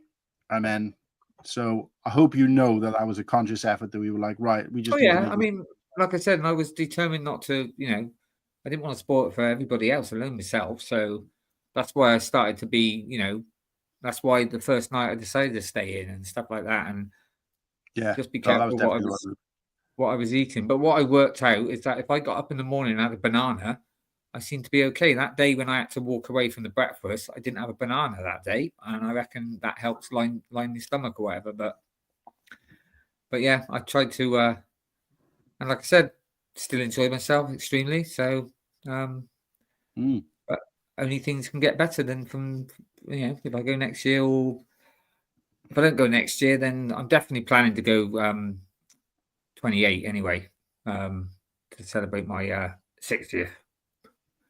Yeah, I thought that was ages ago. Anyway, when are we getting another co-host? Probably next week. Well, look, if I hover over you, it says remove. So this is the. Hold on, I got something for this. You can kind of see what I did all these banners, mate, today, and we've not used any of them. No, I know. They're just conversation just flowed right up in this top corner where you can see this little black square at the top. That's basically where our room was up there. But this is the actual lobby of the Rennie, so you can familiarize yourself with it. Anyone who's been will recognize this. But yeah, no, I'm just scrolling through some figures. Hive's room was just right by the lifts, wasn't it? Lucky git. Yeah, he was on the other side. Yeah. I with a detailed at some point if you ever get time, just like an actual accurate cost, like budget, what you've spent. It's difficult for me because obviously I saved a lot of money by not drinking alcohol and not eating much. But I mean, yeah. So that's a perfect thing that Martin brings up there. That first night I was drinking. They only had a small selection of non-alcoholic beers, and so they had Blue Moon there, right? I've never had the non-alcoholic Blue Moon, but I know Blue Moon, the alcoholic version, is really nice. One of them. $6.75 for a small, your regular size can, not like a beer can, like a small can, like a can of Coke type can. And I was like, that's a lot, because that's probably about £5, and I think that's a lot for a can. It's ridiculous how you have to pay more for a non-alcoholic drink. It's disgusting. Yeah, it's Blue Moon. It's nice beer. It's a premium beer. I thought great. They were going down nicely. I bump into Mole's Vengeance in the toilets about 3 hours into the night, about half an hour before we end up leaving. Not bump into him. I've been chatting to him and him on and off all night. But he was in there and he was like, "Oh," he said, we picked the best night to come." And I was like, "What? Why is that? Didn't we not really have a choice?" And he was like, "Oh no," he said, $2 beers all night. He said it's amazing. And I was like, "Wait, $2 beers?" Yeah. So basically, what Martin kind of what I was trying to get at, but man kind of spoiled for me. But I was trying to get at is the fact that if you drink alcohol, it could be cheaper for you. Yeah. But he's right. Is That's that spoiling that it was all the to me. same thing? So I'm thinking, well, if I was drinking alcohol, Scandalous, that is, isn't it?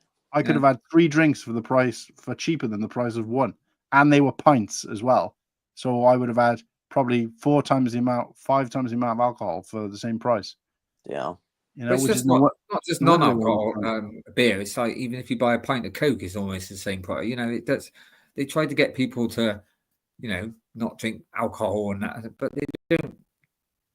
They don't help, do they, by putting up the prices and stuff? Yeah. Well, the point is, Nimble, is that with America, that it's really unusual, and I already know this because I've spent a lot of time in the US, and it's the same in every state. But if you want to eat junk food the whole time, and I can't do it anymore physically because I've generally got quite. I'm not saying I've got the best diet in the world, but I've generally got quite a healthy-ish diet compared to like the average person, at least. Yeah. And then if I go to eating junk every day, it really affects me. It makes me feel sluggish. It makes me feel tired. It makes me feel run down and sort of miserable. So I can't do it. I can't go a day without having like apples and nuts and things like that. I mean, I could, but I feel the difference. And obviously with age, it has that effect on you anyway. But it's to do with what you've gotten used to. So like if I was in Whittakee's position where I could only eat like say cheesecake, I would have been probably a lot worse than he was.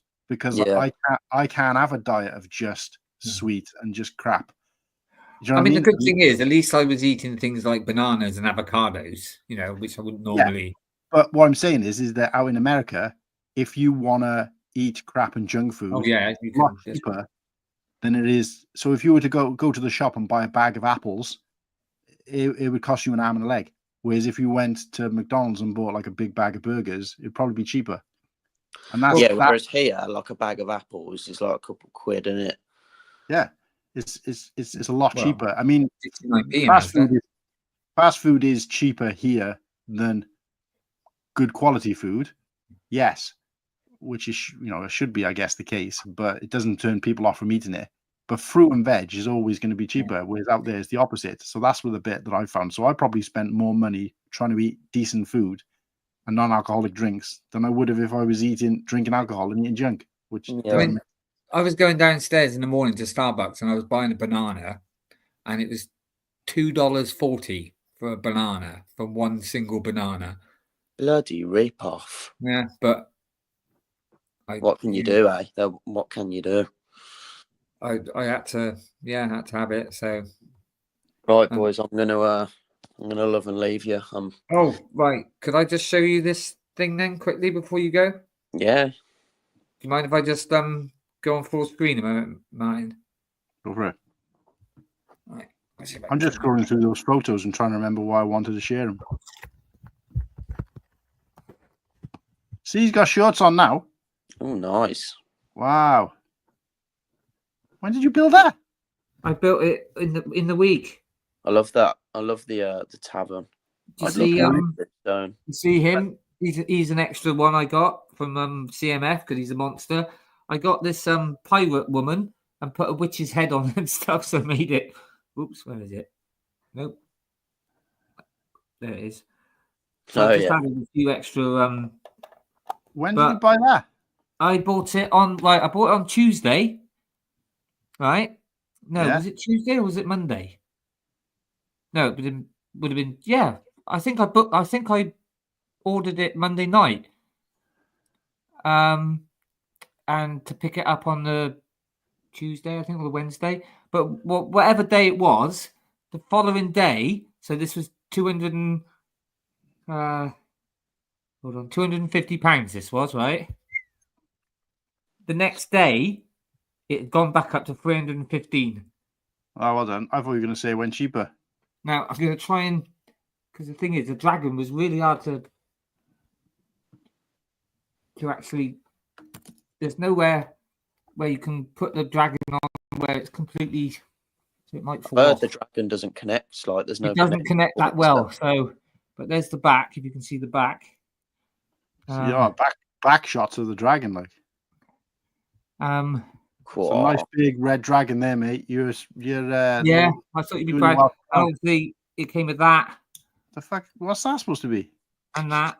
That's is it Beholder or something? It's a monster. It's one of the from Dungeons and Dragons. I've never watched Dungeons and Dragons. Well, I watched the cartoon, but well, it's more from the comics and stuff. But I haven't put them in yet, but from the actual Dungeons and Dragons CMF, last year I got the vampire and the witch, so they're going there as well. Nice one, mate.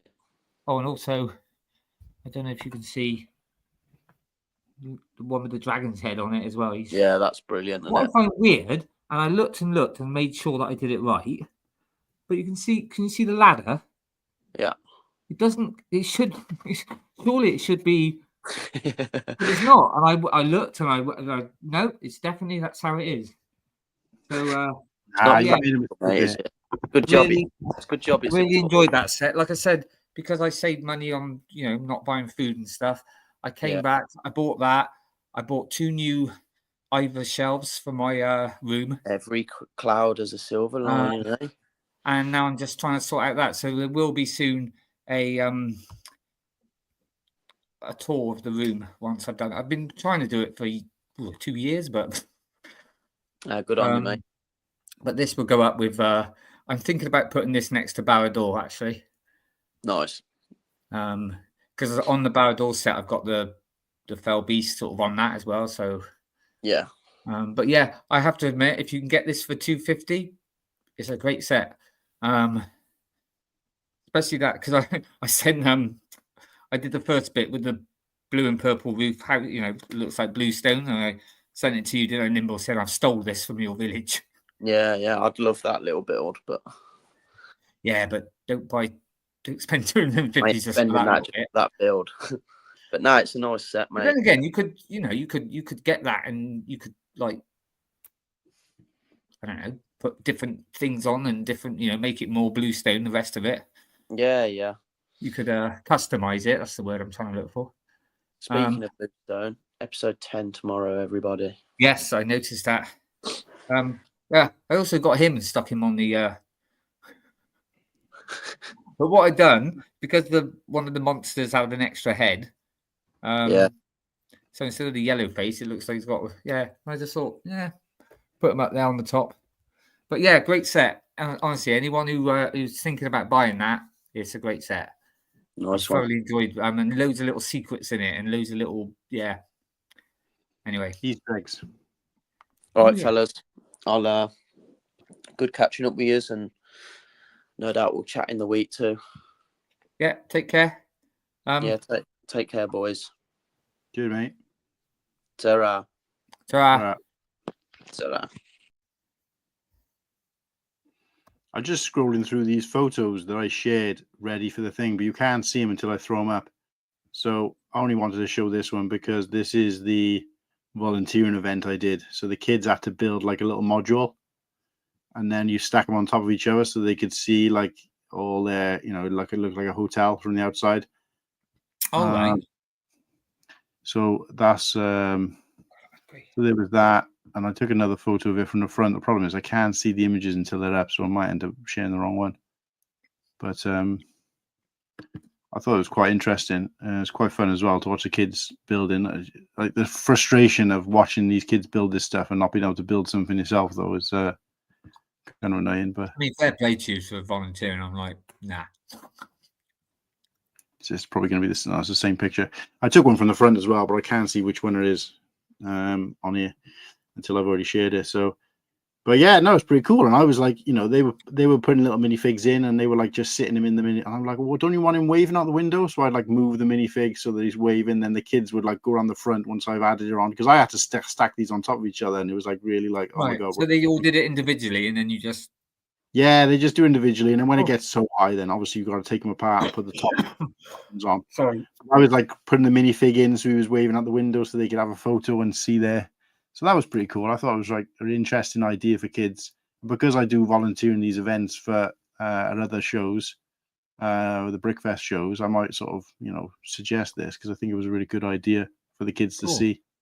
But yeah, I just wanted to show that because imagery and. Nice. Something different. And then the only other thing I wanted to do is I wanted to show off just on the show, just to kind of do I wanted to do this quite early on, but I just kept forgetting, even though I'd put them right next to me. But I wanted to show off.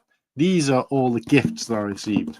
So these were people got things for me, and I just wanted to show some appreciation for this, because this isn't really a show off thing. This is more of a thank you thing. So Garrett got me this. We joked when we did take a trip to the Lego store. I think it was me, you, Garrett, Slurpy, Smokey, I believe. I think Oaktown was there. Hive, yeah. Ken, Tanya. That's the one thing I missed out. I missed out going to Bricks and what is it? Bricks and Minifigs, yeah. My Bricks and Minifigs haul is going to be getting shown on Instagram soon, guys. Keep a lookout for that. But yeah, so Garrett jokingly said, "Hey, look, Cool Hand is your favorite set," and I was like, and he said, "Are you going to get it?" And I'm like, "No, I'm planning to get it eventually, but not buying it now at not full price." Came back from the Lego store. I didn't even notice him. He actually went and purchased it and gave it to me as a gift. I don't know why. I did say to him, "Look, don't be buying stuff for me, especially at full price." But he did end up buying it for me and just gave it as a gift. And he said, "I just wanted to show my appreciation for you and everything you've helped me with or whatever." I speak to Garrett offline quite a bit, and obviously more so since BrickWorld. But yeah, so it was a nice little present. And like I said, of all the people at BrickWorld, I think me and Garrett probably had the closest connection in terms of like friendship. Not to say he's my favorite or anything like that, but I think in the real world, I think probably he and I would probably have the most in common. But yeah, so really appreciate that, Garrett. I know you're not here now, but just want to say thanks for that. And I also got gifted this from Jen. Yeah, it's nice. So Jen also did a show from the live stage. I did try to help her to get onto the stage, but I think she managed to do it sort of without me in the end. So I went along and watched her. I was kind of on my own. I got to chat with a few of her other fans. So met Jen. I think she was a little bit overwhelmed as well. First time at BrickWorld. But she does Sip and Builds on Instagram. Go and check her out. And yeah, she does Sip and Build Friday, and then Sip and Build the return on Saturday mornings. Or the sequel, sorry, not the return. And I'd asked her about her mugs because she showed off that she was doing her own mug, like her own merch, like what we do with the mug, obviously. And you can't order them to the UK. So she said, "I'll bring one along," and I offered to sort of pay for it. And she said, "No, it's a gift to you, my friend." So nice. There you go. So I got that mug. We also met up with Brick Adjuster and Brick Zapper, aka Full of Brick, from their stream. Obviously, I had the privilege of being on the show a while back after getting to know them a little bit. Met up with those guys quite a few times while we were out there. They came to watch the film premiere with Slurpy to show their support for him. We went out for food with them one night. It was just me. Obviously, the bigger crowd was there because we got there later. They were kind of finishing and going. So it was me, Slurpy, and them too. And we sat and had a meal together and had a real good catch up. And obviously, we jokingly said that the way that Nick and Maria Nick was talking to Slurpy, it felt like we were on the show because he talks like he's interviewing people. And I did say, you should get Slurpy on the show. So I think now, obviously, with his hand in like the stop motion side of things, I think they're probably looking to try and get him on the show at some point. But anyway, I left Maria a goodie bag of goodies because she's a big book fan, and we'd gotten chatting on their stream about she's into like books and the latest books and all that kind of stuff. Well, I work in a bookshop, and I had lots of like pin badges and bookmarks and freebies that we get to give out. Once the books had sold out, we always have leftovers. So I put together a care package for her and gave it to her, and she was really like blown away by that. So they gave us some gifts. So we had a couple of treats and stuff. But the one notable thing is I'm a huge fan of maple syrup. So they actual true Canadian maple syrup. So I'm going to be getting Kirsty to make me some pancakes. They did us get us some treats and stuff as well, but we finished all them. We ate all them before already. Yeah, those honey cake things were nice. Yeah. I was able to eat that. And then also went to Amy's room at one point. I think it was when we were picking up the suitcase, and she had a bunch of Lego there. I can't remember why, Amy, if you're still out there, I can't remember why you said you had this Lego. I think you said you'd bought like a lot of Lego, and this was in there, and it was Star Wars, and you or Nick didn't really want it. But anyway, so I had the Droid Tri-Fighter. This was the first Lego Star Wars set I ever bought back in 1999. So I got another one of those, which is fantastic. Cool set. I actually like the Droid Tri-Fighter. Got the 1999 A-Wing. The 2000 A-Wing. Sorry, that was a Snowspeeder. This is the A-Wing, which I don't actually own this set. So I'm looking forward to putting this together. Cheeky little build. And a whole bag of minifigs. And, there's some cool minifigs in there. Not all complete. A couple of them are complete. A couple of them aren't.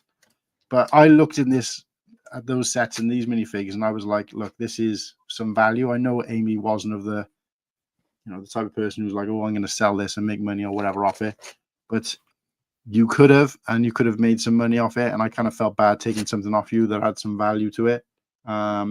So did give something to Amy, but as far as I'm concerned, this was still a gift because, there's a couple of figures in there that I actually liked, but I was never going to get because I wouldn't buy the sets. But I like this guy from the Young Jedi Adventures. He's pretty cool. So he was in there complete, and a bunch of others. Oh, and these Praetorian guards. Like I wanted a bunch of them for like a mock idea that I've got. There was like 4 or 5 of them in there. So yeah, it's a nice little gift. I really appreciate Amy. I grabbed one of them. Giving that for me. Oh, did you? Oh yeah. Yeah. And also to Slurpy for gifting me his free bag of Lego. So Bricks and Minifigs had a store in the convention as well. And we were on our way out to dinner actually. And as we will go past in the convention hall to go to Nick and Maria's car, somebody came out of there. I think it was Greg. Like they're giving away free bags of Lego. And I was like, what? Yeah. Thinking it was like an actual bag of Lego. But no, you had to actually physically go and pick out your Lego yourself. So we started off trying to pick out bricks that we know we wanted or that were rare. And then we got to the point where the 4 of us were like, no, I'm really bored of this now. I'm just going to grab handfuls of Lego and fill them up, which is what we did. So they'll come in handy for something. So appreciate that. I had a bag, but in the end I thought, well, I don't really want to take it home. And so I gave it to the charity box. Oh, is it? They were like, really? I said, yeah. And then the Grand Piece de Resistance. Yeah, lovely. This big fig. And I say big fig. I think the big figs are a set size. This is scaled up by, I think, like 10. I want to say 10. Have a trip. No, maybe 7. I love it. It came with the helmet as well and stuff. So yeah, it came with the helmet. It's got the gun. Glasses. Scaled up gun. Everything works. The only problem is that I was fidgeting earlier when I was talking about my stressful journey and everything I went through before BrickWorld, even though it's kind of trivial really, and accidentally broke the glasses. Oh no. So I was fiddling with them. Thankfully, it came with 2 pairs of glasses. So I have still got glasses, but they're so fragile because they're so thin. And they were kind of bent out a little bit like that. So I stupidly, while I was talking and kind of fidgeting, I do get a bit like that when I'm like nervous or whatever. And I just tried to bend them in just a little bit and it snapped. So I do apologize, Papa Trip, but I will try and fix them.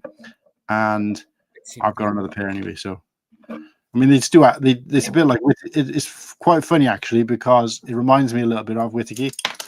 What, fragile? So I might leave them broken because you had those glasses that. Oh yeah.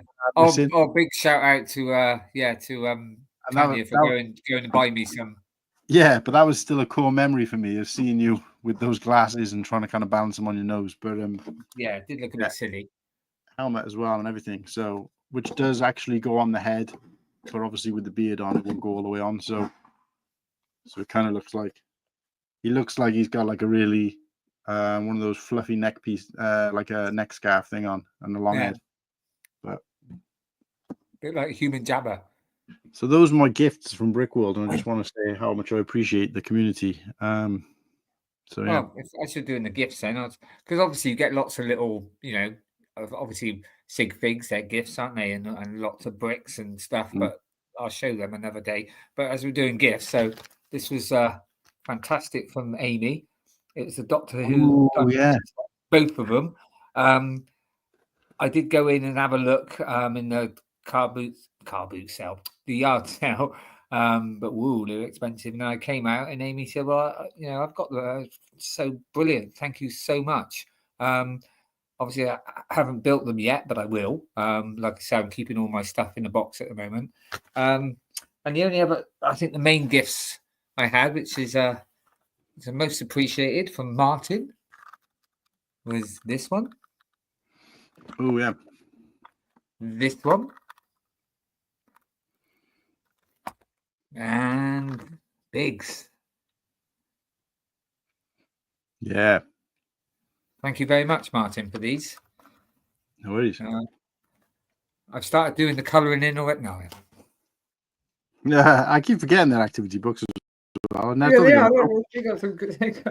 I never actually great little puzzles for with kids. And yeah, well, stuff. those weren't even they weren't readily available in the UK, let alone the rest of the world. So those are quite a rarity. At one point, I was thinking, I might go out and trade them out there for something, but I thought, nah, I know you'd appreciate them a lot more anyway. So I didn't even, because you've got this one signed as well, haven't you? Yeah, I got it signed by Biggs himself.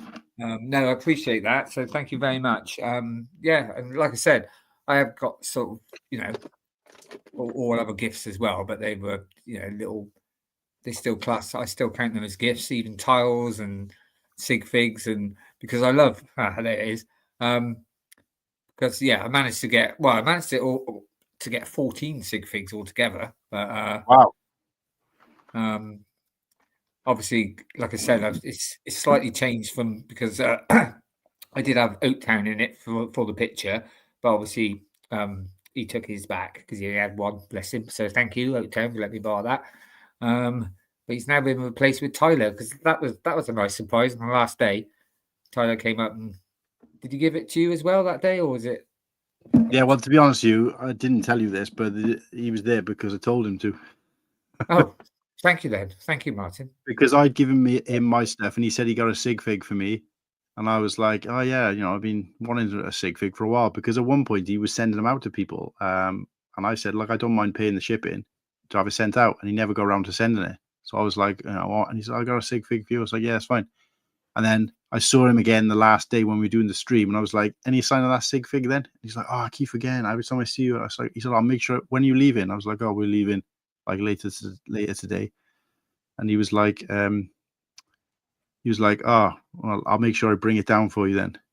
But I think generally, though, a lot of it. I think I messaged him. You forget. You just, there's so many people that you probably give out, and you forget or whatever, and you're so busy there. So I understand. And also, I thought he was selling them as well. So I thought I think he was to some people. I think that's a foreign one. So, but I didn't get the tile. No, I didn't get a tile. I just got the sig fig, and that's all I wanted, really. So thank you. It was great. Yeah. The only sig fig I didn't get was because he wasn't there. Who? I was going to try and get, if he was there, trying to get an M&R one. Right. Yeah, I don't think he gives his away. Probably not. Anyway, and that is the one thing I'm going to try. I'll try and get some of these heads rubbed together and see what I can come up with, some kind of fig for me next year, and give them out, see how much they cost and stuff. So. Yes, it's quite costly. I think if I was to go back, I don't think I'd do sig figs again. I mean, I can't see it'd be too bad for me, because it would just be, I'd either have a cap or I'd have a what's his name? In fact, I think his head and his hair would do me great. Do a skeleton body. Who? Yeah, I could do that, but hopefully by next year I would put on another 2 stone. What was you were saying? Gimli, not Gimli. Gollum. Do a bunch of the golems. Just put a cap on him. I shouldn't joke about that, because that's what my ex used to call me, and it's Yeah, well, that's what I was talking about. But no, I was thinking of because obviously from the skeleton. Funny enough, from the skeleton crew, John's hair, because it's like it's got that widow's peak thing or whatever you call it. And his face is quite an oldish. It's just thinking about because I don't have anything distinctly that I kind of wear. So I can't believe Because you can't really print. It's not big enough to print Whittakee's Box of Boys or something on there, is it? So. Oh, are you talking about having the torso printed? Yeah. Oh, that's money. That's big money. Oh, is it? Perhaps not then. Yeah. Perhaps I'll just get some tiles. Well, for me to have 40 figs with the body, the legs, beard pieces, the heads. Yeah. Right, and those were all just common pieces, or as common as they wanted. It still worked out about. I think it worked out about £2 a fig. So you're talking about 80 quid altogether. So if you start having printed torsos as well, or custom pieces. Yeah. I mean, I know Greg was saying that his wasn't like all custom, but he had some like a custom top, I think. But Greg, I think his were costing like £10 each. So I mean, quite a lot of times I kind of wear like check shirts and that. You can get them. Yeah. You get one for you. In fact, that one is it the designer figure in the what do you call it? The gumball machine. That's basically holding a bottle of whiskey. This is what you want to do. Is you want to do something like that where it's a play on thing where people either get it or don't get it, or if you know, you know. So you should have like stickers made up saying like Whittakee, or you can have Whittakee's Box of Boys, and then you could have like whiskey. Just the word whiskey as a sticker, because the stickers are really cheap. I think I paid only you, Fritz, and Slurpy would know that. But it's low. It's become low now. It's a funny thing, and obviously, if you don't know, you don't know. But with because loads of people who know me, who knew who I was, didn't know what the Welsh Dragon thing was about. I had loads of people asking me about it, like, what's that? Do you know what I mean? And you know, I like to think that I talk about it all the time, but clearly not enough. But you do.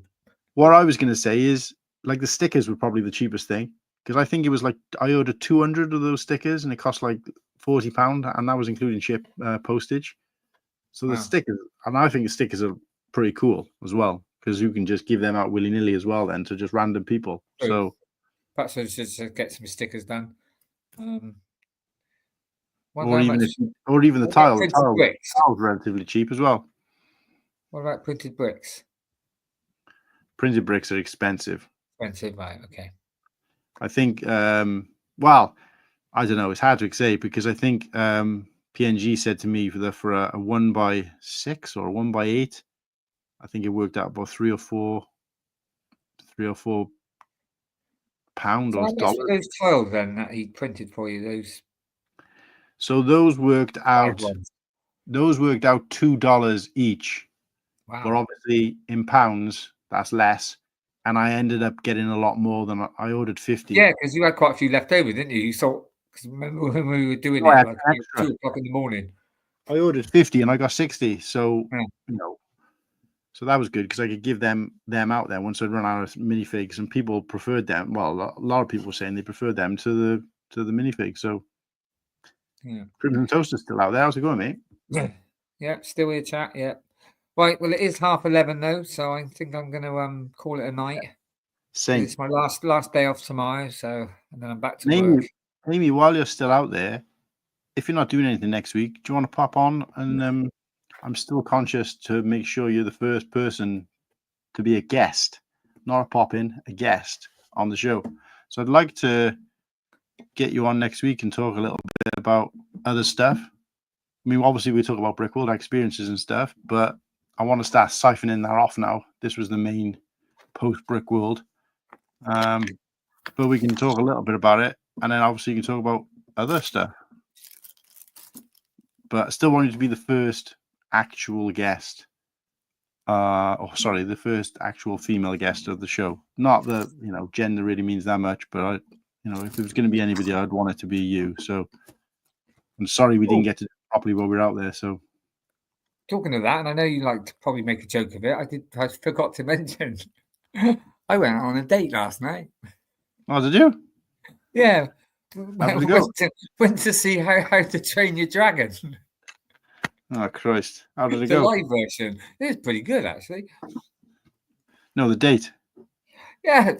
Went all right. We're going to go and see Jurassic Park next week when it comes out. All right. But I think it's more friends, to be honest. Yeah. There's Yeah. no spark there. No spark there, was there? Well, it didn't help with the first thing that she said to me because we've been out before. I ate Lego. No. All right. Can't you guess what she said? Are you Whittakee? Are you whiskey off a box of boys? Correct. No. She said, "Ooh, you've lost weight." Ah, so you know, yes, you actually know her then from outside of. Yeah, so like I said, we've been out before, but Well, she couldn't have been that bad if she wanted to go out with another date with you. perhaps she didn't have anyone else to go to the cinema with. I don't know. Yeah, I guess. It was a bit out of the blue because we haven't seen each other for a while. So, but anyway, if you haven't seen that film, I recommend it. It's quite good. There you go. And it must have been weird for Gerald Butler to play because he actually played the part that he did the voice for as well. So, Yeah. But what I didn't realise was because I was like, that's Nick Frost, isn't it? And it was, yeah. Who? Nick Frost. You know, Simon Pegg, Nick Frost. Oh, yeah. Because have you seen because funny enough, have you seen Shaun of the Dead? Yes. Well, if you remember at the beginning, Simon Pegg's got a flatmate who turns into a zombie. He was in it as well. So there's quite a few sort of British people in it. But yeah. Anyway, right. Well, I'm gonna I don't know if you're gonna call it a night, but I think I need to. It's 11:33. I'm feeling hungry.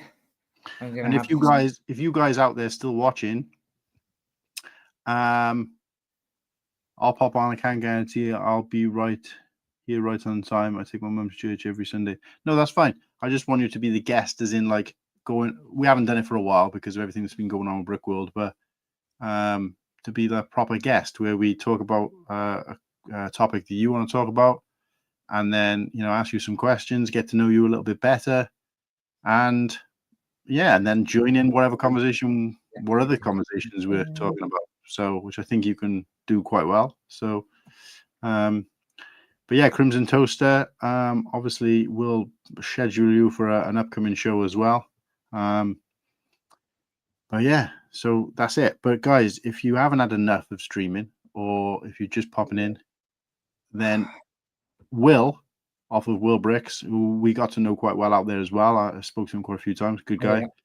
He is doing a stream tonight, his post BrickWorld stream, and it's a free for all in terms of who can join. I guess spaces are limited, but I might go and pop on there since I'm off tomorrow.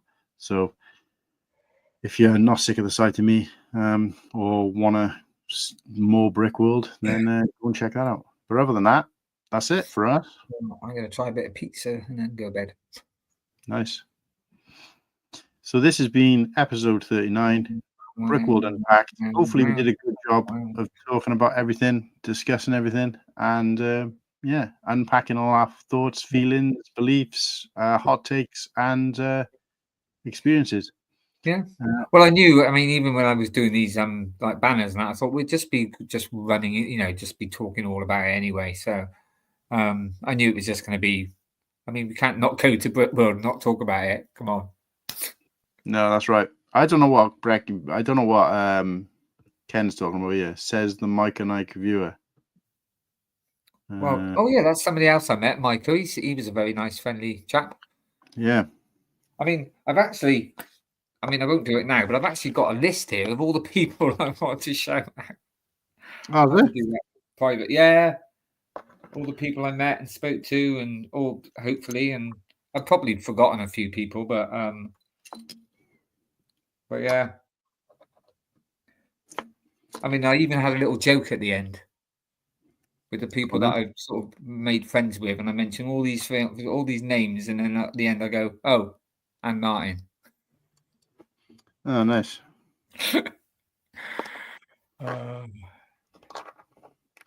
Well, that's it from us, guys. So check you guys later. Thank you. I will do this on screen. Thank you ever so much as well, Martin, for the week, for putting up with me and helping me as well. I know you took the piss and stuff, but that was just to try and cheer me up. But thank you. Well, yeah. Well, I hope it was. well, not so much cheer you up, but take your mind off things. But it was also well to hear what you said tonight as well, mate. I'm sorry. I really, you obviously you were worried and on the plane. No, that's what I'm saying. It was for all it was for all of our benefit, that joking around thing, because I think we all had a kind of similar kind of situation. But thank you anyway. Thank you, and thank you for before that sorting out the room and stuff, and just thank you, mate. Thank you. Oh, no, thank you. It was good. Give you a big hug. There you go. I'm gonna be gutted next year when you guys all go, and I'm not gonna be there. But I'm not gonna tune into things. I'm literally gonna shut everything off for the week, because I'm just. Well, we'll try not to. I mean, it's not 100% for me yet, mate. So it's just at the moment, it's a spur of the moment because I've just come back and I'm like, oh yeah, I want to go again. But you never know what happens. Like I said, I was lucky to go this year, but no, yeah, that's right. When that doctor told me that I recommend you don't go, I was like, fuck off. Yeah. Yeah. I'm glad I went in the end. Like I said, it's the bad start, but it got better as it went on. So yeah. And just thoroughly enjoyed it. Anyway, we're going to say goodnight because my back's starting to hurt now. And now that I've found the instructions, I'll start building the X-Wing tomorrow.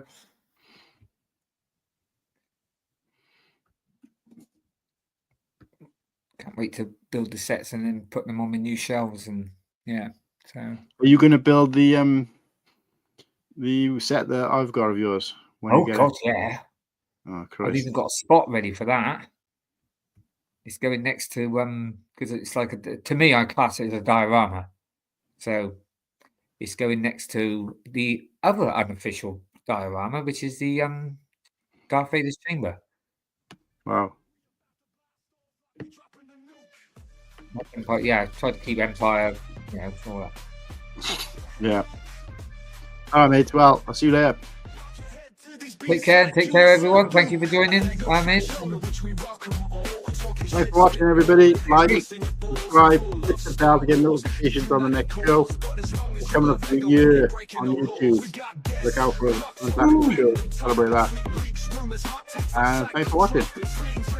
Comment afterwards also appreciated. What's your wish list? What's it gonna take to cop it? Let's do a roll call of our illustrious hosts. Hailing stateside in UK, coast to coast. Paddle one, the dawn shuffles in, back in the cake. All stiff for our stiff while he making it shake. Mole's vengeance is in us.